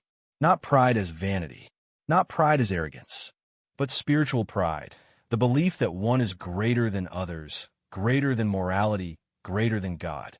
Pride is the first rebellion, the first fall, the first fracture in the soul. Raskolnikov's crime is pride dressed as philosophy. The underground man's misery is pride turned inward. Ivan's rebellion is pride disguised as intellect. Svidrigailov's cruelty is pride without limits. Fyodor Pavlovich's depravity is pride without conscience. To Dostoevsky, pride is not merely a sin. It is a sickness that isolates the self from the world, from morality, from love. Pride whispers, "You owe nothing to anyone. You are special. You are owed the world. You are above judgment. You are above God." This whisper is the voice of the devil. A proud soul cannot love, cannot forgive, cannot repent, cannot connect, cannot be healed. Pride is the armor that protects the ego and suffocates the soul. The devil in Dostoevsky is simply pride given a voice that mocks humility, ridicules compassion, and despises the idea that humans are dependent on love, forgiveness, and something greater than themselves. Pride is the devil's birthplace. and humility is the devil's death. Chapter 5. Evil is the mirror. Perhaps the most shocking truth Dostoevsky reveals is this. The devil is a mirror. He is not the enemy outside. He is the enemy within. When Ivan speaks to the devil, he speaks to himself. When Raskolnikov encounters evil, he confronts his own ambition. When Svidrigailov dreams of ghosts, he sees his own guilt reflected. When the underground man rages, he battles his own emptiness. The devil is not a supernatural terror. He is the human soul turned against itself. He reflects our doubts, our fears, our cruelty, our guilt, our pride, our despair, our longing for power, our fear of responsibility. The devil is the shadow of everything we refuse to acknowledge. He shows us what we are capable of when love dies inside the human heart. This is why Dostoevsky never portrays the devil as a distant demon. He portrays him as familiar, comfortable, almost friendly, because the devil is the part of us we know best. But Dostoevsky gives us hope. If evil is a mirror, it can be shattered. If evil is the reflection of the wounded soul, the soul can heal. If the devil lives in the human heart, so does God. And the human spirit can choose which voice to follow. Not once, not twice, but every day. This is the spiritual drama Dostoevsky writes. A soul standing between its darkest reflection and its highest possibility. The devil shows us what we can become if we surrender. God shows us what we can become if we rise. And the human heart chooses. Every moment. Part 27. Tragedy, Guilt, and Forgiveness. Chapter 1. The Necessary Fall. In Dostoevsky's world, tragedy is not a disruption of life, it is life. His characters do not fall because they are evil. They fall because they are human. Raskolnikov falls into the abyss of murder not out of malice, but out of a desperate desire to prove he matters. Dimitri falls through debauchery and chaos, not because he is wicked, but because passion overwhelms him. Ivan falls into madness, not because he hates goodness, but because his mind cannot reconcile compassion with the suffering of children. Svidrigailov falls because guilt rots him from within. Liza falls because innocence is crushed by cruelty. The underground man falls because pride traps him inside himself. Every Dostoevskian fall is a descent into truth, because only in darkness does the soul see itself clearly. A fall is painful, humiliating, shattering, but it is necessary. Why? Because pride must break for humility to be born. Illusions must shatter for honesty to appear. The ego must collapse for love to enter. Dostoevsky believed that the soul is like iron. It must be placed in the fire to become strong. The fall is the fire. No character rises without first descending into their deepest weakness. No heart awakens without first passing through its own night. The fall is not the end. It is the beginning of the transformation. Chapter 2. The Broken Heart. In Dostoevsky, the greatest tragedies do not happen on the street or in the courtroom. They happen in the heart. A heart breaks when it realizes it has betrayed itself. Raskolnikov's heart breaks when he understands that his extraordinary idea was nothing but pride. Dimitri's heart breaks when he sees that his desires have made him capable of his father's murder. Ivan's heart breaks under the unbearable weight of philosophical responsibility. Svidrigailov's heart breaks when the ghosts of his past stand before him. The underground man's heart is permanently broken, a wound that never heals. For Dostoevsky, a broken heart is more sacred than an unbroken one, because only a broken heart can feel compassion. Only a broken heart can understand suffering. Only a broken heart can turn toward goodness. Only a broken heart can love without pride. Dostoevsky believed that the human soul becomes deepest at the point where it breaks. The world teaches us to avoid heartbreak, to protect the ego, to hide our wounds. Dostoevsky teaches the opposite. Let the heart break. Let the truth pierce it. Let sorrow open it. Because a broken heart is where God enters. And where God enters, the possibility of redemption awakens. Chapter 3. Confession as Healing. The turning point in nearly every Dostoevsky novel comes with a confession. Not because confession changes the world, but because it changes the soul. Confession is not a legal act. It is a spiritual one. It is the moment when a person finally stops hiding from others, from God, from themselves. When Raskolnikov confesses, it is not to escape punishment. It is to escape isolation. When Dimitri confesses to sins he did not commit, it is because his conscience demands truth. When Ivan confesses to his intellectual rebellion, he collapses under the weight of honesty. When Sonia confesses her suffering to Raskolnikov, her confession becomes a beacon of grace. Confession, for Dostoevsky, is healing because it is truth. And truth is the medicine the soul longs for. We think we protect ourselves by hiding our guilt. But guilt thrives in secrecy. It grows in silence. It swells in the heart. It becomes poison. Confession breaks the spell. It releases the soul from its hidden chains. It exposes the wound to the air so that healing can begin. Dostoevsky believed that confession is not humiliation, it is liberation. Because the truth is not our enemy. The truth is our pathway home. Chapter 4. The Long Road to Forgiveness. Forgiveness, in Dostoevsky's world, is never simple. It is not instant. It is not easy. It is not a single decision. It is a journey. Raskolnikov's forgiveness does not come immediately after his confession. It comes much later, slowly, painfully, through the gentle love of Sonia and the suffering of Siberia. Dimitri's forgiveness comes through his acceptance of punishment and his willingness to suffer for the truth. Ivan's forgiveness is incomplete. He struggles to accept that he needs forgiveness at all. Even the innocent must learn forgiveness. Alyosha forgives the cruelty he witnesses. Liza forgives those who torment her. The children forgive life despite their suffering. Forgiveness, for Dostoevsky, is not forgetting, is not approval, is not dismissal. Forgiveness is the recognition that another human being is more than their crime.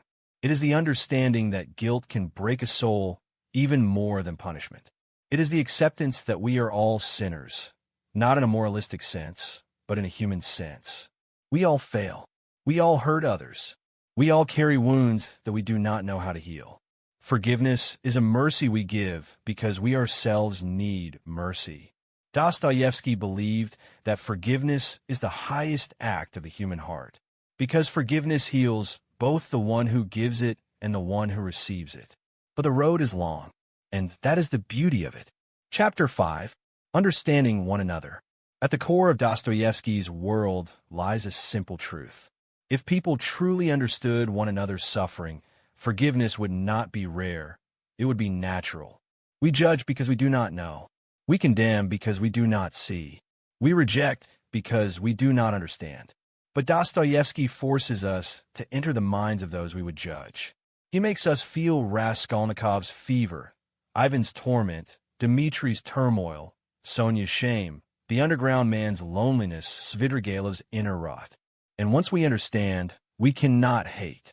This is Dostoevsky's miracle. He does not justify evil. He humanizes it. He shows that behind every crime is a tortured spirit. Behind every sin is a wound. Behind every cruelty is someone who has suffered in ways unseen. Understanding does not erase wrongdoing. It reveals the human being behind it. And once we see the human being, forgiveness becomes possible. Not easy, not instant, not perfect, but possible. Understanding is the beginning of compassion. Compassion is the beginning of forgiveness. Forgiveness is the beginning of redemption. And redemption is the awakening of the soul. This is Dostoevsky's wisdom. No one is beyond forgiveness because no one is beyond understanding. Tragedy breaks us. Guilt awakens us. Confession frees us. Forgiveness restores us. Understanding unites us. This is how the human spirit is resurrected. Not through perfection, not through success, not through power, but through the fragile, trembling, miraculous ability to love one another even after we break. Part 28. Dostoevsky and Modern Psychology. Chapter 1. Before Freud, Before Jung. Long before psychology had a vocabulary, before Freud spoke of the unconscious, before Jung named archetypes and shadows, before neuroscience mapped anxiety and psychiatry diagnosed neurosis, Dostoevsky had already walked those corridors alone, in darkness, guided only by the sensitivity of a wounded soul who understood human nature in its rawest, most unfiltered form. He did not study the mind from a clinic or university. He studied it in prison camps, in interrogations, in the trembling faces of murderers, in the confessions of desperate men, and in the mirror of his own suffering. What Freud would call repression, Dostoevsky called the secret suffering of the heart. What Jung would call the shadow, Dostoevsky called the devil whispering inside the human soul. What modern psychology calls trauma, Dostoevsky described through the agonized lives of children who carry pain that shapes their destiny.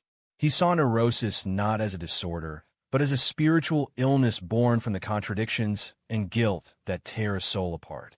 Dostoevsky was the first to map the emotional labyrinth of human consciousness, not with charts, but with compassion, not with theory, but with trembling truth. Modern psychology walks paths he paved decades before his time. Chapter 2. The Roots of Neurosis. If psychology had existed in the 1800s, the underground man would have been the first patient. He is the embodiment of neurosis before neurosis had a name. He overthinks every desire until it withers. He analyzes every emotion until it turns into shame. He battles imaginary enemies, torments himself with hypothetical humiliations, and sabotages every chance at connection. He knows he is destroying his life, but he cannot stop. Modern psychologists would recognize the symptoms instantly: obsessive rumination, self-hatred, social anxiety, emotional dysregulation, fear of intimacy, compulsive self-sabotage, chronic guilt. But Dostoevsky saw something deeper than clinical patterns. He saw the spiritual root of neurosis. A man at war with himself, a soul divided, pulled between the longing for love and the terror of vulnerability. He saw that the human mind is not logical. It is conflicted. It does not want happiness alone. It wants meaning, autonomy, freedom, even if those desires destroy it. Neurosis, for Dostoevsky, is not simply an illness. It is the mind's rebellion against a world that does not answer its deepest longing. It is the heart crying out in a language the intellect cannot understand. Chapter 3. The Birth of the Subconscious. Freud would one day speak of the unconscious, the hidden realm of repressed desires, buried memories, forbidden impulses. But Dostoevsky already lived inside this subterranean world. He saw the subconscious not as a theory, but as reality. Raskolnikov is haunted by unconscious guilt long before he admits his crime. Ivan's suppressed moral conflict manifests in the form of the devil, a hallucination that is nothing less than his own subconscious made visible. Dimitri's impulses come from a place beneath his conscious will, a storm of desire and fear he cannot fully name. The underground man is ruled not by conscious choices, but by subconscious wounds he refuses to examine. Even Svidrigaïlov's dreams reveal truths he hides from himself. The ghost of a child, the shadow of guilt, the memory of sins he pretends do not matter. Dostoevsky discovered the subconscious by watching human beings break from within. He understood that people often act for reasons they do not understand. He saw that hidden forces shape behavior: shame, childhood wounds, suppressed desires, unconscious fears, unresolved guilt. And he wrote about these forces with such precision that modern psychologists still marvel at his insight. The subconscious, in Dostoevsky's world, is the battlefield where the soul fights its most important wars. Chapter 4. Psychological Realism. What makes Dostoevsky's characters feel more real than living people? What makes them breathe, tremble, break, and rise like we do? It is his psychological realism, the intuitive ability to portray the inner world without filters or illusions. Dostoevsky does not describe what people do. He describes why they do it. He enters the deepest chambers of their hearts, their contradictions, their hidden wounds, their secret desires, their self-deceptions, their irrational impulses, their fragile hopes. He understood that a person is never what they appear to be. A gentle person may carry violent anger inside. A kind person may hide unbearable guilt. A cruel person may be desperately lonely. A confident person may be terrified of himself. A rational person may be possessed by irrational fears. Dostoevsky never writes characters. He writes human beings, alive, conflicted, searching, wounded, and endlessly mysterious. This is why modern psychiatrists, psychologists, and neuroscientists admire him. His novels are laboratories of the human psyche. His characters are case studies in inner conflict. His insights often exceed those of trained professionals. Dostoevsky's psychological realism remains unmatched because he wrote from experience, not observation. He lived what others try to study. Chapter 5. The Soul as Battlefield. If there is one image that summarizes Dostoevsky's psychology, it is this. The human soul is a battlefield where forces invisible to the eye fight endlessly. Love versus pride, compassion versus ego, conscience versus desire, faith versus doubt, reason versus madness, hope versus despair. These battles are not metaphors. They're lived realities in the hearts of Raskolnikov, Dimitri, Ivan, Mishkin, Sonia, Alyosha, and even the Underground Man. Modern psychology looks at the mind through categories: behavioral, cognitive, emotional. But Dostoevsky sees the soul. He sees that a human being is not simply a mind or a brain. We are something deeper, a spiritual creature torn between worlds.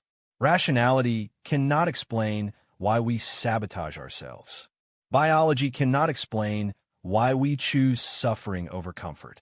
Sociology cannot explain why a guilty heart seeks punishment. Neuroscience cannot explain why a person sacrifices everything for love. There's a battlefield inside each human being that science cannot fully measure. Dostoevsky believed this struggle is the essence of life, because the soul is shaped not by victory, but by conflict, not by peace, but by turmoil, not by certainty, but by doubt, not by logic, but by longing. The battlefield is where the human being defines itself, not through perfection, but through the courage to continue. Dostoevsky's psychology is more than analysis. It is prophecy. It tells us that the human soul is deeper than any theory, any diagnosis, any measurement could ever capture. And that depth is what makes us human. Part 29. Dostoevsky and the Future of Humanity. Chapter 1. Ideology's Danger. Dostoevsky feared one thing above all: the rise of ideology, the dream of a perfect world built not by love, not by compassion, not by conscience, but by theory. He lived at the dawn of the ideological age, a time when new political religions promised paradise in exchange for obedience.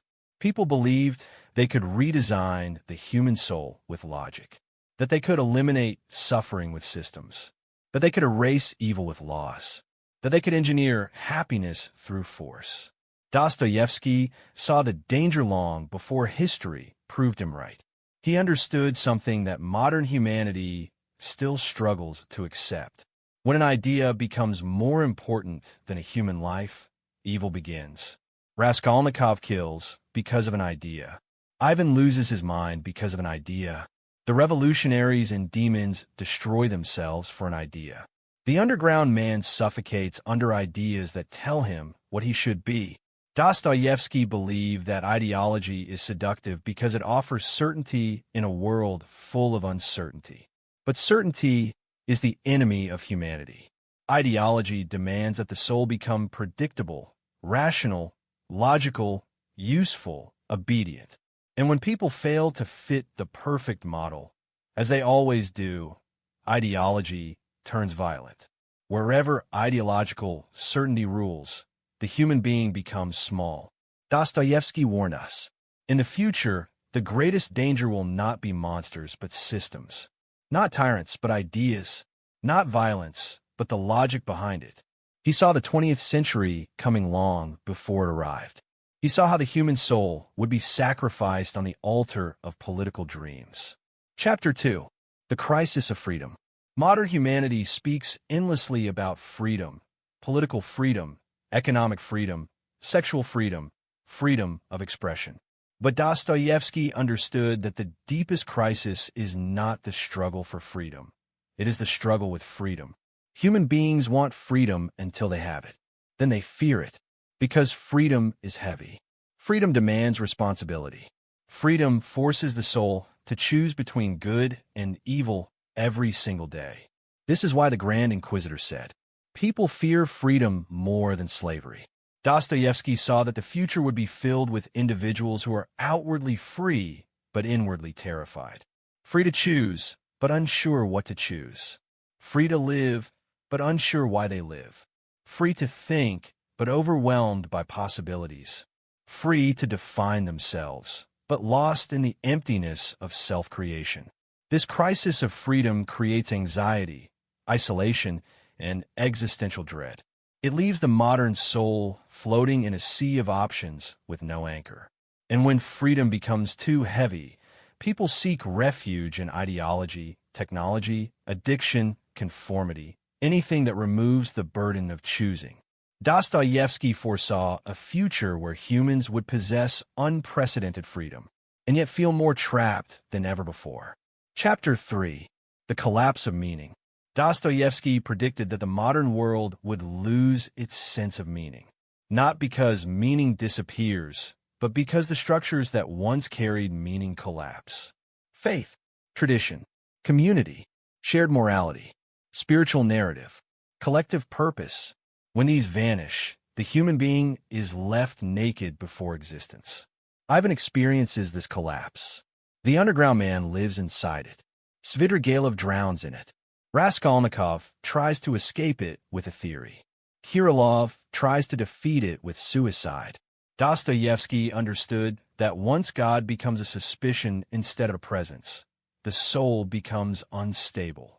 Not because God is a solution, but because the absence of transcendence removes the foundation upon which meaning stands.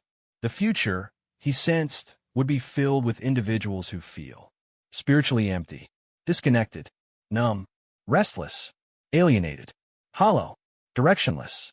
Not because they are weak, but because the modern world offers comfort without purpose, pleasure without depth, information without wisdom.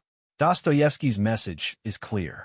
A society that grows materially but shrinks spiritually will collapse inward from meaninglessness.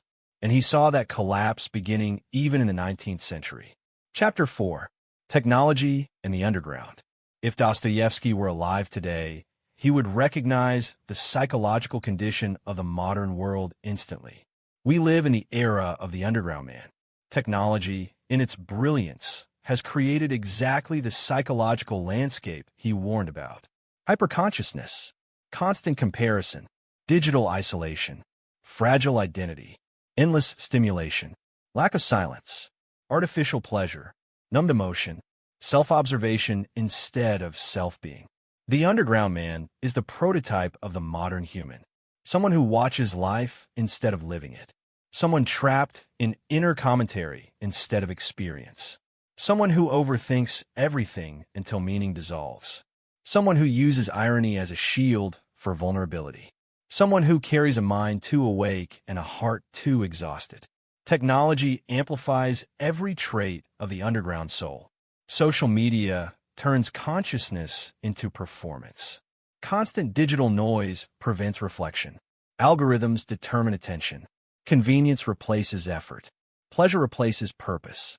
Dostoevsky predicted that technology would not free the soul. It would magnify its fragmentation. Not because technology is evil, but because technology magnifies whatever already lives inside the human heart. Distraction, isolation, desire, fear, envy, pride, emptiness. The underground man has become the blueprint for the modern psyche. Chapter 5. The Soul in the Modern World. Despite all his darkness, Dostoevsky had hope.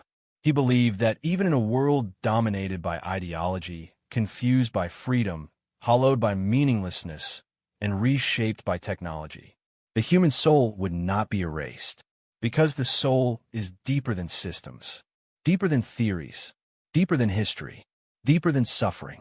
The soul carries a divine spark that cannot be extinguished.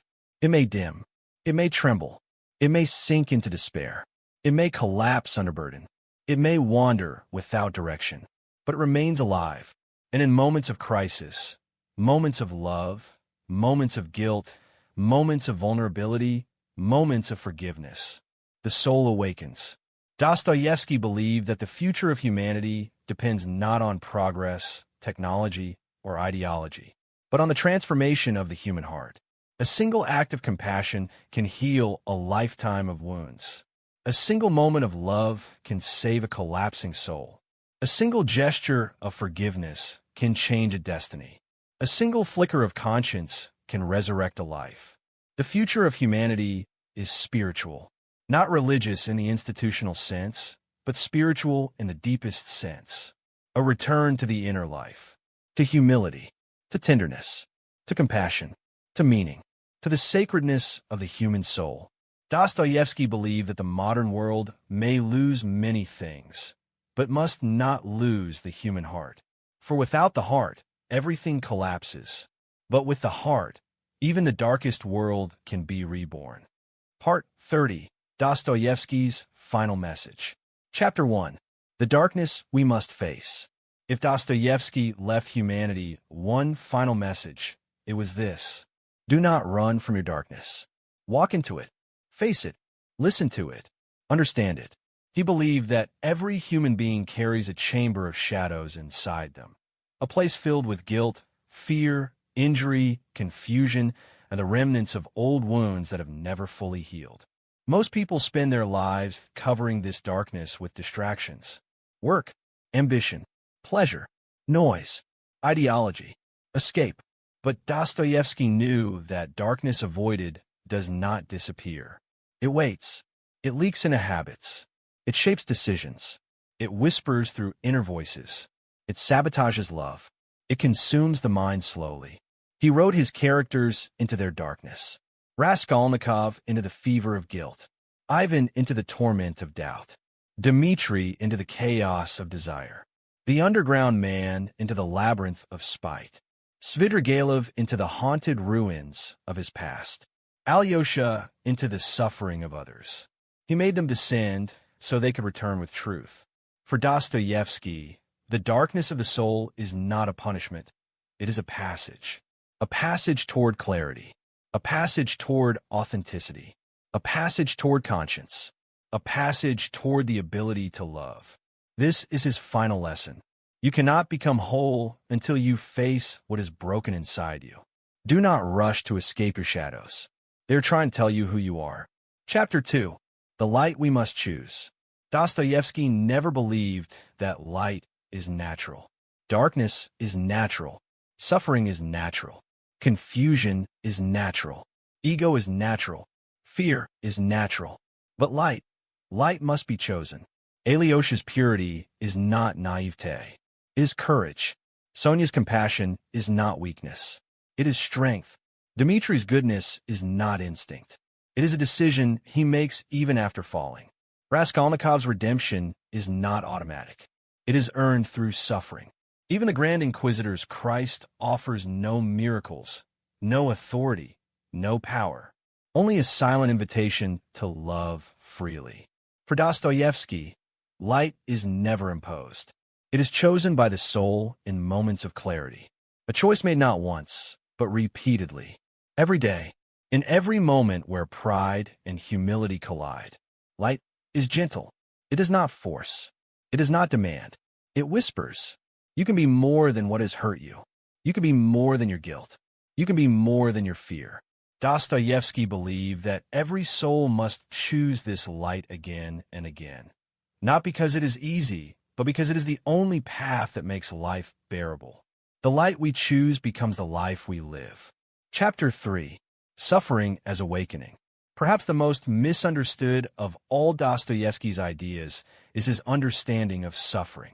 He did not glorify it. He did not romanticize it. He did not wish it on anyone. But he knew that suffering reveals truths no comfort can teach. Suffering strips away delusion, pride, vanity, self-deception.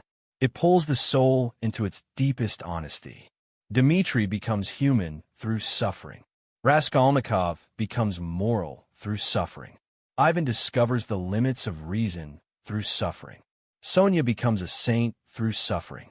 Alyosha becomes a healer through suffering. Even Dostoevsky himself became a prophet through the furnace of Siberian punishment, poverty, illness, and despair. Suffering is not the end. It is the beginning. It opens the heart to compassion. It awakens conscience. It humbles the ego. It cracks the shell that isolates us from others. A person who has suffered understands life more deeply than a person who has lived only in comfort. And yet, Dostoevsky's message is not to seek suffering, but to use suffering for transformation. Pain can be a prison, but it can also be a teacher. It can crush the soul, but it can also awaken it. The difference is whether we let suffering close us or open us. In suffering, the soul has a choice: to become bitter or to become alive.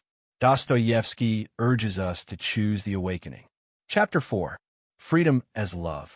If one idea holds the essence of Dostoevsky's philosophy, it is this: freedom without love destroys the soul.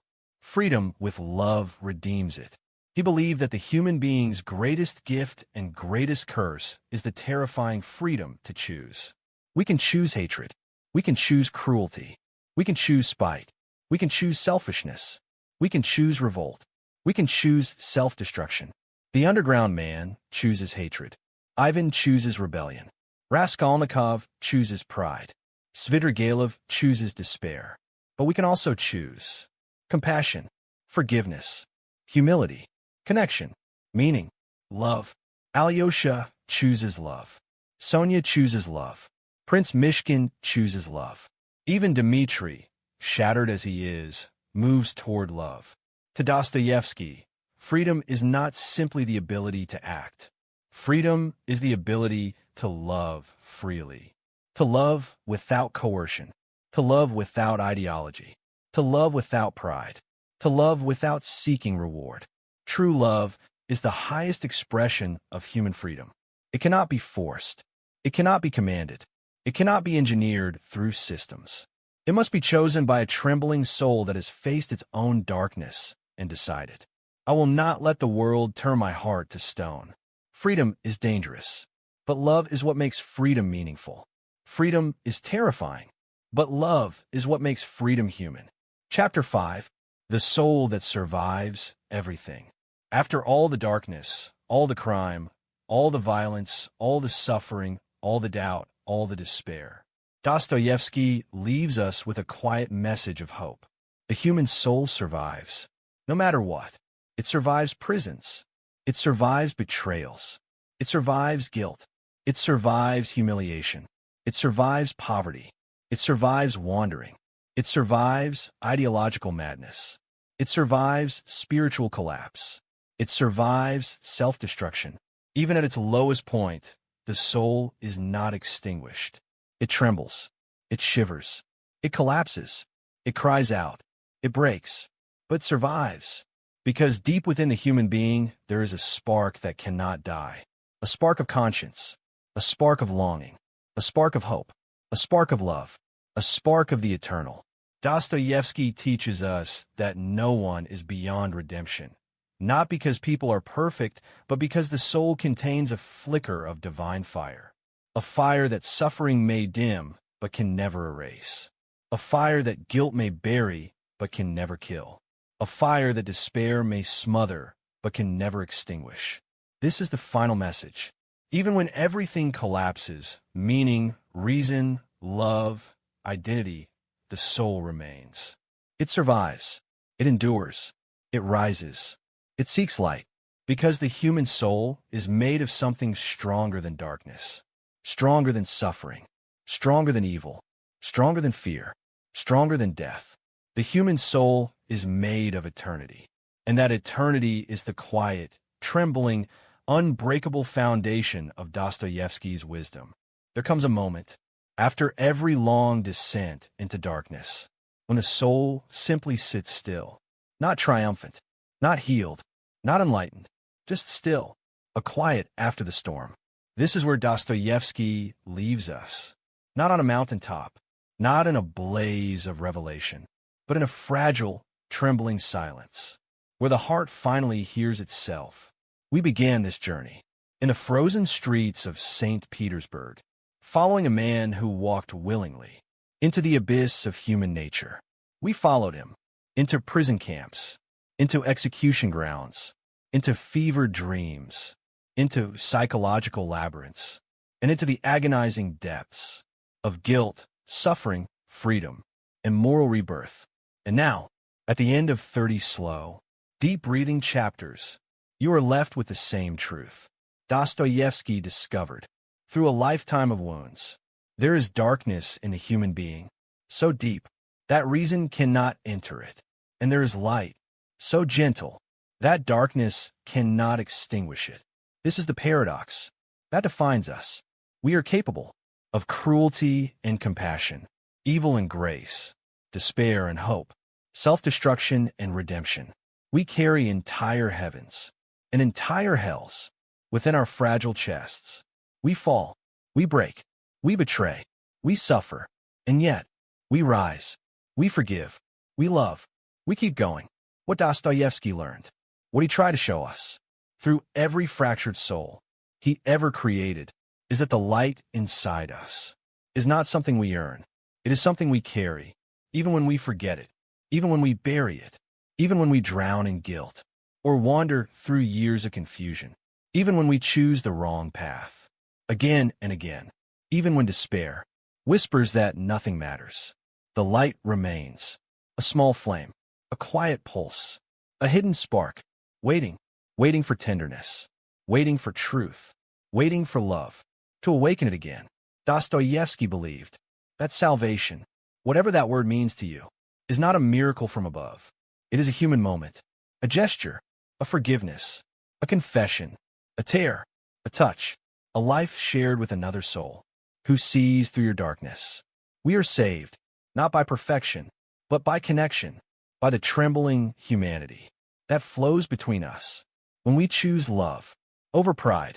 This is the quiet light that threads through all of Dostoevsky's work, the belief that no soul is beyond redemption, not because humans are good, but because humans are capable of choosing goodness, not because we are perfect, but because our imperfection guides us toward compassion, not because suffering is beautiful, but because suffering softens the heart until love can enter. This, too, is what you carry with you. As this journey ends, you will fall, you will doubt, you will face darkness, you will disappoint yourself, you will wrestle with forces inside you that you do not understand, and you will rise again, not because you are strong, but because something in you refuses to stay broken. Something in you longs for meaning, even when the world feels empty. Something in you leans toward the light, even when surrounded by night. Call it conscience, call it the soul, call it God, call it love. Whatever name you choose is the foundation of your humanity, and it survives everything, absolutely everything. Dostoevsky's final message is not that life is suffering, or that evil is powerful, or that freedom is terrifying. Though all these things are true, his final message is this: within you is a spark that darkness cannot kill. Protect it, follow it, share it, let it grow in quiet ways. And when the night feels heavy, return to this truth. You're broken, but reparable, lost, but findable, wounded, but capable of love, fallible, but filled with a light, older than the world. The story ends here, but your journey continues. And somewhere, in a vast silence of the human soul, Dostoevsky's whisper remains. Walk into the darkness. Do not fear it, for there you will find the light.